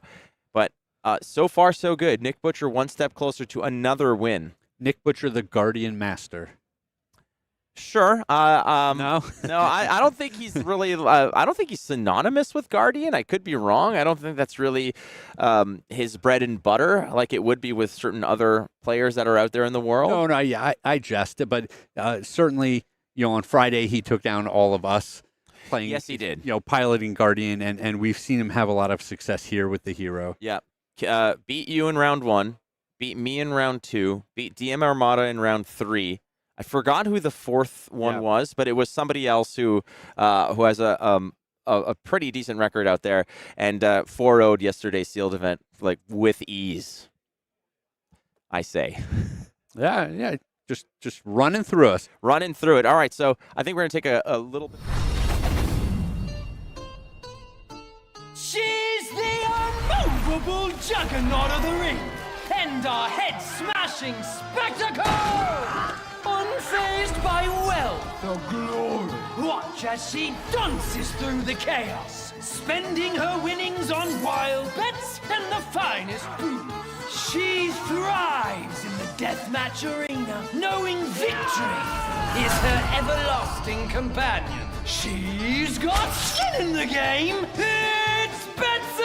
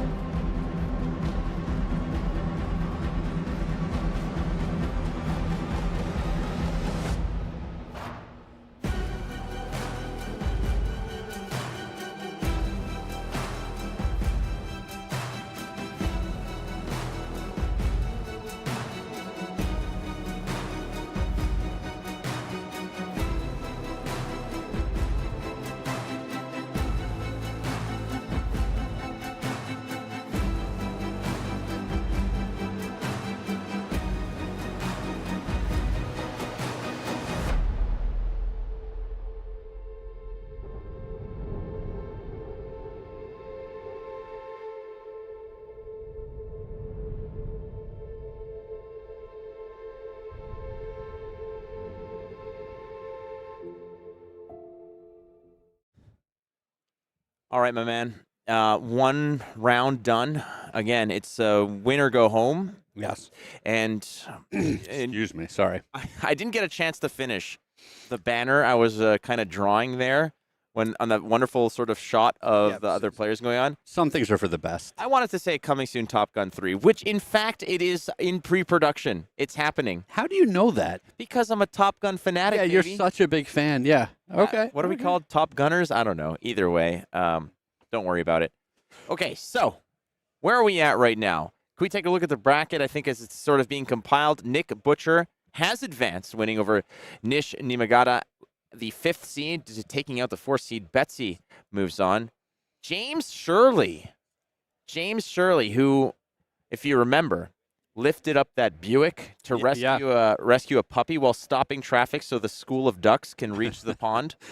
This is something that might have happened. It's possible. Listen, the James Shirley lore grows, but has advanced the 2nd seed on Kassai. He has taken out Dr. Dan McKay. So. And that means 2 of the KO decks are down.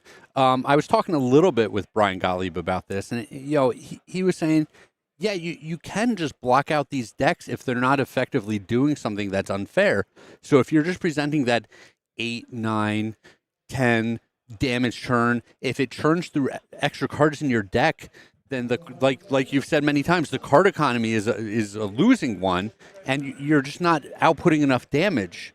Basically, and we say we get it, like the key, the most important cog in this whole thing is the agility token, because without a slew of attacks for Kassai to rely on, she has to rely on her weapon, and if you could only swing once, it is absolutely laughable. Not enough. So but also, I think it's going to take a little bit to figure the format out, but if a couple of these KO players were potentially Rhinar players, when you run into someone like Nick Butcher who's saying, oh, I'm going to block a lot, right? I will play very defensively. If you're able to intimidate 2 of the key cards turn after turn, then you are pushing through that damage. When you have that 10 attack turn, that 11 attack turn, you can still push through damage because they don't have enough cards to block with. The way I was kind of thinking about it, and I mentioned this yesterday, I really thought there were going to be more Rhinars here, and I think part of it is also just the idea is there. The concept is correct, Craig, where you're talking about just being able to push through intimidation. But Rhinar in the past was getting a lot of that damage through off of multiple intimidates, 2 to 3 intimidates. Yes.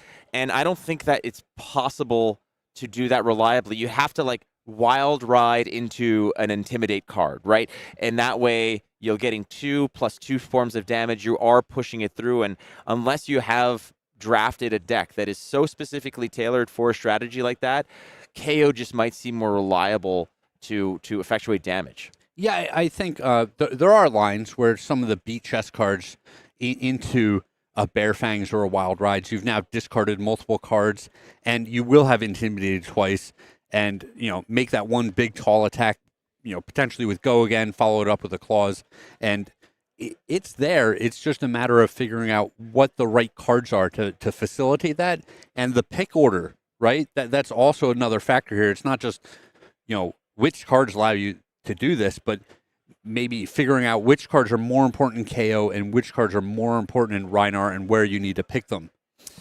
So we're in the semifinals now of the Calling in Queenstown. Again, 219 players signed up for this bad boy, and we cut to 48. And the production, I think, has been exquisite. Like I've said it a lot of times, Savage Feats does an exceptional job. You and I actually saw some pretty savage feet out there today. Oh, yeah? Well, we aren't going to get into it, but just going to say, shoes are awesome, guys. Listen. Shoes are so good. One of society's best inventions. There's nothing wrong with enclosing your feet. No, keep them nice and wrapped up, friends. Again, like I said, I'm a little surprised Rhinar isn't more in the mix than draft, but I'm still not sleeping on that hero. And in sealed, it might not be unless you really open up, the magic potion there. You have to lean more towards draft as it being viable. Sure. But even Kassai, we were so high on a lot of these heroes coming through and seeing what the kind of crazy stuff they can do. We saw a Raze army yesterday actually push through and win off the back of the Centauri sellswords, but we also saw it falter. We saw a big card like Raze army kind of fall flat because it was found early and then found late again off the pitch, and there was just not enough agility tokens. If there's one thing that we can say is that agility has truly been a shining jewel of the tokens that are generated. Absolutely, it's overperformed this weekend, and if you're only taking away a few notes, it's that agility are quite unfair, and you want to be playing them early and often. Yes, and if you're going to Hartford, disregard everything that Craig and I said. Draft and play Rhinar, and hopefully we meet on the battlefield. And meeting on the battlefield right now, I believe, is the semifinal matchups are kind of getting rocked and rolled as one more has moved forward. It is Khoi Din, the Vietnam national champion of 2023, and there's one more. We have to figure out, is it Eugene? Is it Darryn? The first versus 8th seeds, both on Kassai, has to be determined before we can start the follow-up round. So we are still waiting for that one to essentially shake out, waiting for the dust to settle before we see who meets Nick Butcher's Betsy as the other semifinal game. And the third brute player out of our top 8, right? Like, just like we're saying, maybe we do need to diversify our hero pool a little bit in order to pick up those wins with the brute hero. It's interesting to me because everybody's so high on Kayo, but here he is kind of maybe not struggling a little bit into these higher bracket rounds. It reminds me a little bit about the narrative behind Bravo's CC. Bravo has always had high representation, decent day one results, and poor conversion rates into the top 8. And that might be the narrative moving forward with KO in this limited format. But ultimately, it's still the first big tournament. Things like to evolve, they like to change, and these heroes will sway with the ebbs and flows of people's innovations and how they interpret their own metas. Oh, for sure. We keep saying it. It's week 0. This is before the pre-releases have come out. We've only gotten the whole spoiled set earlier this week. So the idea that these players have it all figured out already is obviously just not the case. And there's going to be iterations and evolutions to this format where, depending on what people are doing, there's not just a one best strategy. It's more evolutionary, where every couple of weeks your mindset needs to change. You need to be able to be a little bit flexible and update what you're doing based on what your opponents are thinking at the time. So, hey, if you're liking this, there's, the beautiful land of New Zealand has been incredible. Queenstown is just this paradise. It's this found oasis of beauty and lovely people selling cherries. It's such a privilege to be here. It's incredible. The ice cream is also top notch. But if you want to experience something similar to how amazing the vistas are, the scenery, maybe you just want to chill on the beach and play some Flesh and Blood, well, we got your hookup here, Greg, because we are going to Phuket. It is the Calling Phuket, April 5th through 7th. It says your next vacation. I highly recommend it. As someone who has played Flesh and Blood 3 straight days on a cruise, it's actually a pretty good mix, I tell you. I swear, it is incredible. Spend the days kind of playing, in the evenings just lounging, sipping Mai Tais. You can do that, and we can hook you up, actually. Do you know that, Craig? Yeah, enter to win. Well, enter to win, and how do you enter? You got to get your package, but you got to get it now, and I'm talking about, like, you've got less than a couple hours to get this locked in. So if this is something you want to do, lock it in now, and you have a chance to win 4 nights accommodation at the resort to play Flesh and Blood, to chill out, to hop in the pool with Azalea. Yeah, shirts on, jump in, no problem. Yep. Sun can really be brutal, not like Vincent cares. She's making sure that all the angles are covered. That's an even tan. I think she embraces the pain. Definitely. You got to embrace the pain. Yeah. Why not? And finally, you can also, when you're done in the pool, you can help Rhinar back to his room because clearly he has no idea where he's going. This freaking guy got lost. He got lost, but he found a seat, and that's all you need. So make sure that if you are interested in going to Phuket, the link is in the chat, friends. Sure. So go ahead and click on it, take a look. You've got literally, I'm gonna even be more dramatic here, Craig. Oh, wow. Minutes. The clock is ticking. I'm not telling you how many minutes. Well, that is fair. Yeah, but a pile of minutes. It is some amount of minutes. Some finite amount of minutes. So, and just so you know, you don't have to sort of go the distance. You don't need the Marvel package, which is a brand new package. Actually gets you sort of breakfast and lunch, catered lunch, and all that cool stuff. It could be the Fabled package, or even just the Go Again package. Any of the packages that you buy will enter you into this contest, and then basically Craig will choose which one of you he likes most. Yes. And then you will win. Yes, and I actually have people, just donating money to me through PayPal. Is that how it works? As we speak, just to firm up my friendship. Wonderful. Yeah. I'm on the payment plan. That's why we talk to each other. Yeah. Once this is over, I'm going to go ahead and just cut that subscription because until Hartford, then I re-up. Yeah. Yeah. And next time something's on the line. But yeah, make sure, because we are going to be picking the winner very soon, before the end of the tournament. So you want to buy it up straight away. So friends, check the link in chat. Get your tickets, your package for the Calling in Phuket. And then maybe chill on the beach with Azalea, Reinar. Who knows who else is there? Or just all your friends that go with you. I don't have any, so I can travel light. It's the best. It's the best. All right. I think we're taking another quick break, Craig, as the players have there's still one game that needs to be resolved. We're going to get hydrated. We're going to get rested. We'll be right back.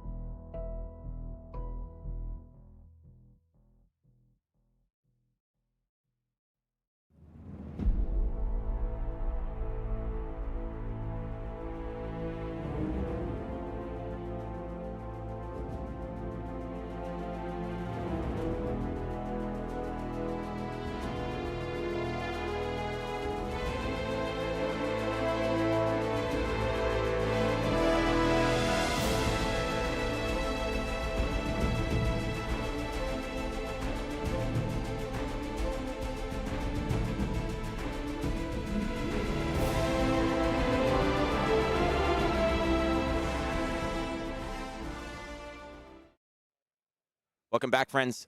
Ready to rock and roll for the semifinals. Craig, you and I mean, look at you. We're talking about Phuket. Sun's out, guns out already for Craig Krempels. The intensity of the games has gotten to me. I don't blame you. Yeah. They have been incredible, and some of them have gone the distance, but there's no time limits here. But we do want to get to that match as soon as it's ready to rock and roll. As the players are lining up, we're getting close. But why don't we take a look at the bracket before to see how we got to where we are. Darryn Ying finally took it away from the number 1 seed. Yep, taking it from the top seed. That's a big win, especially on a Kassai mirror. It's the same deck, and you don't get to choose whether you go first or second. Well, Nick gets that option now, as this is his only opportunity to make that choice moving forward. So Nick Butcher on Betsy versus Darryn Ying on Kassai. On the other end here, take a look at that. It's our smug boy.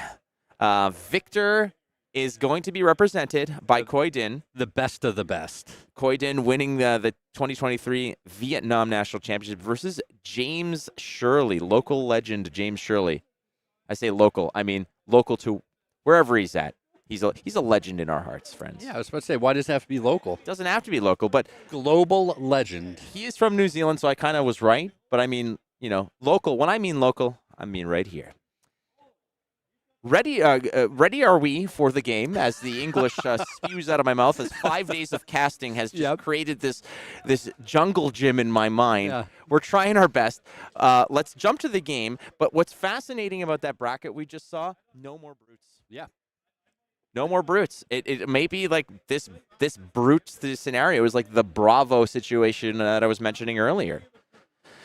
So it is Khoi versus the Phantom Ghost of James Shirley. Just the legend of James Shirley. Yeah, I'm confident we'll get someone in that seat. There he's showing up. He had to go. There was another. He had to go. Go rescue some kittens out of a burning he's house. Like Superman. He is. He heard an emergency somewhere and rushed off to help. That's how it goes. Yep. Sometimes that's the way it goes. Khoi has been such a joy to speak to. Just a very, very nice dude. Very jovial. Yeah. And James Shirley, all business. All business.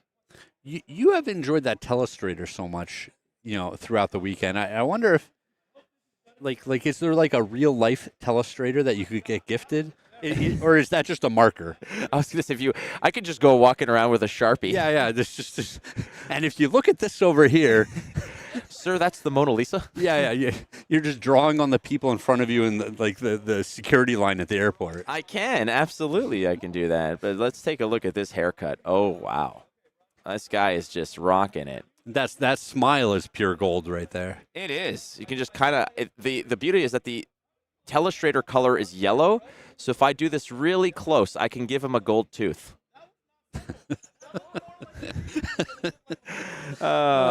Come on, Flake. This is serious. Hey, 5 straight days of casting, dude.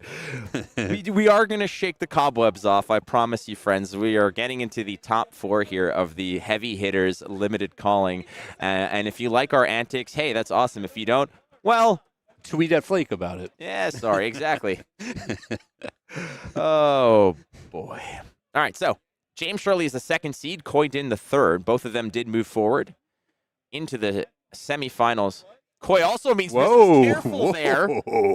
I do want to remind people. This just got a little more adult. Of course. I mean, the packs say 16 plus. Yes. Wasn't expecting this to be, an R-rated movie happening, but we're good. But like you, like Khoi, I mean, the heat is rising on this one. Yeah, you start to feel that pressure in the top 4. You're not so far out from those finals. I mean, maybe Khoi was just getting ready for the Calling Phuket. Maybe that's what it is. A quick dip in the pool. Oh, right. So Victor Goldmain being presented there, all 4 pieces of equipment on both sides. Again, another indication of success. I know that I've been beating this drum a lot, but both players are coming in with 4 pieces of equipment. And when you're drafting, you're going to prioritize that. And the success, I mean, I don't want to say it's a guarantee that you're going to succeed when you have 4 pieces, but we've seen in the past games and all week long, frankly, when you have the equipment that you want, you are going to have a lot more outs in sticky situations. Yeah, it's a big edge, but even on top of blocking with it, a lot of the pieces of equipment facilitate the game plans for the heroes. whether you're generating the tokens that you need or wagering a gold off of one of the headpieces. There's just tons of powerful effects coming out of these equipment, and the rare ones are so good. They are incredibly good. I mean, the conversation has been that were these meant to be Majestics? And, Brian wasn't shy to say, yeah, these were probably going to be Majestics, but we kind of toned down the power level. We wanted more access to this equipment. We wanted this format to be such that you can have equipment to help you block. We don't want to hide those kinds of opportunities behind the Majestic rarity. And as such, with overpower and such, you want to have equipment that you can sort of lean on in order to, like I said, bail you out of these tougher blocking scenarios. Well, and that more powerful equipment at the rare level, it really does expand the play experience for heavy hitters. It makes it feel like just the very powerful format that it is. It is a powerful format. And typically in these limited scenarios, you're like, okay, 4, go again into maybe a 5, and you're like, oh, big turn. But this is different. This is 7 into an 8 with like 13 wagers going on. Yep. We're going to clash a little bit. Swing a couple of tokens into the next turn. Why not? I mean, we're going to invest into the future. I love this set so much. I have always said that Tales of Aria is my favorite set. I'm going to let this one simmer a little bit and reevaluate, but it's starting to climb the ladder. It's starting to really not just grow on me, but start to just be something that I'm very, very keen to play. We're like, all right, we're drafting. What do you want to draft? Well, we could draft Wraith. Wraith's awesome. I love drafting Aria. But Heavy Hitters is an easy slam down of saying, let's do it. And we've lost one of our players again. Yeah, no problem. I mean, he's going to go add more layers to take off, possibly. Comes back in shorts. The final's actually going to be played in a hot tub. Did you know that? Oh, a little rough on the cards, but it's quite the viewing experience. Don't worry. Yeah. Hey, if anything, DM Armada made that video of playing 6. I was in that video. We 6-sleeved a deck, and then he went in his pool in his backyard and started throwing cards into them. Sure. And then would fish them out. And it's like, okay, how many sleeves until it's bone dry? It's like, all right, still wet, still wet, still wet. Bone dry. Bone dry. Yeah. All right, so the players are basically presenting the cuts. We're ready to rock and roll. No word yet on who has decided to go first, but we will let you know.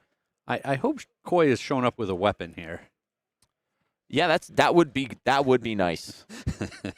That would be nice. Victor Goldman doesn't need the weapon. You know who needs the weapon? Ned, right over there on the bottom right of your screen.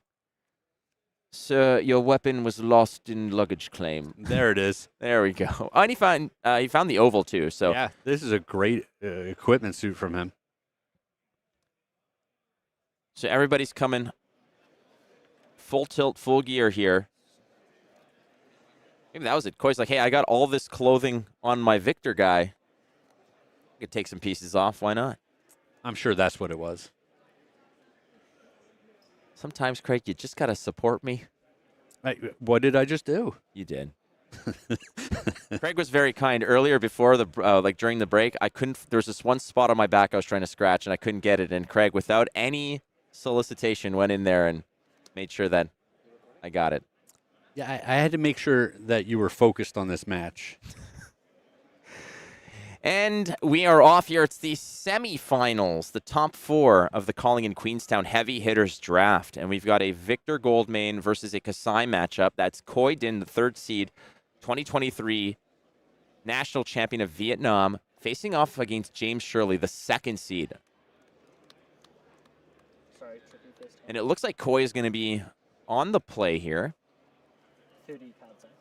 And he's thinking about it. He's already actually apologized. Like, I'm sorry I'm taking so long. I'm trying to think it through. But it's difficult to start off because you're wondering. And we were mentioning about just, I don't want to say fatiguing out, but just blocking out Kassai and buying cards out of her. Maybe it's an opportunity to just attack her and start buying those cards to get to that end game a little closer. In this case, a yellow concuss is going to be the play, and he's going to be pitching creatively here to get rid of some of the cards that you don't like. Yeah, I appreciate the overpitch at this point, just leaving himself with one valuable card to arsenal. And it looks like James going to have a couple of 3 blocks here, I assume. Yep. Covering up the 5 attack here, and he's going to 3 and a 2, sure. Yeah, dropping in a card into the arsenal, setting up for the future. So he did basically win the card equity battle here. A little 2-for-1 action is fine. I guess Khoi's. I wonder if he's counting the deck here. Well, it's possible that James asked him how many cards he was starting with, and so he's just checking. And that's very fair, because if James is seeing that Khoi is attacking on turn 0, if he then asks Khoi how many cards you have, and it's like 35 or 36, Khoi might actually be on a little bit of that fatigue plan, the long game. But we shall see how this one progresses. Again, not necessarily what the number one objective is. You want to win. You want to bring your opponent down to 0, but that is a potential sort of plan B or C if you need it. Yep. Now it's to James. Yep. James again had to block out on that turn 0, but he's coming back strong here. It's going to be an edge ahead, which is going to buff up the follow-up a turn, but it is allowing you to wager, and you're wagering what we have agreed is practically the most valuable token you can get. The Mac Daddy token here. Mac Daddy token. The Macas. The Macas. So we're wagering the agility token. Again, 5 is not hard to cover up, especially with something like an agility on in play here. But you got to think, if you're facing Warrior and they're very confidently tossing in a 5 with an agility, we'll see what happens.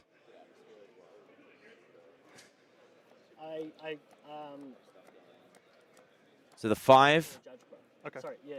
with the agility. We've dangling. seen it all weekend long, where the wagers out of the Warrior decks are just such a mind game, right? Where you have so much trouble covering these attacks because of all the attack reactions coming out of the Warrior decks. All right.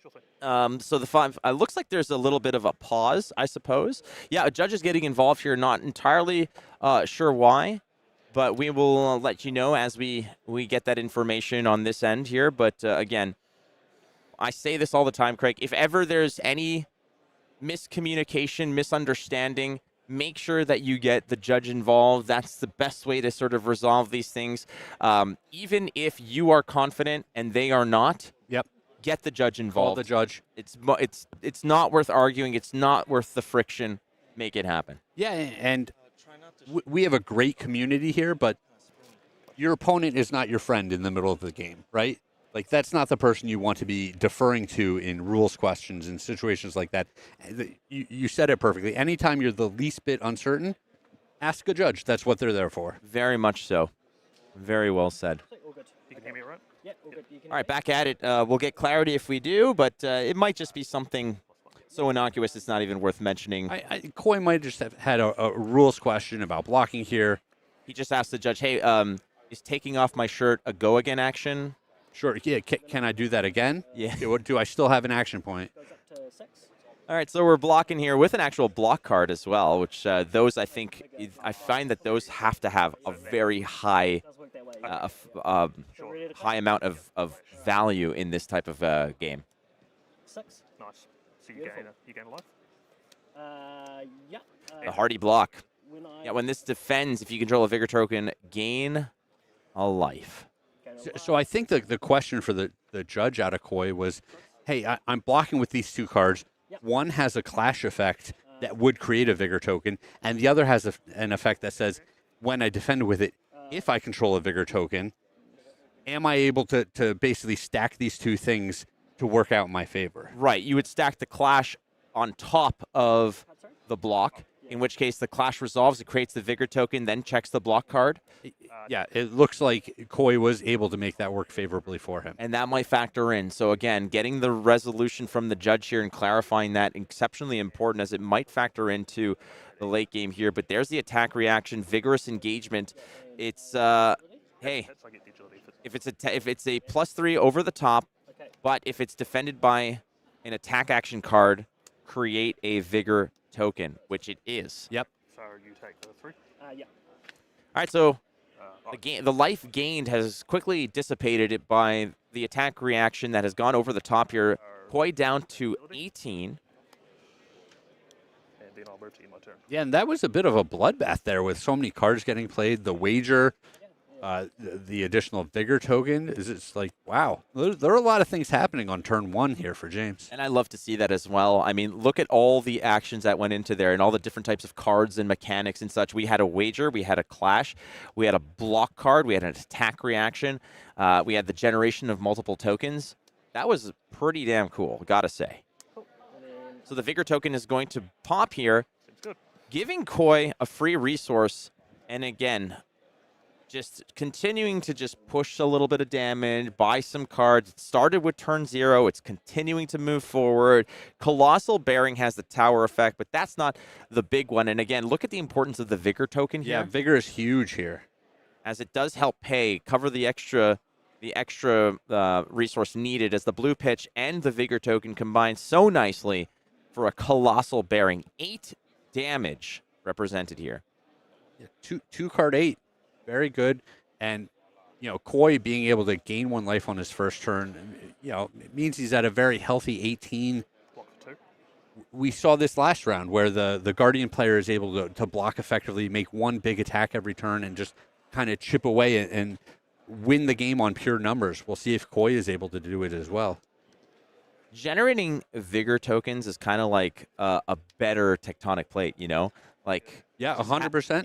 It's a resource that's not just a discount on a Guardian. It's a resource that you can do for anything, and you'll love to see it. I'm wondering if maybe down the line they're going to create some sort of vigor token generating equipment. I think that might be a little too over the top. That would be strong. So agility, that's the Mac Daddy, as Craig has put it. Did I date myself? Blood run 1. That's the kids aren't saying Mac Daddy these days? I don't think they're saying Mac Daddy these days. All right. But, style is cyclical. It comes back. I'm a trendsetter. Is that what you're telling me? That is absolutely not anywhere in the stratosphere of what I'm even insinuating. Lead with speed. That's for next turn, eh? Oh, lead with heart. This one's applied. Speed comes later. Yep. You have to have heart to have speed. No, you don't. No, not at all. But you do get a vigor token out of this, which is great. +3 that is coming through with this one as an agility token is going to go ahead and boost up this Centauri Saber. So it's going to be a 5-attack Centauri Saber with Go Again. Kind of, we've seen a lot of these Sabers. It's Saber for 5 with Go Again into, we're not sure exactly what. It's usually another Saber, but ultimately warriors known to rely on their weapons, their trusty blades.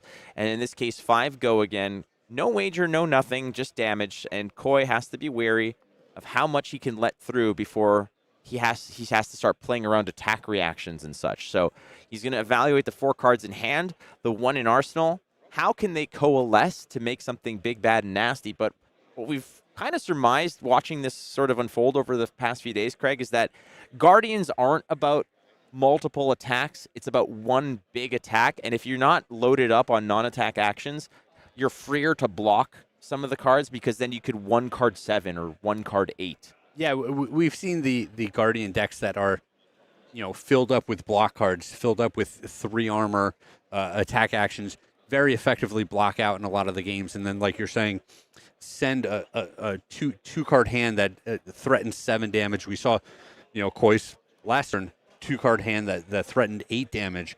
And just on rate, these are very, very solid turns.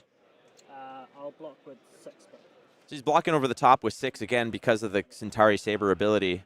An attack action will buff it up to 6. But I think it's full coverage here for Khoi Din. He got the Diamond Insurance package, so he's getting full coverage. Full coverage. Okay.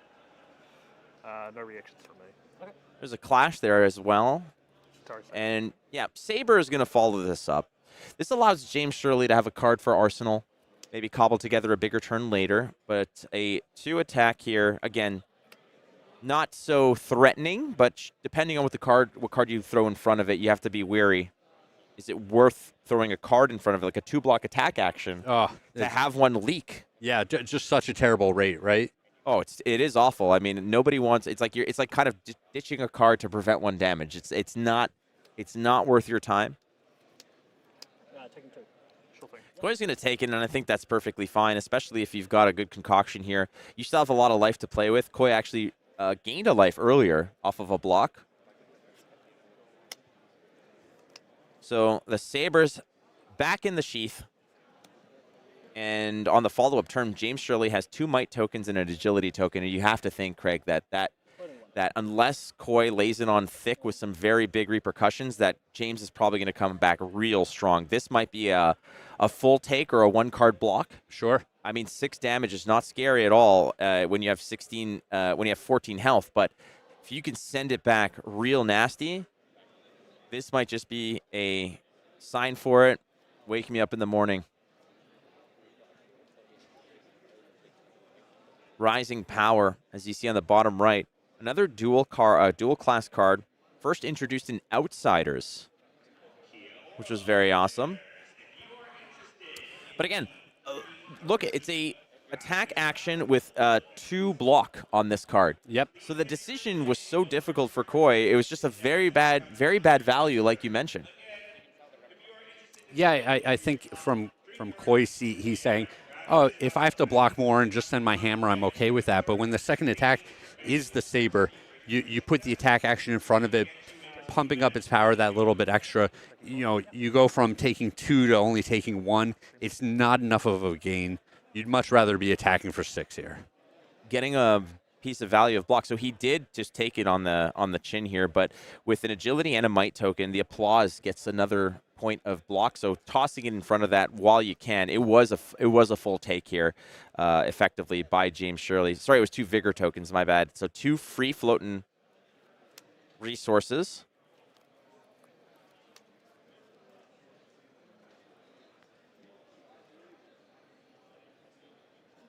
So he's starting up with 5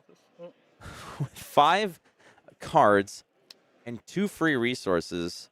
And he's wagering here. This is money where your mouth is. It's a non-attack action plus 3 wager gold.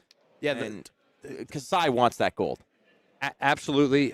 It is funny because Kassai has shown up with the headpiece, which is essentially, it's basically a piece of silver, right? You pay 3, draw a card, go again. So in that way, Kassai already has the ability to cycle a card and turn on the ability where these Sabres are cheaper. But, yeah, everyone wants gold, right? It's that much better. All right, so this is going to be a sky high again. Money where your mouth is. Hold'em, also giving you an opportunity to wager a vigor token. You got to think you're wagering here, Craig. I think that you have to threaten cards out of Khoi's hand here. I will. He's thinking about it. Yeah. Yep. I'll wager both vigor and gold. All right, he's wagering both. Yep. It's going to be a vigor token and a gold token on the line here. And Khoi has to decide, is this worth blocking? And I wonder if there's a little bit of gamesmanship out of James where, if you already have the attack reaction in your hand, you make it seem like it's a tough decision, right? Where you're agonizing over it, and you're just like, Yep. I love that. Another full block card here as well. So I trigger this. The clash is won by Khoi here. A wage might beats it, he earns a gold. Yeah. And hey, our boy Victor. Yep. Oh, each turn. Yeah. Yeah. Sweet. So Now, Ned, Yeah. Servant Ned. Sire, we have won the clash. You are entitled to a card.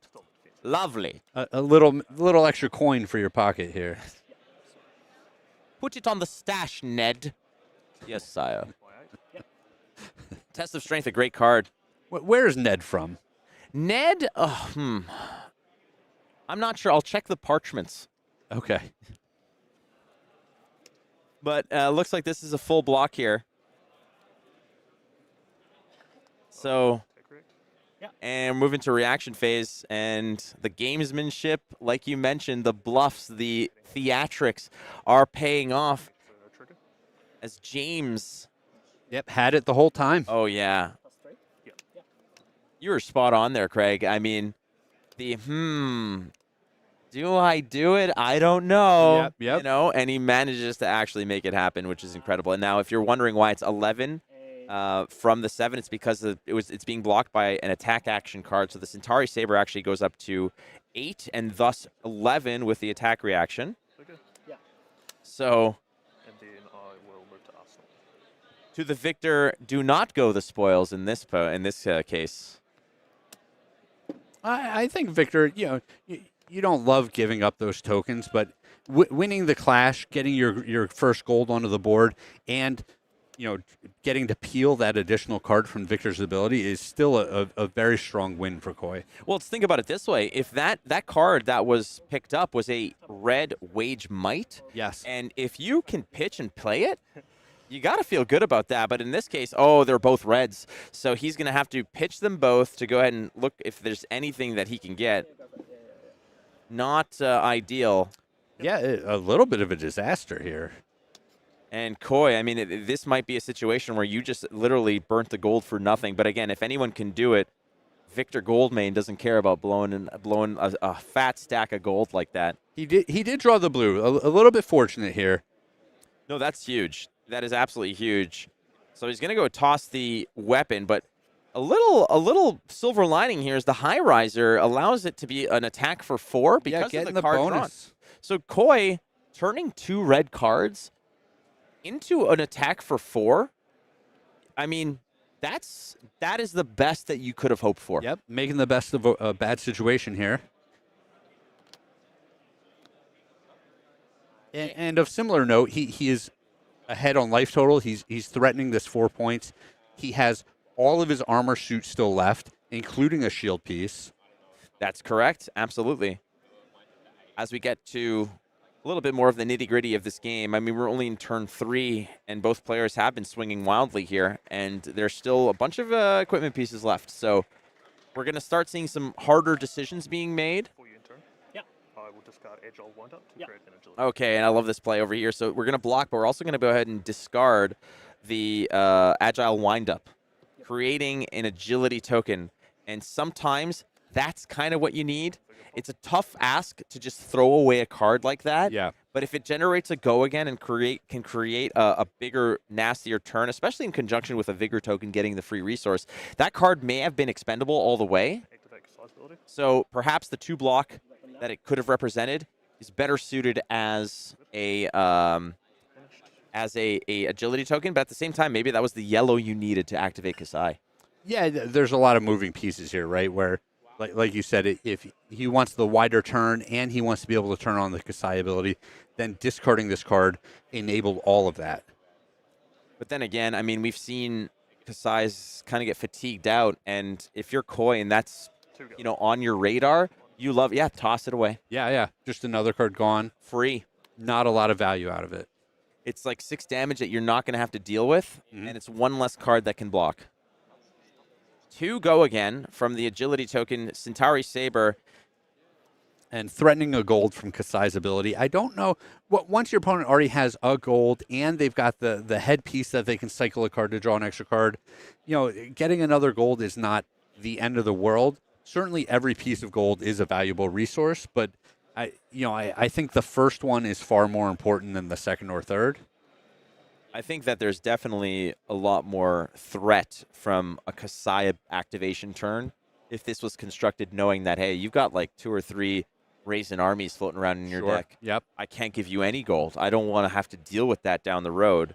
And right now, swinging a Saber feels good, and it's going to have a go again, and we're going to let it connect. And Khoi might think, it's like, hey, I don't think you've got Raisin army. Like, the odds are incredibly low that that's something you have. Plus, this is round 2. There might have been rumors swirling that was a card that was out there that he had, and ultimately, we're at a point now where it's a 2 on hit, create a gold that has connected, and now we're going to wage gold. So another opportunity here for James Shirley to just fatten that stack. Yeah, and it looks like he is not wagering the gold on this attack, which to me makes sense. Like we said, the first gold is so much more valuable than the second one, and so he'd be attaining a third one. Again, some diminishing returns there, and potentially giving Khoi his first one, which would be a big gain on Khoi's side of the board. Clash twice. Sure. Boy, thinking about it. Is that another block card in his hand? Yeah, I believe he just said we're going to clash twice. Oh, boy. Yeah. And if you win the first one, you win the second one. Yep, so one's for gold and one's for what else, sorry? It's one for gold, I believe. I'm not sure what the other is going to... So it's a little bit funny because if you win the one for gold, you draw a card off of Victor's ability. So you might not necessarily win the second one. So it's a question of how you want to stack these two clashes. But do you choose before you reveal? Oh, that is a nasty, nasty thing now. Now you got to sort of trust your own instincts. But then it's like, hey, yeah. Oh, right. Okay. Well, here we go. So Test of Strength is going to be clashing off the block. And is that clash with might? Or clash with agility underneath it? Yep. I got 7. Okay. All right, so we got a whiff into a hit here. So a gold generated for Khoi. But you know what? I mean, I think you draw because the worst thing is a push here. And I'll draw Oh, yeah. Oh, yeah. You definitely draw the card. I think you do the Test of Strength first because is it the first? What does Victor Goldmane say? Well, let's just double check exactly the specifics of Victor Goldmane. Frankly, it's not really him; it's Ned who speaks for him. I believe it's the first time you would lose a clash each turn. So, oh, you can bust the gold and yeah. And so you put want one on the bottom. You win the Test of Strength. You get your gold. You draw a card. Yeah. So there he is. The first time, each turn that you would fail to win a clash, instead you can destroy a gold you control. If you do, you can put one of the two on the bottom of the deck. So you'd keep the whiff on James's deck. Yep. You'd go ahead and look for another option on yours. Absolutely. But also, I mean, the first time you create a gold, you draw a card, and that is a huge ability for Victor Goldmane. Yeah, and we've seen Khoi draw 2 extra cards so far this game off of these Test of Strength, and it's already powerful when you put a 4 block in front of an attack, right? You're getting a great return, but generating a gold and drawing a card, now you're really doing it. James Shirley at 8 here, the second seed. It's 4 cards in hand. Has put together some very formidable turns, a lot of go-agains, a lot of strong saber plays, as well as, like you mentioned, some good bluffs of a little, nice little acting job of, Yeah, a little Hollywooding there, yeah. I was definitely convinced. Like, I'll wager 2. I'll wager both of them. I'm not a coward. And then kablamo, had it the whole way. Oh, From true. Clash, yeah. All right, that is a thunk. I clashed twice with this, and I didn't do the might token. And again, when you are winning a clash with thunk, Where are we now? What's happened since then? you're getting a little bonus, which is nice. I thought you made a vigor. Yeah. And this card creates. Oh, he's saying, hey, last turn I clashed off of this thunk, Oh. and I missed this trigger. Are we too far along here for me to get my token? And then with So this format here has so many moving pieces, as we have spoken about. I mean, besides the 6 different heroes, the 3 classes, there's the tokens that are so incredible. There's the wager mechanic and the clash mechanic. I think about Kayo affecting the cards not on the comment chain. God, yeah, we had to bring Josh Scott in to explain to us that when you reveal cards, that in itself is a zone and stuff like that. So, lots of moving parts for sure. This is a format I think that's going to very much reward those who, who have a few extra reps into it. Thanks for that. Yeah. So it's happening. So I believe last turn he had stacked his clashes to where the Test of Strength was the second clash. So he actually won 2 clashes with this thunk on top of his deck, generating him 2 might tokens on the previous turn, and then the gold that let him draw an extra card. And the thunk is actually going to get benefit from itself here. Being played now. Wow, that is actually wild. Phenomenal. So the Vigor token. So you got 1 floating, right? And then pitched into it. You have 1 more float. So I've pitched 6. Yeah. This is going to be a 9-point attack. Just really impressive stuff out of this Victor deck. The Test of Strengths just looks spectacular in this list. Yeah, I'm trying to sort of make sure that all the damage is well represented here. There it is. It is 9. There we go. So 9 attack off the Thunk. Again, the mites that were created off of the Clash effect are now going to be the card that created him is the beneficiary. Yeah, you'll rarely see this. It's kind of cool that way. It is super cool. And, you know, as we've watched these different heroes kind of do the things they're supposed to do, it just makes you want to play them, right? Like, I'm like, man, I really want to sit down and draft Victor, end up with these test of strengths, and then these cards that I want to be clashing with as well. It's great because when Thunk is the beneficiary of its own might tokens, it's kind of like mailing yourself a Christmas card. You know? Sure. To Flake, Merry Christmas. But somehow it comes back with an extra $20 bill in it. Yes. Wait, I didn't put this in How here. did that happen? So a gold token still in tow. The two mites managed to rattle James Shirley just a little bit here. Yeah, and Khoi, you know, kind of staying ahead on the life totals and the card economy aspect of this game. Oh, cricket goal. Yep. Drawing card. As you can see now, the judges are amassing behind this game here. Lots of eyes on this one. The stakes are very high here at the Calling in Queenstown. It's the top 4, the semifinal. Winner goes to the final, winning fame, fortune, and a extended art crown of Providence. The first. Nope. Sorry, was I wrong? Okay, because on the slide, it said crown of Providence. Oh, no. Happened. It never happened. Oh, no. This is Ethan's fault. You know what? I was thinking too much about Top Gun, the best movie of all time. Ethan got you. It is a. I'm not even going to speak about it anymore. I don't even remember what the card was. Balance of Justice. That was it. Extended art, gold foil, Balance of Justice. The first one ever given out. It's a cracked bauble, ladies and gentlemen. That's what you're getting. Lunging press. I'm going to petition LSS right now. The next judge pack, I want a cold foil lunging press. Just sort of like a rainbow foil one. It doesn't even have to be that nice. Too bad. The card's so good. We'll be happy with rainbow foils. Friends, send me your first edition rainbow foil lunging presses, please. All right, so Hold'em wagering that Vigor token, the Centauri Saber. I don't believe, does it have Go again? Was there a Vigor token that was, an agility token popped here? No, I don't believe he started the turn with one. He did cash in one of his pieces of equipment to create an agility token for next turn. Okay, so in this case, you got to think that perhaps if you're holding a card here, I mean, was the hand that cumbersome, or do you have some of that razzle-dazzle, some of that attack reaction? Yeah, there's got to be an attack reaction here, or else, you know, what is James doing, taking all of that damage on the previous turn? And these Centauri Sabers can kind of be annoying when you've got the cards that you want to block with and the numbers line up, but then again, there's the +1 value that if you throw an attack action in front of it, it gets buffed up a little bit. On the line here is a Vigor token, and you got to think when a Kassai has some cards left over in hand and is wagering a relatively low-to-the-ground attack like 5, you kind of get something ain't right. Where there's smoke, there's fire. I will tell you another little piece of this, though, is that James did start the turn by cashing in one of the golds. So it was kind of a mystery card off of the top of the deck, which makes it a little bit less certain that he has an attack reaction here.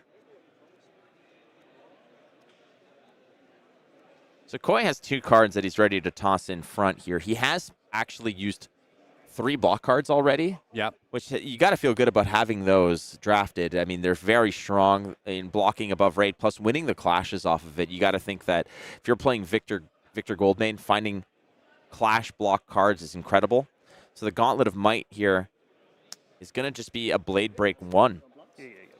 Just let me know when you're And in this case, I mean, the value of Gauntlet of Might, breaking it to create a Might token, might not be the same as, let's say, the one that creates an Agility token. The Agility token, you're probably never blocking with that piece of equipment. The value of it is in the creation of the Agility token. In this case, it's either block 1 damage or send 1 damage. It's pretty much equal how you want to use it. And there's 2 blocks. And this is interesting because I think part of Khoi's calculation here was that he will have a much better turn if he ends up with this Vigor token. Well, full value got him on this one is we're going to go up to 10 attack on this. And it was defended. Was it defended? I believe it was defended by a attack action. Yeah. Yeah. Sorry, we had the wrong attack. There we go. That's what I was looking at. Sorry. Fatal engagement. Yeah. So the +4 bringing it up over the top is pretty nasty. In this case, you're getting yourself that Vigor token, and again it's hard.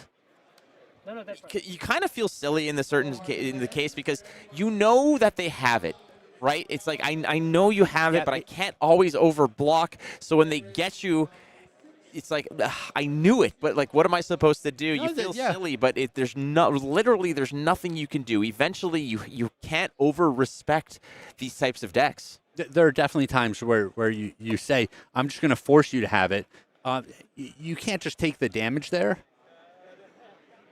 because the attack reaction is still going to be sitting in his arsenal later in the game. Yeah, you're basically almost having them play it twice in that regard. You're giving up cards as if they've played it against you twice. So Vigorous Wind-Up now being presented a 7 attack.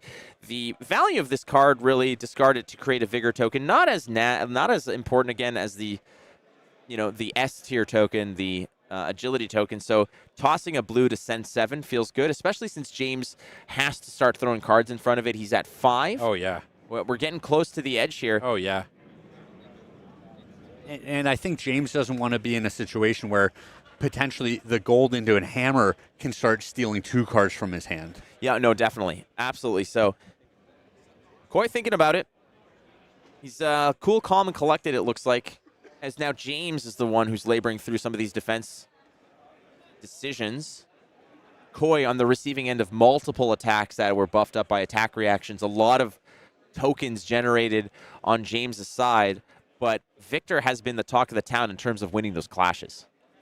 Definitely, and I think Khoi, he's had a similar play style to what we've seen out of Nick Butcher up to this point, where it's about being pretty conservative, making those 1-card attacks on a lot of the turns. And, if your deck is constructed right, where you've got the 4 blocks, you've got the 3 blocks, and then you're able to 2-card 7 pretty consistently, you're just getting a better rate than your opponent on most turns. Yeah, it's honest work, Yeah. It's honest work. So some of the cards are being tossed in front a little bit. You got the equipment usage here as well as just standard block. So we're going to leak some through here, Craig. You're going to leak a lot. Down to 2 goes James Shirley. To the danger zone. This is definitely the danger zone. Almost as if that's a song that came from one of the most classic movies of all time. Yeah. Top Gun. A movie that was so good, it should just stand on its own. Look, they waited like 40 years to make that one, all right? And they should have kept waiting. Not long enough. I like how they waited like 35 years for Top Gun 2, and then about 8 minutes for Top Gun 3 is already in production. Well, so. to be fair, once Top Gun 2 just makes a giant pile of money, oh yeah, you just keep going with it, right? The thing, and this is going to sound like an exaggeration, but it's not. The thing made like $1 billion. I mean, how many Fast and Furious movies have we seen? I know. And I'm pretty sure those cars can fly too now. Yeah. I think they're at that point. They've sort of jumped the shark on that one as well. Racing rocket ships in outer space. Oh, okay. So agility token 5. Let's go. and a buffed up Centauri Saber. So 5 go again. And on paper, no problem. We're feeling good about it, right? However, Warrior does some naughty things. They like to sort of just sneak in damage when you're not expecting it. Yeah, and I think Khoi should keep executing the same game plan that he has, where he is covering most or all of this damage and just kind of sending back with 1 or 2 cards. We're saying once James is down to 2 health like he is, if you're able to keep him on 2-card hands or 1-card hands, it's not nearly as threatening. And then you'll have the option of potentially keeping a 3 or 4-card hand because you know off of 1 card James isn't going to be able to kill you. I wonder if Khoi is just going to go with the strategy of anytime there's go-agains, I'm blocking you out. And anytime there's not, I'm going to try to just 2-card 7 you. Sure. I mean, the value's there. And in terms of this, I think the worst thing that Khoi can do here is just disrespect the potential of what this means. 5 is not going to kill you, but if there's something around the bend that is going to just sort of blow you over the top, you cannot let that happen. Sure, yeah. So I think in these cases, it's like we're going to insulate the life total, try again later. Insulate the life total, try again later. And when James doesn't have an agility token, when James doesn't have something nasty, when it's just like a saber for 5, then you can be like, I'm going to 2-card block you. If you have something, I'll take some damage, but then I'm coming back at you. Khoi looks like he's going to defend here. I think what he's thinking is, what's the best, 2-card hand I can make? He has a card in Arsenal potentially. Still that gold token floating around too. Very much so.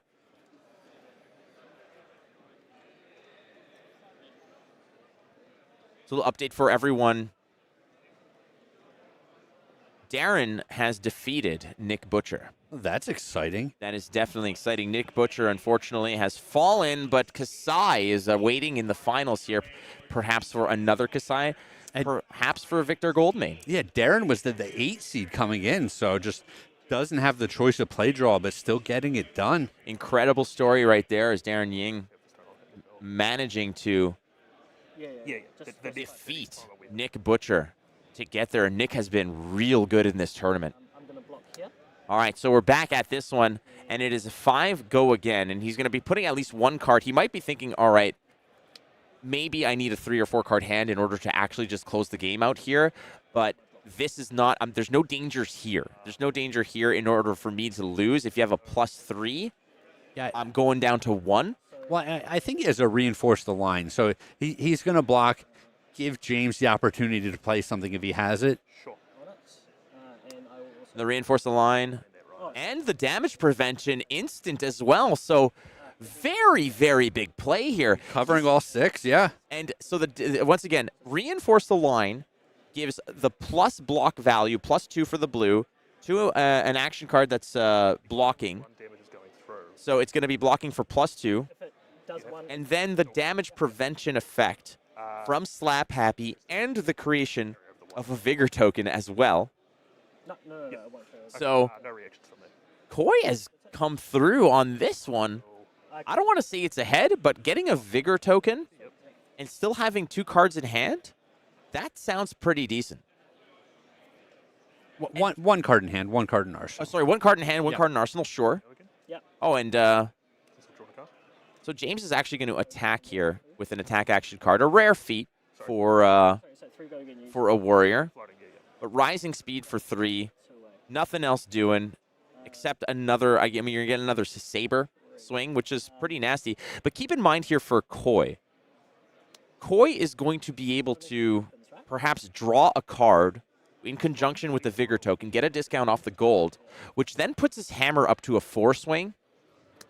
So he can potentially cobble together a decent turn. Yeah, and I think the consideration for Khoi is what you were saying, where do I just block out with my full hand on this turn? I lose the Vigor token. I'm not going to be able to use the resource. It's not that big of a deal.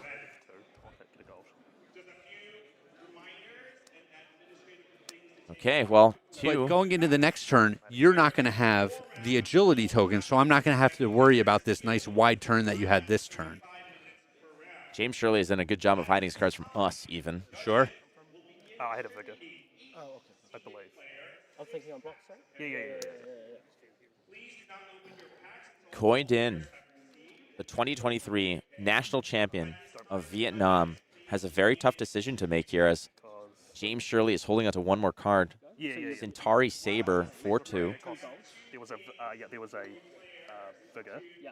2 gold. And they're just double-checking all the math here. I believe it all checks out. But ultimately, just making sure. Oh, right. Okay. So I pay 3 yeah. for that, Yeah. 2 for gold's 5, and then Yeah. that's 7, so it's 3, 6, 7. Yeah, perfect. Yeah. Sweet.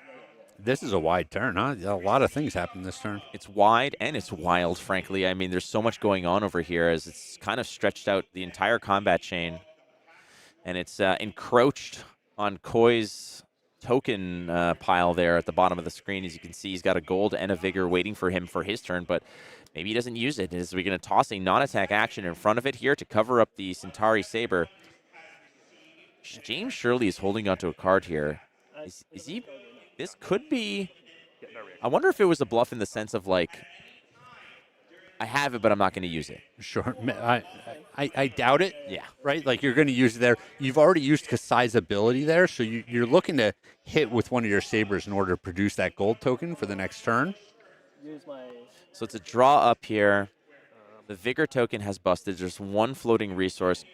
Khoi has one card in Arsenal. I mean, what can you use with that one floating resource here? The Vigor Girth is going to be destroyed to create another Vigor token because you might need it next turn. But hey, I like. Oh, it's a starting stake. That's interesting. That's a very good one. I mean, like, all things considered, I mean, what else can you do? It's super interesting because it still triggers Victor Goldmane's ability where he's going to draw a card and potentially put a better card into his arsenal. Unreal. Victor Goldmane is sort of climbing the ladder of my interest when it comes to playing the game. It's incredible. So that's gone. A bit of an interesting decision cashing in the Vigor Girth there. But, if you're going to get to use the resource and it turns your boots into a one armor block, probably a good decision.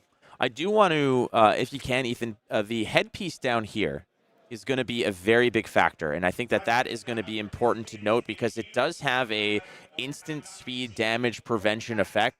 So there is kind of a little bit of an emergency button should you sort of miscalculate or you do get caught, you can pitch a blue in order to prevent the 2 damage. Yeah, it is particularly good to have against the warrior decks that have all of these attack reactions. It's the last resort, smash glass in case of emergency and potentially bail you out of a bad situation. But beyond that, I mean, the value of it against an overpower deck like a Betsy deck or any type of deck that runs overpower, it's another way to sort of circumvent the restrictions that you have. So Sheltered Cove as a headpiece is showing some value.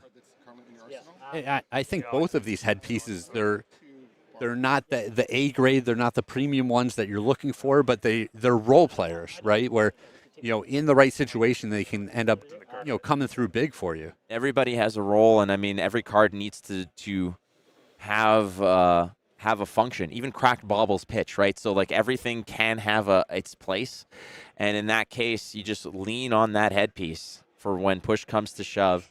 A Vigor token, 2 gold tokens. Khoi leaning on here. Still has the Bloodied Oval.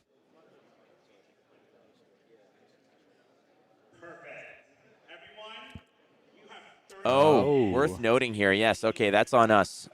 Starting stake.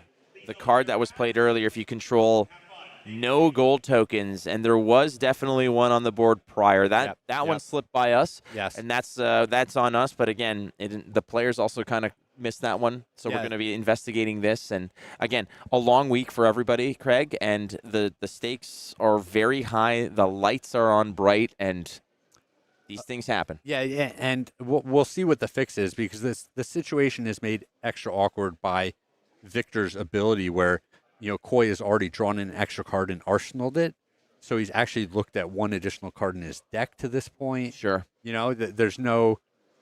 I don't see any super clean fix. Oh, there's a lot of exactly. A lot of dominoes have already sort of fallen on this one, right? So we're going to see just how far-reaching the implications are. The judges are here to sort that out. And again, like we mentioned, no matter how we've talked about calling a judge for very small discrepancies or uncertainties, this one's going to be a little bit more complex.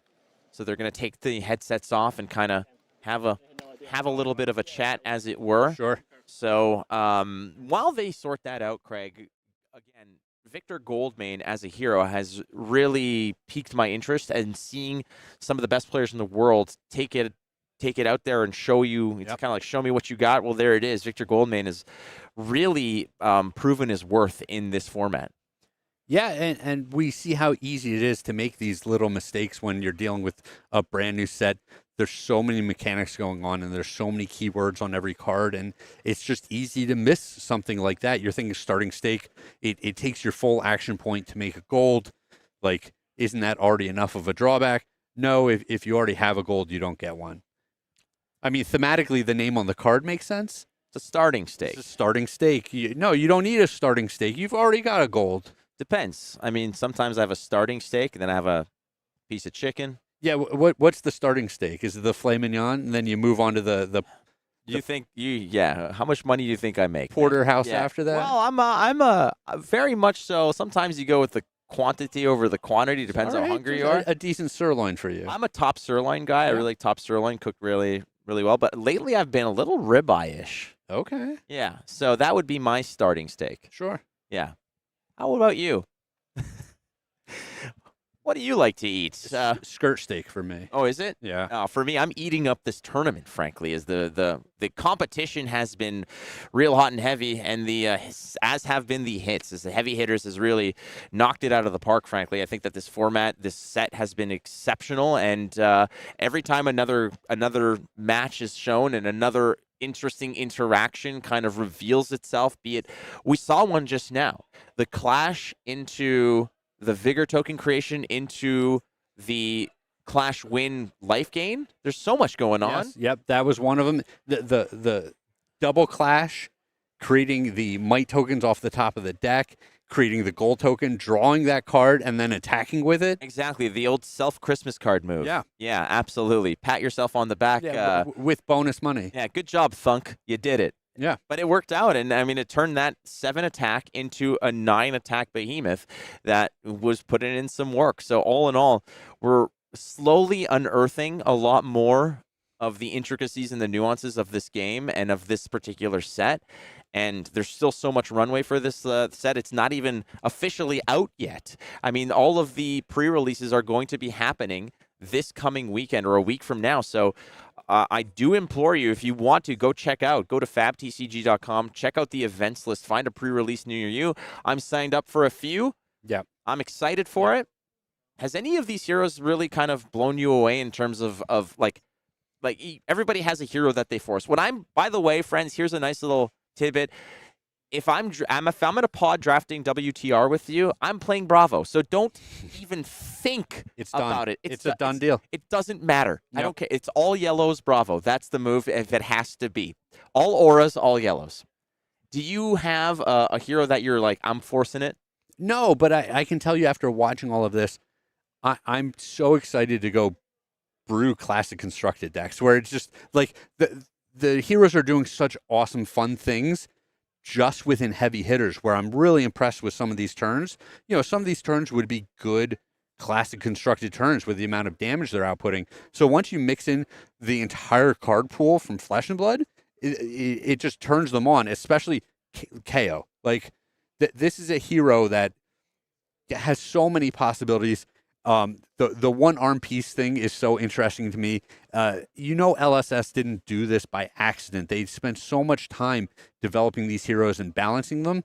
And the fact that Kayo has access to such a huge card pool and so many bonuses when it can just still play tons of yellow and blue pitch cards is really piquing my interest. I'll say this. I want to build a Clash related deck and have those 4-block those 4-block cards in, that Clash for you. Yep. I think that's awesome. I mean, Sink Below, Fate Foreseen, cool story, old news. I want some action on defense, You want to test some people. Yeah, you know how they say the best defense is a good offense? Yeah. Sometimes the best offense is a pretty solid defense. Sure. Doesn't make any sense except when you're clashing in Flesh and Blood. Yeah, listen, you can put the words together any way you want, as long as you sound confident when you say it. Dang right. Yeah. There was so I used to do, way back when, I used to do some sports radio in Montreal. Okay. And the hardest thing was when you're reading headlines and news and you're doing tennis. Okay. And you had to be like, you'd get sort of that, they'd hand you the paper. Here's all the tennis results, read the results. Yep. And the names. Oh, sure. Oh my God. Yep. The best advice I ever got was, they're like, look, some of these things just come down the wire. We have to basically, breaking news kind of stuff. If you say it with confidence, that's the best you can do. That's good enough. That way the people listening to it will think that maybe they're wrong. Sure. Now we have the luxury here of obviously talking to the players and getting this done, but like when you're talking about, these like European tennis players and you're just like, oh, like a Serbian champion, and then it's like an S and E and then 900 consonants in a row. Yeah. I'm like, I will do my best. That's the best we can do, but say it with confidence.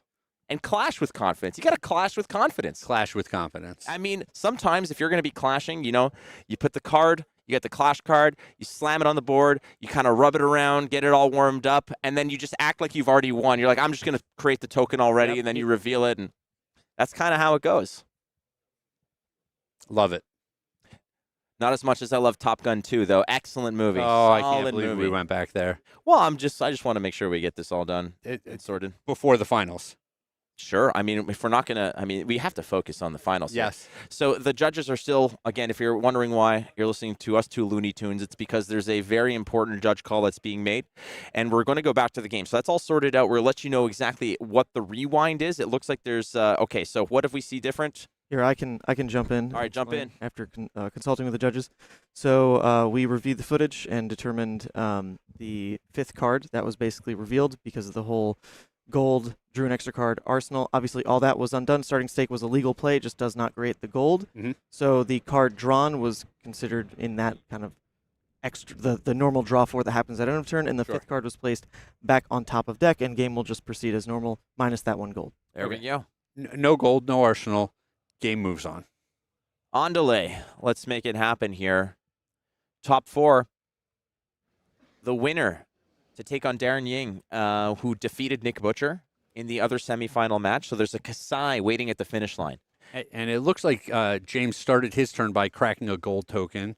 We'll create another bigger token. And then activating the Kassai ability. Okay, creating another token as well.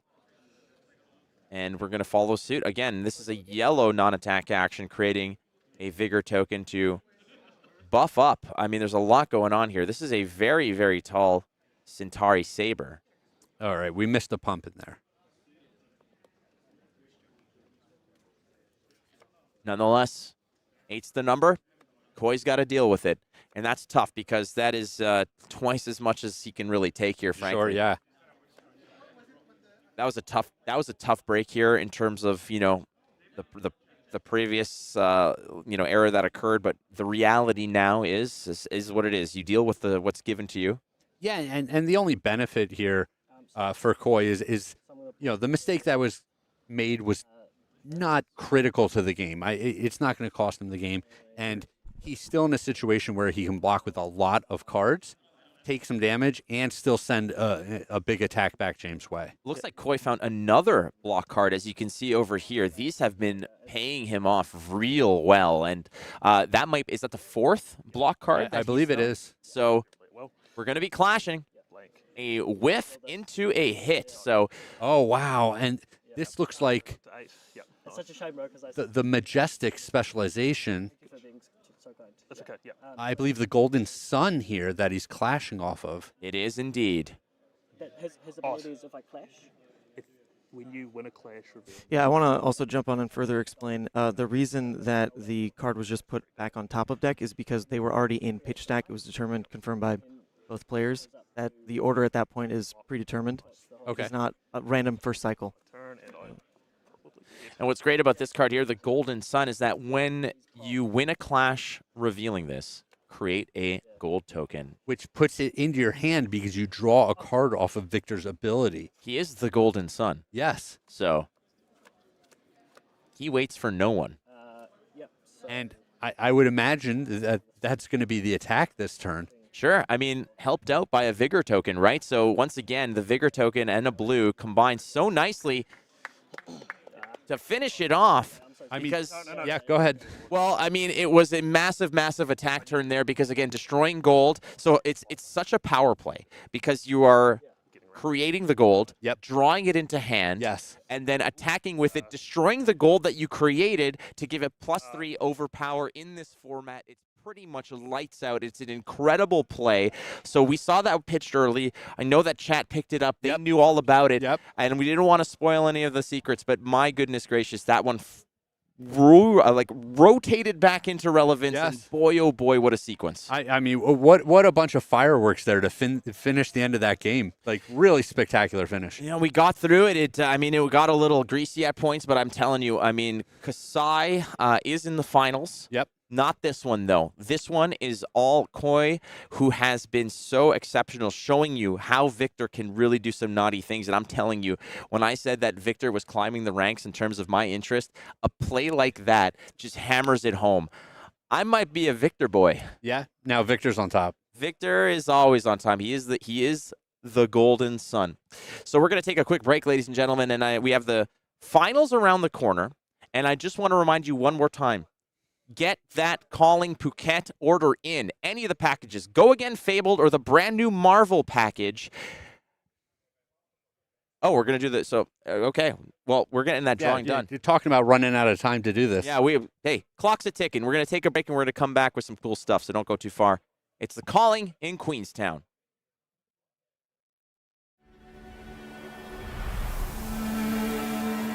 A crimson storm rises from the sands. Not just a fighter, but a terror. With a mind as sharp as her sabers, she paints the arena in blood. Quick, lethal, and utterly merciless. She's just here to collect her coin. With a purpose known only to the gods. The terror of the Golden Sands, Kassai!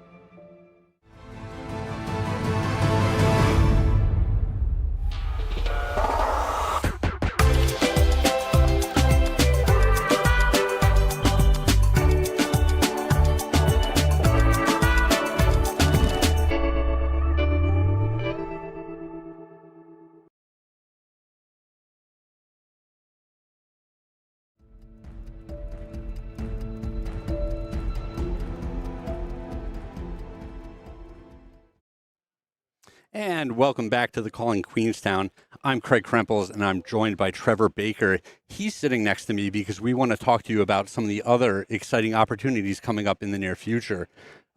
This has been an absolute blast, just a resounding success, and it really sets the stage for these events that we have coming up in the near future. Yeah, this is like kind of just kicks off heavy season, right? So we got to have obviously a couple hundred people down here in Queenstown playing heavy hitters all weekend long.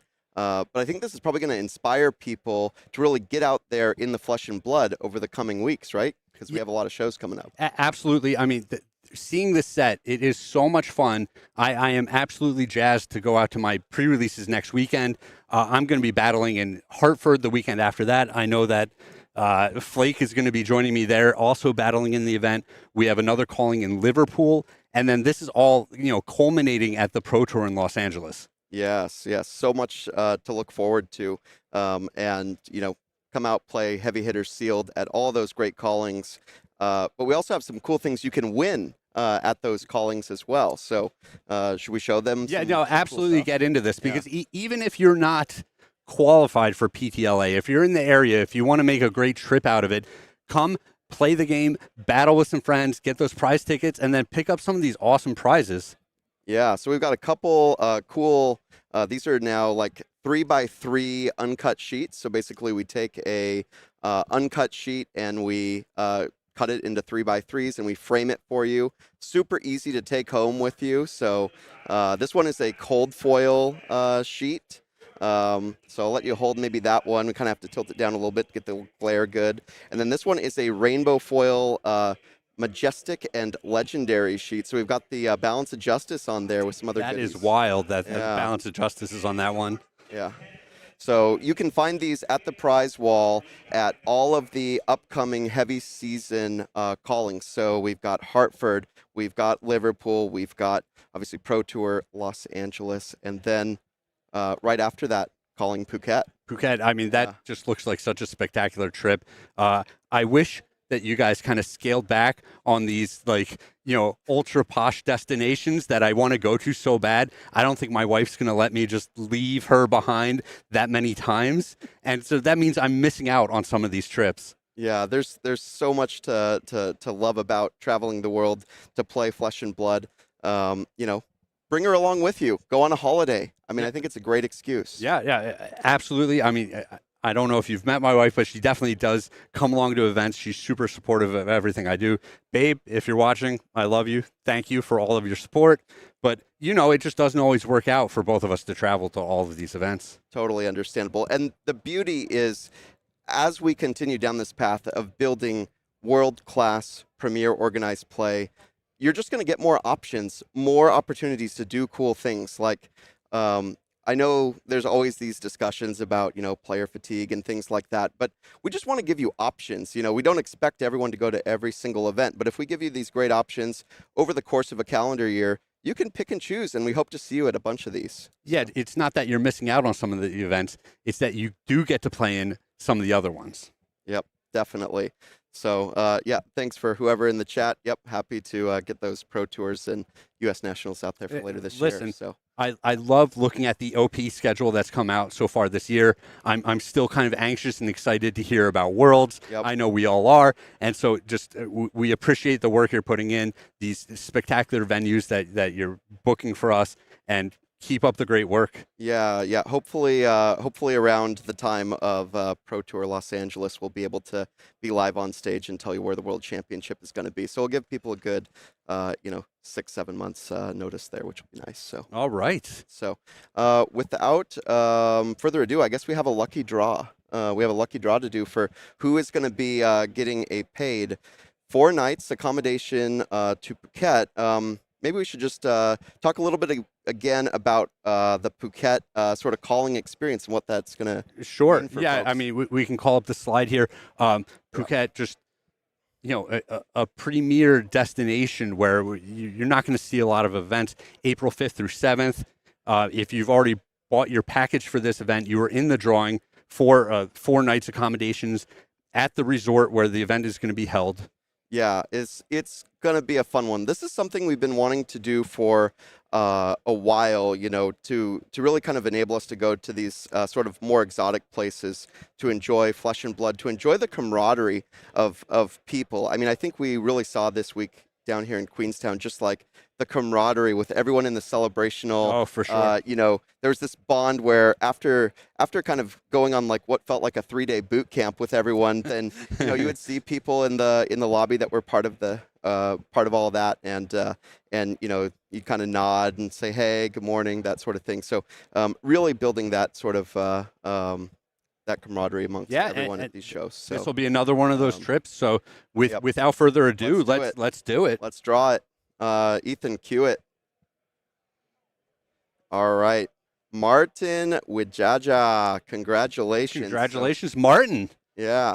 We will be in contact with you. The tournament organizer will shoot you an email later. We've got obviously your order details on file, so we'll be in contact and get you squared away for your 4 nights paid room and tax accommodation to the 4 Points Resort right off of Patong Beach in Phuket, Thailand. We will see you in April. Yeah, great win. Congratulations. And I believe we've got our finals all lined up, so we're going to take a short break, get Flake back in the booth. Again, thank you for joining me. Thank you. I have one quick thank you for you and for Flake. Just really appreciate your guys' time here on stream, doing everything, 5 days of casting. So this is a symbol from New Zealand. It's the silver fern. I think this will look really cool on your suit jackets for upcoming calling. So I've got one for Flake as well. But thank you so much, man. It's great having you down here. I appreciate that. I have felt so welcomed by everyone at LSS. The hospitality, the camaraderie, as you said, the competition, it's everything I wanted it to be, and I'm just so happy that I can be part of it. Yeah, definitely. Well, we'll see you again in the U.S. pretty soon, I'm sure. So, yeah. Absolutely. Yeah. All right, short break.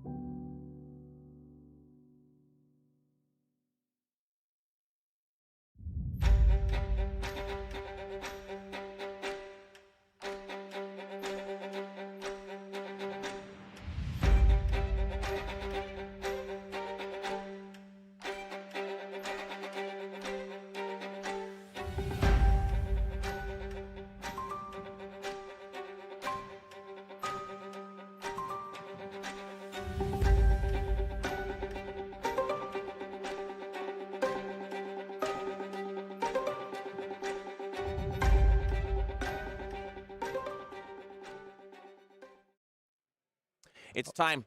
219 players down to 48, down to 8, down to 2. Let's see how we got there. Let's take a look at the bracket.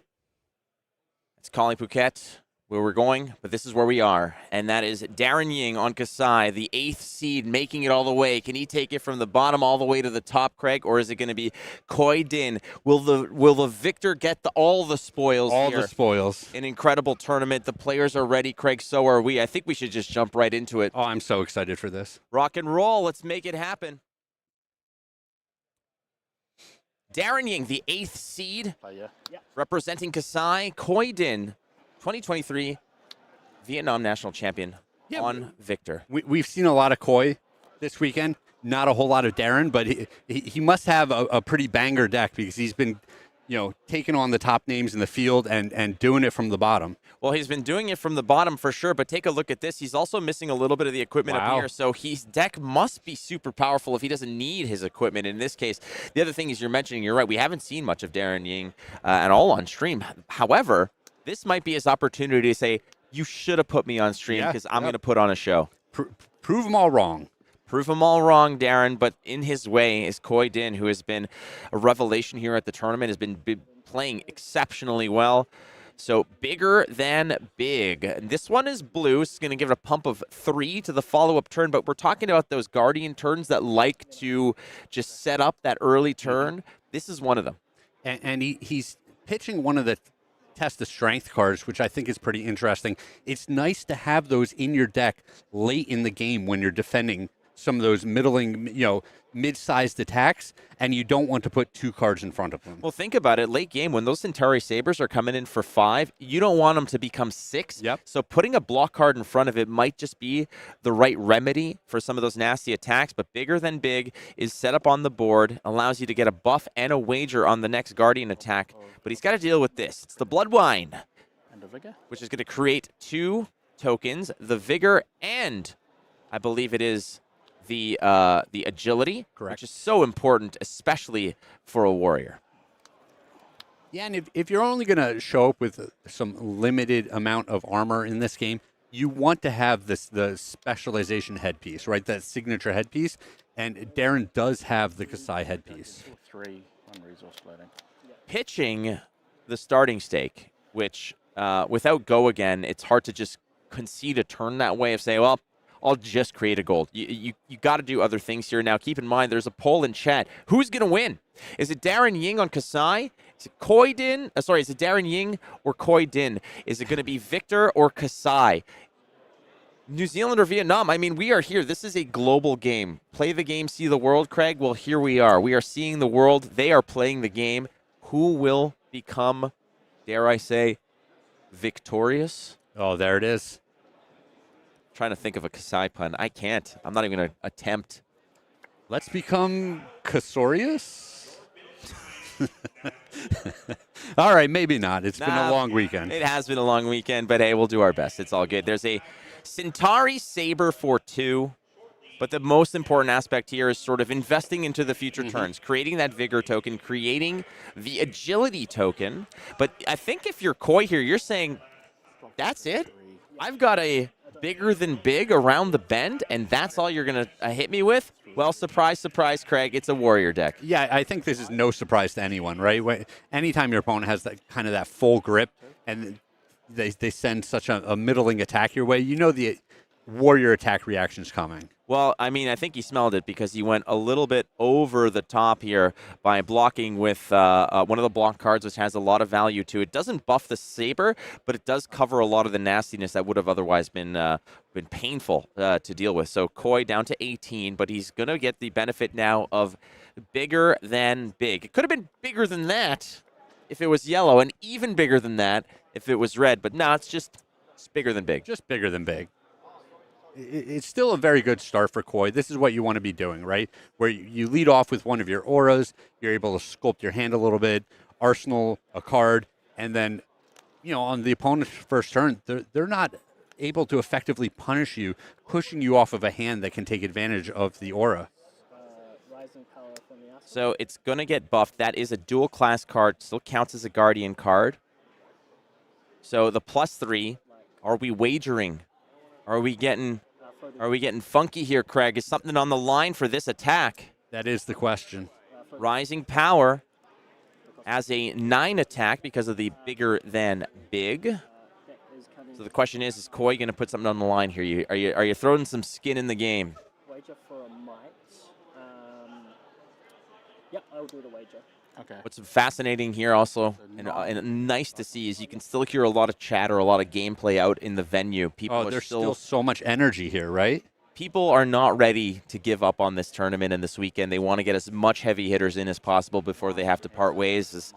You and I have had a chance to play on Friday, and the The stakes could not be higher this weekend than they are right now. And I think there's still a few juicy tidbits at the prize wall where people are chasing down those last few tickets they need. That's always the case. Yep. It is always the case. And late game, and the sort of dying hours of the Sunday, people are out there trying to make deals for tickets to sort of get that last prize, that jewel that they've been hunting for so long.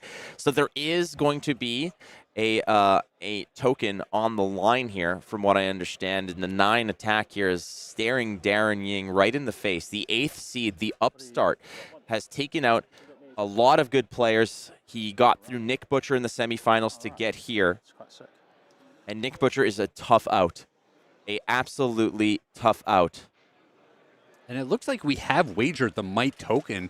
And I like this on the larger attacks, where you're saying it's so hard for my opponent to cover this without sacrificing their whole hand. So, if you give me 4, or if you give me the equipment this early in the game, I'm happy with that situation. It's win-win. You're either gaining the token or gaining a lot of resources out of Darryn Ying's arsenal here. And in this case, we're going to block with a starting stake, a 3 block plus an equipment piece here. That might be it. No reactions on both sides. So looks like Khoi is going to earn that might token. More than that, he's punching through for damage, Craig. Yeah, a successful wager, a little bit of Darren's hand, and some damage. The Hood of Red Sand. 1 Battle Worn, a Kassai specialization headpiece. This is popped. Yeah. Sorry, Battle Worn, yeah. And it's still up there if you need it. So this is coming in for overpower 8. Oh, Lord. This is so dirty. I mean, the game just started. How are you down but not out just yet, Darryn? So down but not out is a very intriguing card. A lot of boxes to check on this one, Craig. You need lower life. Mm-hmm. You need less tokens. Yes. And you need less equipment. Yes. And here it is. What is the benefit of it? Well, you get +3 overpower, and when it hits, you create absolutely everything. A cornucopia of bonuses. I love it. Victor would be very jealous. Very jealous. Absolutely. He's like, Ned, what is going on here? But, I mean, we've seen in previous matches, Khoi does have a lot of block cards in his deck. So potentially he will be able to cover this. If he has a 3 block attack, a 4 block, and then a piece of equipment, he has covered this overpower attack. Indeed. And the paying that dividend, I mean, it's not a wager. It's just an on-hit create. So there's nothing really at stake here for Darryn. But keep in mind, there's also the headpiece that Khoi can use as an instant to sort of prevent more damage. And I believe we saw 4 block cards in Khoi's deck in the previous round. So it's completely possible. The question is that right? 4, 7? 7. I mean, you just got to throw an action card for 3, and then a block card. You cover it up. But the other question is like, at what point is it worth it? If you're going to let 1 leak through, do you let all of it leak through? It's a question to be had here. But what a comeback play, down but not out. Many tout this as a good finisher, but if you get it and it's online, send it. Send it. And the rare go again, down but not out. So potentially another card following this. Well, he's down. He's most definitely not out. And he's got an addendum to this. How horrible would it be for Khoi to full block this, and Darryn sends another one? That would be pretty wild. It is funny that on the previous turn, Khoi wagered that might token, and it just played right into Darren's hands, because if the opponent doesn't have any tokens, it doesn't turn on the additional effect from this. Yep. Rally the rear guard. He's put in front here. Again, this is an opportunity to discard a card to give it an additional +3 on defense to potentially block 5. I get the on-hit trigger. And maybe Khoi is suspecting, hey, if the 8 seed got all the way to the finals through this, maybe you do have a bunch of these down but not outs. So he's actually going to let this through, and this shuts off a future down but not out. So who knows? I mean, maybe Khoi is kind of thinking, when you overthink, that might be it, but we'll see. 2 go again on hit, create a gold. Oh, boy. Out of the arsenal. Yep, strong play. Performance bonus. 2 go again, on hit, create a gold token. Darryn Ying's deck has so much on hit potential, and Khoi must be thinking, all right, I see. I know why you're here, bucko. Yeah, and this is so dangerous coming out of the Warrior deck because he still has a resource floating. He can still play an attack reaction to push damage over the top. Well, Khoi's got to think, all right, if I get out of this, if I just give my whole hand and get out of this, we're feeling good, all right? Well, no, you've got a Vigor, a Might, and an Agility token around the bend here. Correct. And, One card okay, in hand. all right, just a Saber. Okay. Just a Saber. Good turn. That was an Not bad. incredible turn there. Yeah, but like you said, Khoi actually weathered a lot of that, coming out without too much damage. Ted Whitford mentioning that Darryn Ying has this, like the amount of wins that this guy has. He basically just goes in. He's the Terminator of armories. The Here he local is. end boss. Basically, yeah. He walks in and everybody's like, all right, we're all playing for second. All right, that's the deal. Darryn Ying is looking to follow up such a potent and devastating turn into something just as nasty. Well, these all, sorry. All right, so those all good. Oh boy, and that's the worst, is that the lineage. Yeah, yes. You know, this is just the first generation. The Ying timeline is down but not out. Once you think you start having an edge on the dad. Yeah. There's a go again option to the son. The kid's catching up. Yeah, the son, the daughter, they all show up. They all start whooping ass. Yep. Well, there he is. Darryn Ying is popping the Might token, the Agility token, and he's got some resources in the pocket. He's gaining fans here, and we love to see it. +1 from the Might. So this is a great start to the turn. He's weaving them together. Haymakers into his. Now it's a 7 go again. Good news on this one, though. This 7 go again, it's just 7 go again. Very clean, very honest. Yeah, Khoi must be, all right, cool. Thank you so much for this. So no extra credit on this assignment. It's only 7 go again. There's no overpower. There's no on hits. But still, 7 damage is 7 damage. And Khoi is just waiting for a little bit of you know, a breath of fresh air. There it is. We got there. Yep. We got there.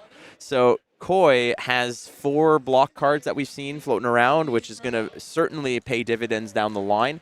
Didn't quite line up when he found it with the down but not out. That would have been super helpful.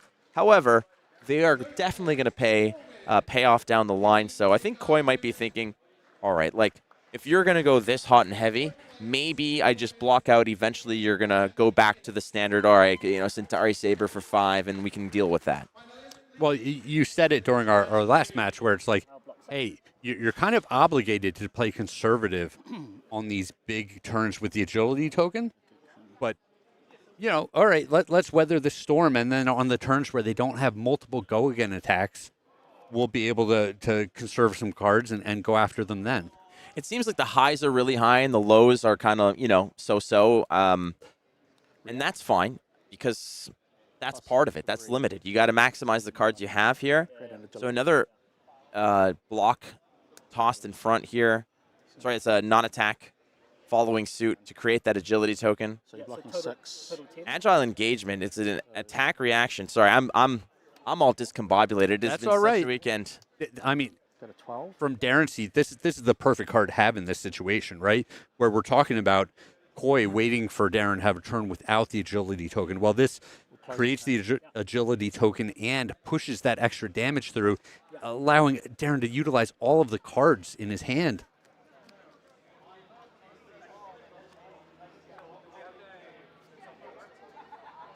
Michael Keaton. Oh, Darryn let me borrow his Ferrari last time that Michael Keaton was in New Zealand, and that's coming from Batman. I'm not sure. How do these things pop up on the screen? Do we just let anyone say anything? No. There's a very strict filter by Yeah. the name of Ethan Van Sant. What is our vetting process here? Ethan Van Sant. But the thing about it, Craig, is honestly, when I'm in the booth, Ethan knows that I like to see some of this stuff. Sure, yeah. Keep it a little wild. Yeah, I tell him, I'm like, let's dial it back to 0 on the filter, you know? Nope. All right, so Kassai ability has created, we're going to use that ability to create some gold. It's a little unfair that you make me be the adult in the room so much of the time. Yeah, if only they knew. Yeah, just I'm the bad guy now. You're not the bad guy necessarily. You're just the, not as weird guy, I guess. The slightly less fun of the clowns. No, you're fun.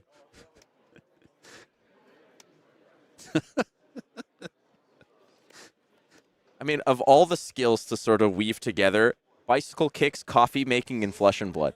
It seems like you're just throwing darts at the skill board right now. Oh, this is a real renaissance man we have here, right? Just does everything. Yeah. Khoi. All of those things together. The underwater basket weaving of people. Yeah, I don't even know what to believe anymore. Well, you got to believe this, that the stakes could not be higher for a match. The winner will be the Calling Queenstown champion, earning themselves a gold foil of a card I completely forgot, but it's going to be in full art, so how can you forget it when it's full art? Balance of Justice. Come on, Matt. On hit, create a goal. We just talked about Batman. I should have thought Balance of Justice, Justice League. Is this what you need to do? This is like the Michael Scott, remembering names, where he just comes up with the most ridiculous things to remember. We're getting there. We're getting there for sure. Balance of Justice, as you can see at the bottom right, it's going to be gold foil, and it's going to be a previously unseen full art version of it. Yep. And the only one. Only one so far, and this card is spectacular. In the right matchups, this is such a powerful card. The ability to block 2, have it sit around on the board, and waiting to trigger its ability where you're going to draw an extra card. Amazing. It's an awesome card, an awesome looking card. I would love to see what this looks like in full art, but the first person to see it will be the champion. We will absolutely show it on stream. We will give you that joy. Mm-hmm.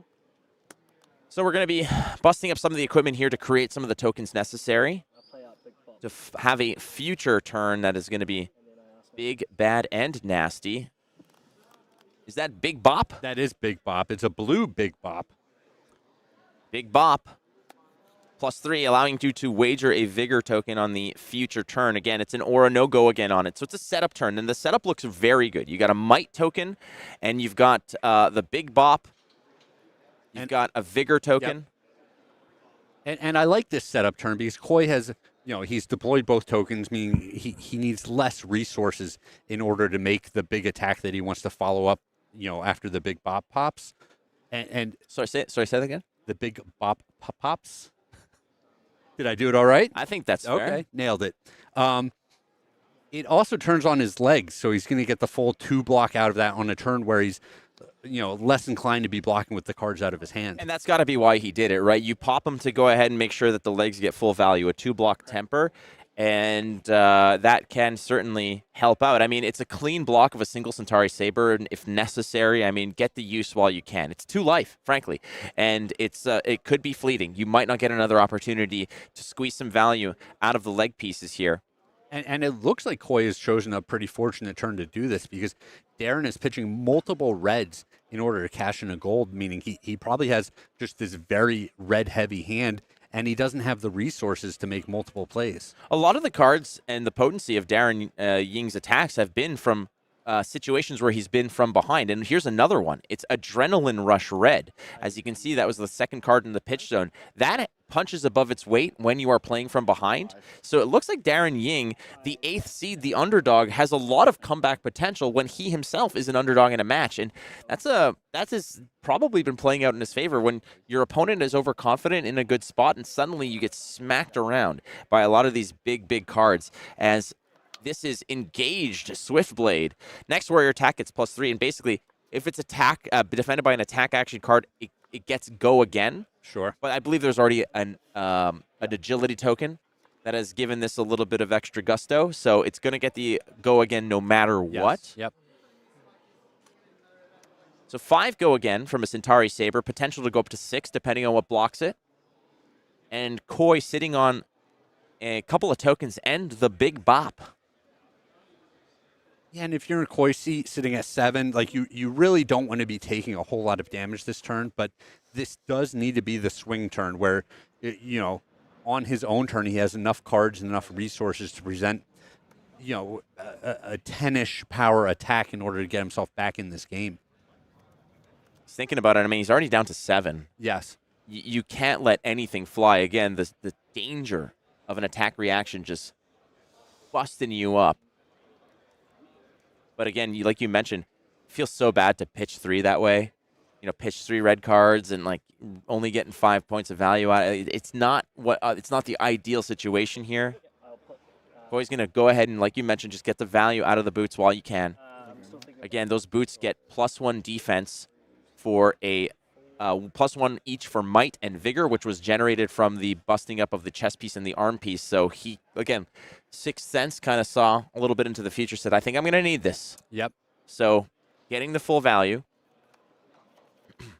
And then the big question for me is, did Khoi arsenal a very big attack last turn where, going into his own turn, maybe he only needs 1 card in his hand. All he needs is a blue pitch to combine with the big bop and the attack in the arsenal in order to present 10, 11, 12 damage. Bloodied Oval is only going to get value if you're playing from behind here, so you might as well go ahead and toss it into the ring while you can. It gets 1 point of block here. Basically, its defense is equal to the amount of opposing heroes with greater life total than you. So in UPF, this can potentially block for a ton. Yes. And but you got to think, if this is blocking for like 4 or 5, things ain't going well. It's fine. 5. I'm blocking 5. Oh, there's another big bop. This one's going to be playing as a defensive piece. Sure. Just thinking. He's blocking 6 here? I believe he's a 5 to cover the full 5. And I'm used to seeing blue Guardian cards as 3 blocks. It's just like ingrained in me. It's in my DNA. So seeing basically blue Guardian card, perfect. Block 2, never mind, garbage. I mean, it's kind of true. We see Darryn taking advantage of the Kassai ability. He cracked the gold to start the turn, so it costs 0 to be swinging with the sabers. 0. Oh, and a Clash of Might. Yeah. A win for... What does that do? It's a 5. For Khoi here, and the Clash of Might is going to earn you an extra token here. Yeah, that's a Might token, and those stack. That's important. If you're stacking agility tokens, you only get that go again on the first one, but stacking Might means that your follow-up is going to be big, and keep in mind, there's a big bop around the corner, so the first attack, Guardian attack, +5. Khoi looking to close the gap here.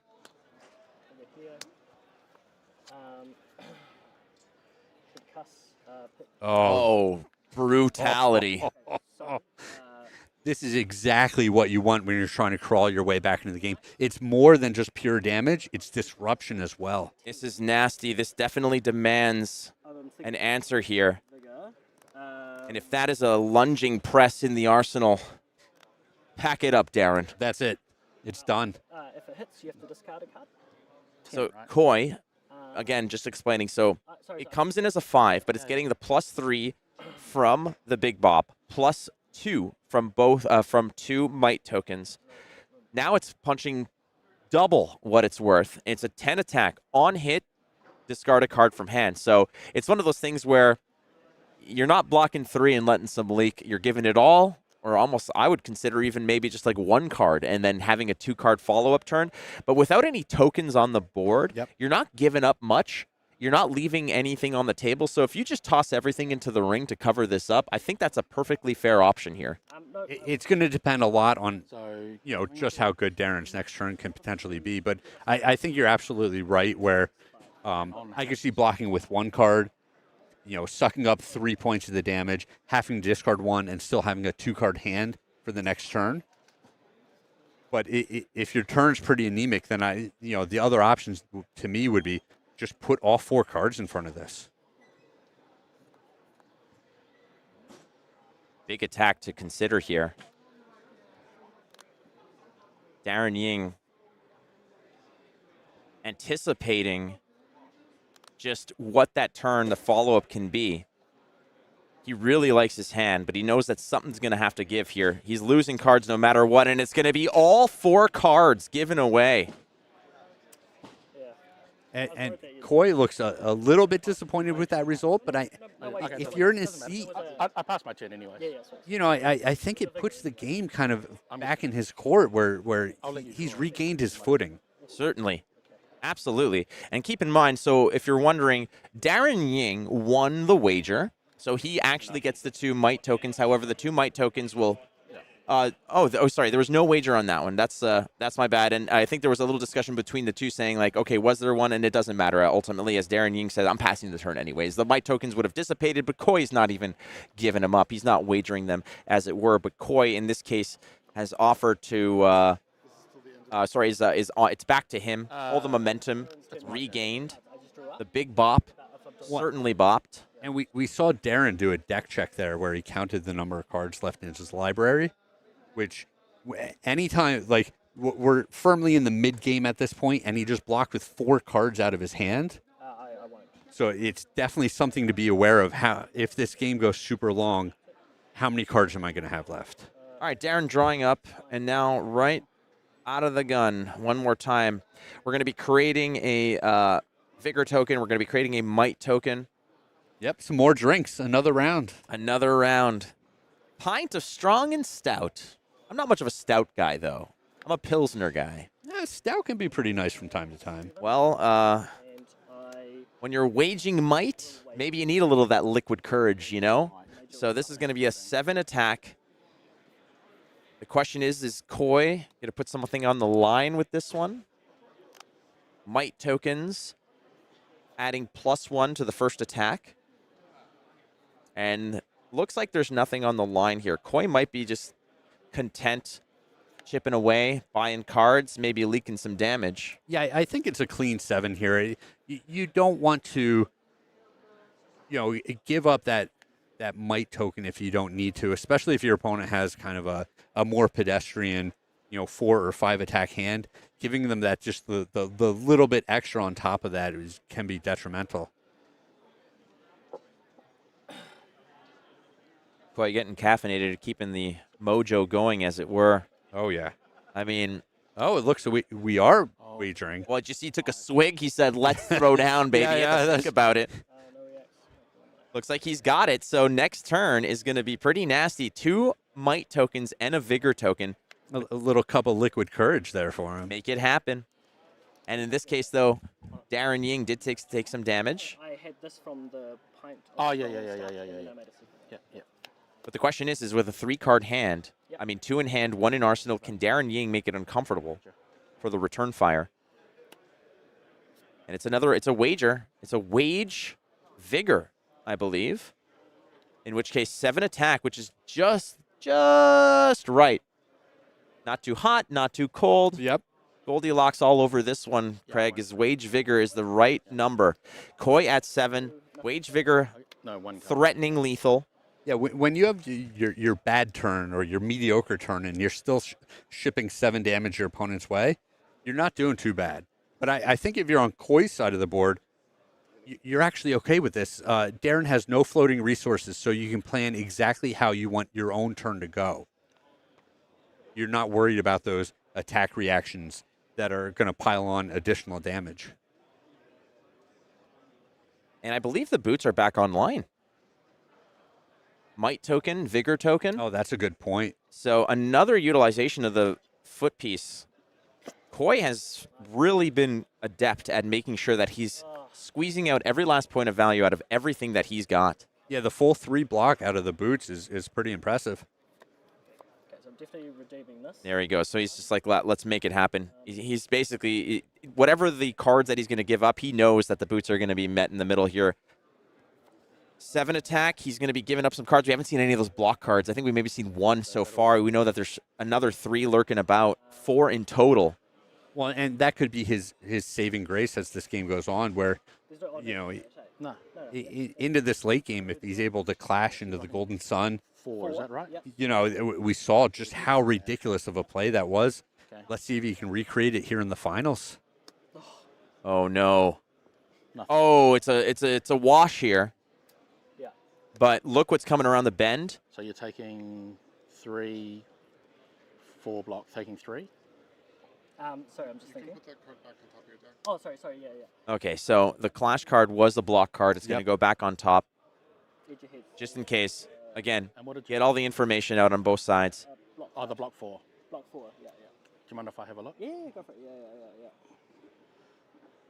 Gold, okay. Yeah, and that's the nasty one there because Darryn knows now that the block card is going to create a clash effect that will essentially create a gold, and Victor loves gold, but more prevention effects here. Is that slap happy? 1 at the moment? Yeah. 3, 4, 5, 6. It is slap happy. Just more ridiculous artwork. I will say this. With all the names of cards, the fact that there isn't a card in heavy hitters with all the drinking and fighting, there's no card called Punch Drunk? Sure. How is that not a thing? A gross oversight. Come on, man. Yeah. Come on. We get Ball Breaker on the board at all times. We don't get Punch Drunk? Yeah, someone should lose their job. Oh, another great lineup of these might tokens. Incredible. Command respect, hunting for that arsenal. This is basically command and conquer at home, Craig, and it's incredible. Command is in there. He's looking to conquer that arsenal. And still a sizable lead. Darryn Ying at 13. Khoi Din at 6. Destroys Arsenal. Yeah. And again, command respect. Does nothing on paper, but if you go ahead and toss some might tokens in the mix, you're looking good. Yeah, and it's so hard for you to... no.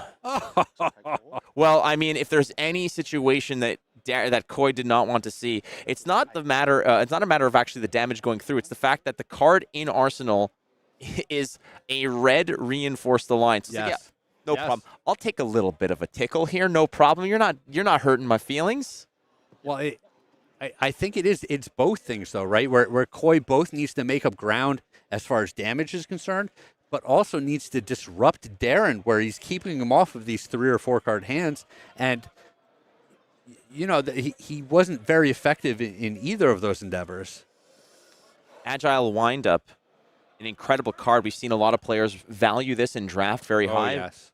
Creating an agility token is incredibly important here, but at this juncture in the game, at 6 health, Khoi Din is looking at some very bad news. His Agile Windup represents lethal and a little bit more. Yeah, but we know that Khoi has some of these blocks still in his deck, right? The Test of Strength, and he drew up to 1. Yeah, he just drew up to 1, so he will be able to put 2 cards in front of this and prevent most or all of that damage. And in case, you always have Sheltered Cove as kind of like a backup if things get hairy. I mean, attack reactions might surprise you, but having this wonderful little Sheltered Cove, just slap some algae on your head and feeling good, right? You think it's algae? I don't know. I am not an artist. The artwork is absolutely stunning. Yeah, these are some beautiful flowers, I think. Yeah. Which order are you doing? You're not a flower guy. I'm not a flower guy. I'm an M&M's guy, so if you want to... I'll get you some M&Ms. Thank you. Thank you, Craig. And Skittles. Yeah, no. I'll mix them together in the same bowl. Yeah. and shove a Top Gun tube DVD in there, too. So we're going to be clashing. Yeah. And he lost the clash. Yep. What a... Oh, God, look at the look on at his Khoi's face. head. Oh, what a disaster for him there. Wow. You and I are kind of mirroring the same reaction here. I mean, it's not just about losing the clash that you are so primed to win. You're giving Kassai gold. You can't do that. Khoi knows that was a colossal whiff, but he's still in this one. He's been incredibly resilient. Yeah, I mean, Khoi needs just a little bit more to go his way, right? Like, he just needs to win one of these clashes, get the gold, draw the extra card, and then be back in the mix. So Khoi also, as you can see here, it's getting pretty thin, my friend. That deck size is getting real shallow. What are we looking at on the other side? Let's have a look if we can take a peek at Darryn Ying. Because Darryn has also, I think it might be it's on the other side. Yeah, the way that the camera angles are looking at, but you can see all the way down here, friends, that deck size is also dwindling. But we did get a good look there of Khoi, and again, you know, what's floating about 9 cards, 10 cards perhaps. We're getting thin. So Khoi has been, I think he got skunked a little bit here and there. He's presenting a command respect.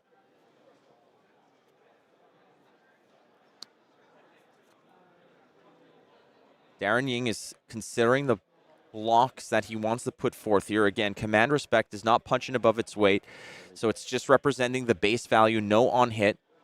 Darryn Ying has some life to play with. Okay, so take 3, go to 8. All right, he's taking 3, going down to 8. So Khoi Din opening up an Old Navy and closing the gap.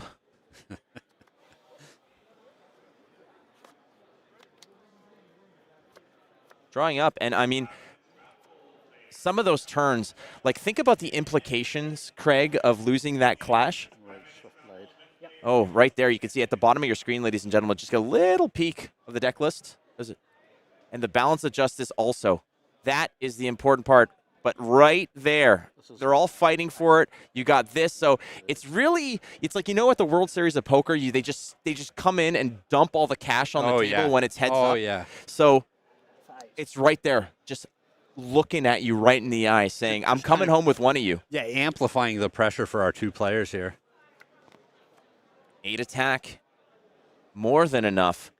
And again, those clash losses of creating a gold, the gold would have drawn him a card. It would have been an incredible different situation here. A big swing to the game. And with the engaged Swiftblade on this, you know, Khoi has to be blocking, but he really doesn't want to be giving any attacks go again. It's such an impossible spot for him. Clash of Agility here has effects when it's being used as a clash card. And 4, my goodness. 6.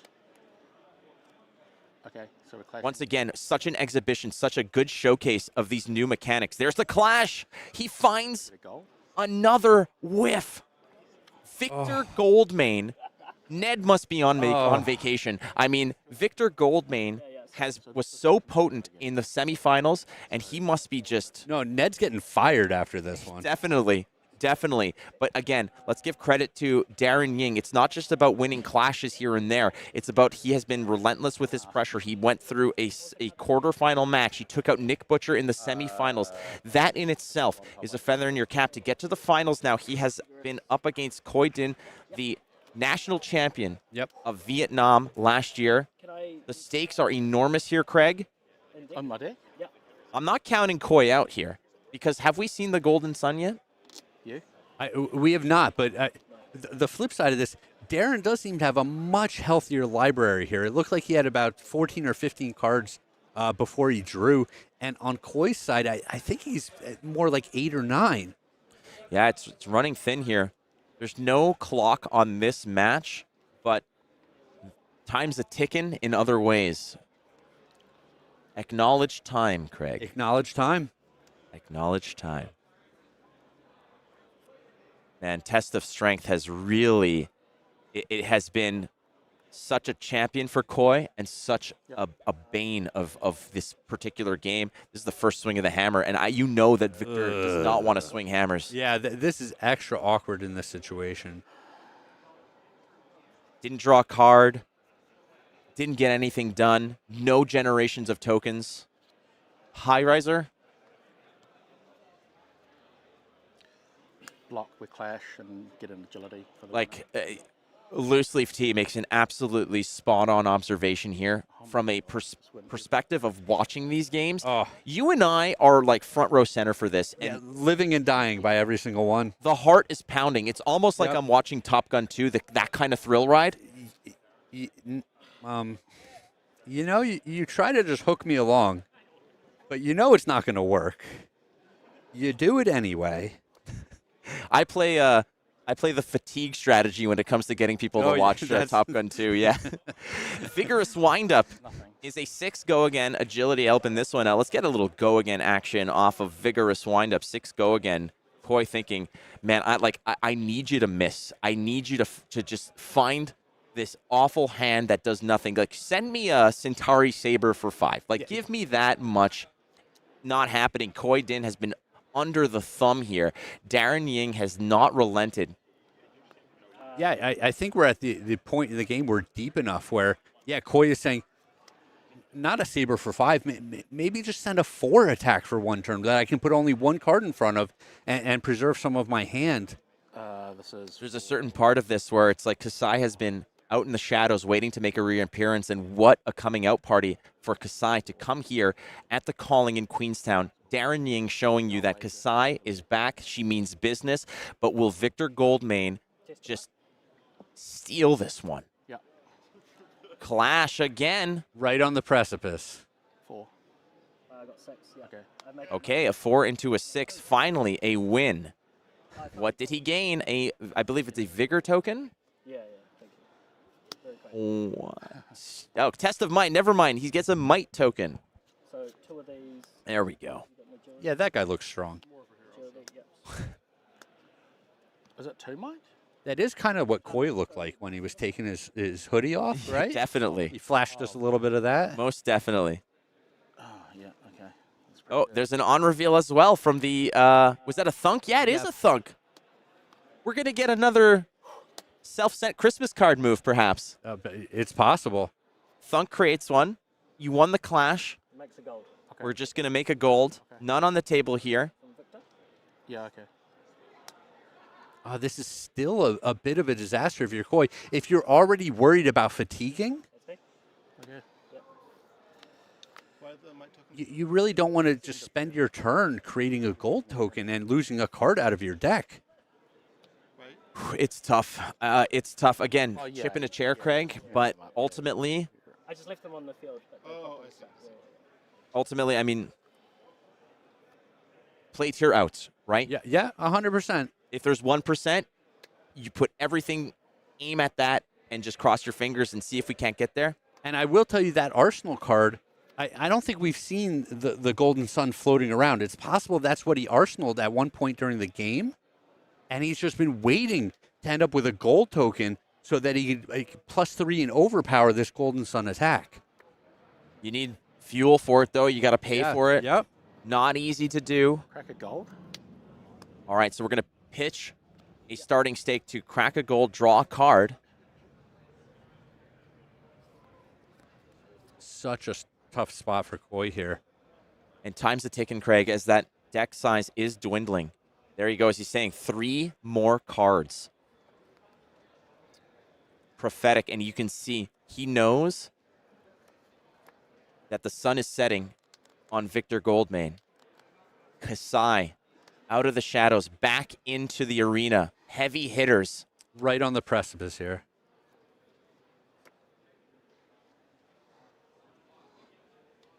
It's up to Darryn Ying here. Have a look at that hand.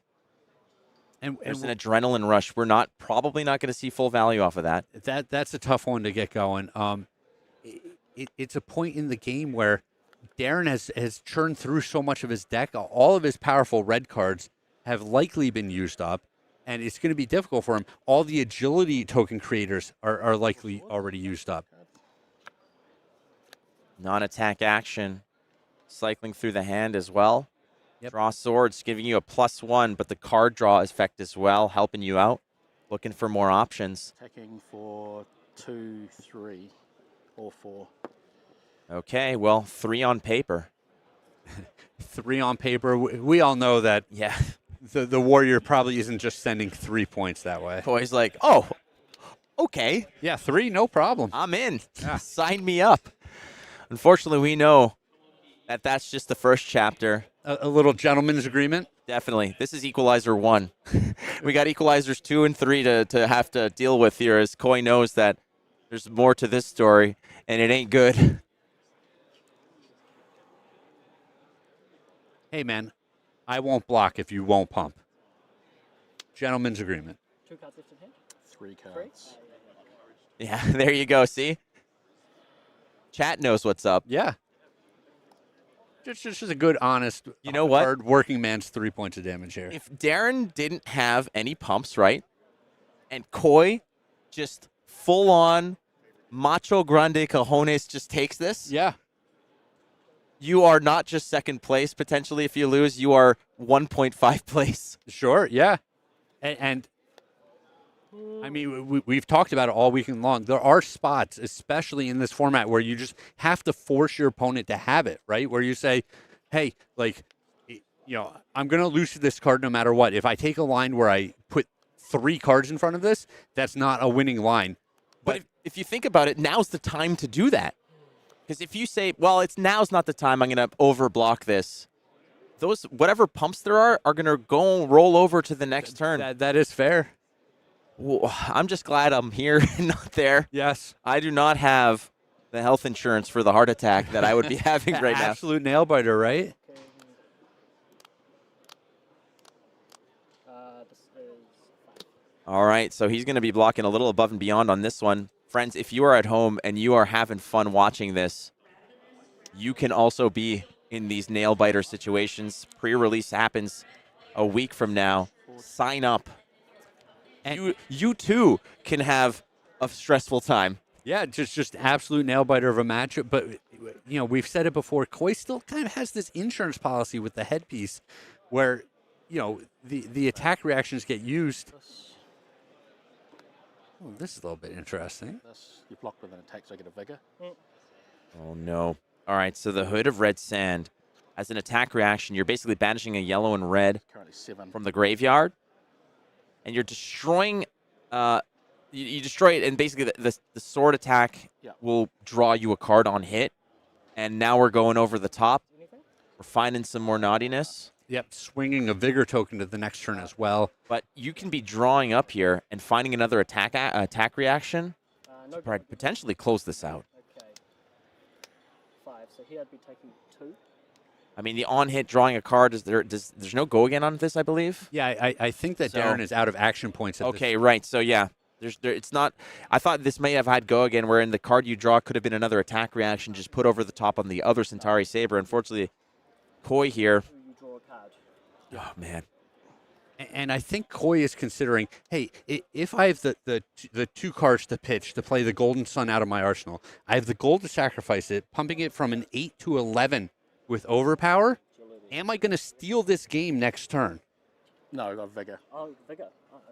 You got to think if that's the case. Yeah, I got a 2. Michael Keaton making another very, very astute observation here. Just the fact that you have been in this long, and made a game out of it. Still, we have a lot of celebrities that are fans of Flesh and Blood. I mean, And I've got your toe. I just got a call from Shakira saying, "Hey, when's our date tonight?" I said, "Hey, heavy hitters, let's deal with this first." But she knew because she's already tuned in. Well, she's watching. Yeah, she just wants to be a pain, right? Yeah. So classic Shakira. Yeah. Okay. All right. Greg, the nerves are stacked up here. Yeah, I'm really I want to see this big finish, but Darryn has been in the driver's seat most of this game. And finally, a return fire, and this is what we want to see here. So, Khoi is now going to be vigorously winding up to hopefully put this away. It's a 7 attack. There's no surprises. Darryn can just full take and potentially put stuff together, but if he does not have, if he has expendable cards, insulate, wait for it. Yep. Take for 7. Oh, no. Vigor. And that's perfectly fine. He's actually taking a little bit of the Guardian strategy, you know? Still thinking. So we're going to send the 7 here, but once again, Khoi's got 4 in hand, 1 in arsenal. But ladies and gentlemen. Oh, yeah, big fat frowny face right there. Yeah, we have basically squeezed all the juice out of that lemon here. And again, Khoi with just a sliver of health to work with here.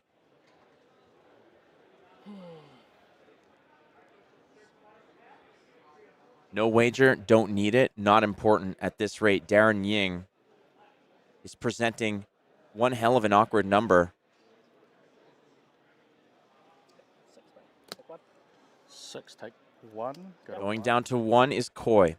2 cards in hand. You can see a little bit of an exasperated look. Yeah. He's down. He is not out. The golden sun. Is this it?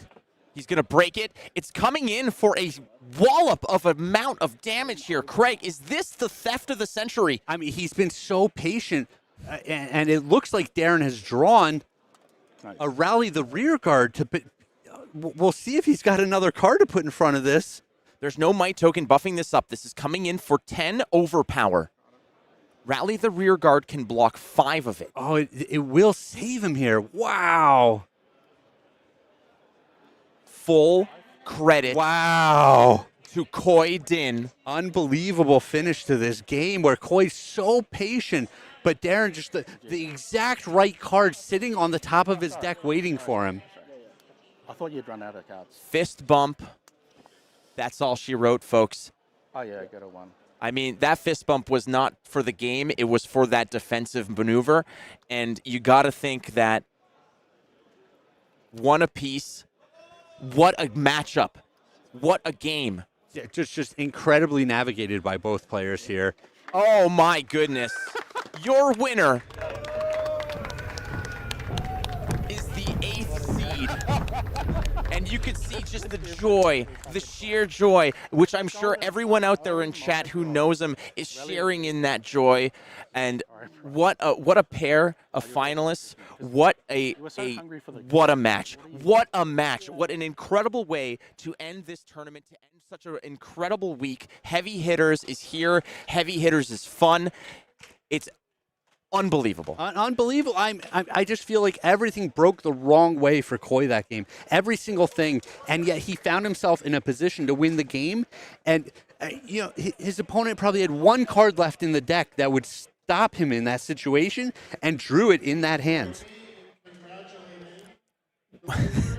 Speechless. And for me, Craig, to be speechless is one hell of an endorsement. A crazy finish to that game. Wonderful, wonderful matchup there. And again, I want to give some flowers. I want to give some flowers here to Khoi Din because it looked absolutely dire. Yes. 2 cards, a gold piece, and it's not like it was a fruitless or punchless attack. It was the right recipe. It was exactly what he needed. It just so happened that Darryn Ying had exactly the right answer. Exactly the right answer, by 1. Yep. It's a game of inches, ladies and gentlemen. Every health matters, and here we are. And if you think about it also, think about that life gain that occurred very early on. Sure. Unreal. That's why, again, every little detail matters. Every little speck of points matters. And I'm telling you, Craig, what a tournament. What an exhibition. What a showcase of this brand new set. I want to be playing. I want to get out there. I want to go to my pre-release. I want to, play with my friends. I want to get to Hartford. And I want to be the one that's attacking for 10 with overpower. I'm just like, I'm shaking, man. I'm like, it's such a great game. It was the whole tournament, everything. And when a good person, a nice person, somebody who just was playing their hearts out, the 8th seed came all the way back to take it against some real, true heavy hitters. But we have a champion, ladies and gentlemen. We're going to be revealing the balance of justice. I think we're going to take a short break, if I'm not mistaken. They're celebrating out there. We want to give them a little bit of time to really absorb this. It's a huge, huge victory, Craig. We'll be back shortly. Don't go too far. What shall we do with a drunken wager? What shall we do with a drunken wager? What shall we do with a drunken wager? What shall we do with a drunken wager? In a death match, everybody come and join the heavy hitter. The gladiator's work is never done. We'll fight for fame and gold till the setting sun. Life and limb, we put it all at stake. But it's all worth it when you see the take. With a wage of beer and a wage of might, this hero fights a righteous fight. With a wage of agility, a wage of gold, this hero's story will soon be told. So smash your rail on back with a might that's strong and stout. Get your blood, let blood run, wine a flowing.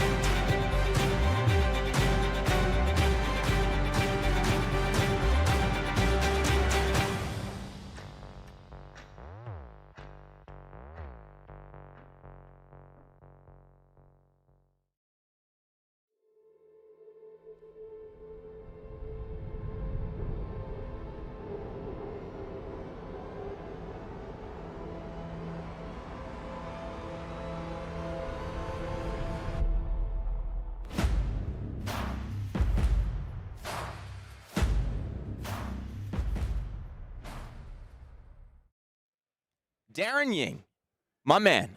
I mean, when we just shook hands, you're like, I feel like I know you. And I said, I feel like I know you because chat was just singing your praises as being not just an absolute terminator of armories and just crushing dreams, but also the fact that you are just such a nice and just genuinely kind person. And I feel that. And it's nice to see that rewarded and your hard work and your efforts rewarded now with a calling win. Yeah. Oh, it feels great. I'm obviously here just to have a great time. I love playing the game, but obviously I never dreamed I would do this well. So this is just massive for me. It hasn't really hit me yet. I'm sure it will. But yeah, I'm here with my son, Archer. He's 10. He loves the game. The set's fantastic. It's just a dream. It's just fantastic. So the Ying lineage is still out there. People are like, all right, eventually he's going to get tired or have other things to do, but there's a whole other generation out there that are going to be stealing these tournaments, aren't they? Yeah, he's at like 5,000 power. Give him like 5 years and he'll be at like 9,000. 9,000 power! Yes! Yeah. I have two quick questions for you before we go ahead and show off the goods. Number one is the fact that you came in as the 8th seed. And everybody thinks, oh, well, it's 8th seed. It's going to be the hardest road to get there. You took out the top seed. Feels good. You go up against Nick Butcher, who is absolutely a slayer at this game, a laundry list of wins under his belt, and now you're in the finals. Are you kind of just like shaking yourself saying, is this where it ends? Or are you saying, no, we're closing this one out? I tried not to get too ahead of myself. We've got a support group here, and they were just kind of, saying, calm down. I was getting lots of messages. It's just been, everybody cheering me on. So it was hard to remain calm, but it did get to a point where it felt kind of surreal anyways. And so I was kind of just free rolling at a point, like when I made top 8, just bubbling in, it was just like, well, can only go up from here. That's a good mentality to have. I mean, and like you said, I'm here to have fun. We had so much fun. Craig and I were just edge of our seats, completely locked into all of these games, yours specifically, and it came down to possibly one of the most impressive, nail-biting, and shocking finishes. 2 cards in hand, a gold piece, Golden Sun, Overpower. It looked like it was lights out for you. It could have been the heist of the century in terms of that, because you were firmly in control, and you pulled it out. It did catch me by surprise, but I actually think in the draft I did see it go by, but I was just locked in on Warrior, so I wasn't paying it much attention. So it was definitely a situation where at the end he played it, and I looked at my hand and I was just, oh my God, okay, I have the rally. It's kind of like, phew. But I felt I was ahead most of the game, but he was trying to play and get a gold, and I was just kind of scratching my head around that a little bit, and so now it all makes sense. Yeah, so that's one to look out for. Well, congratulations. You gave us one hell of a ride, and I hope that you enjoy this one. I mean, as the victor, defeating victor, as the resurgence of Kassai. Kassai fans everywhere are rejoicing because you, my friend, are the Calling Queenstown champion.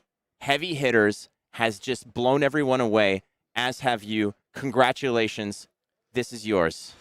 Thank you so much. I just want a quick shout out. I mean, I told James before, I think this is probably the best limited set ever made for Flesh and Blood. Honestly, obviously I'm a little bit biased, but it's fantastic. You said that last game was a nail biter.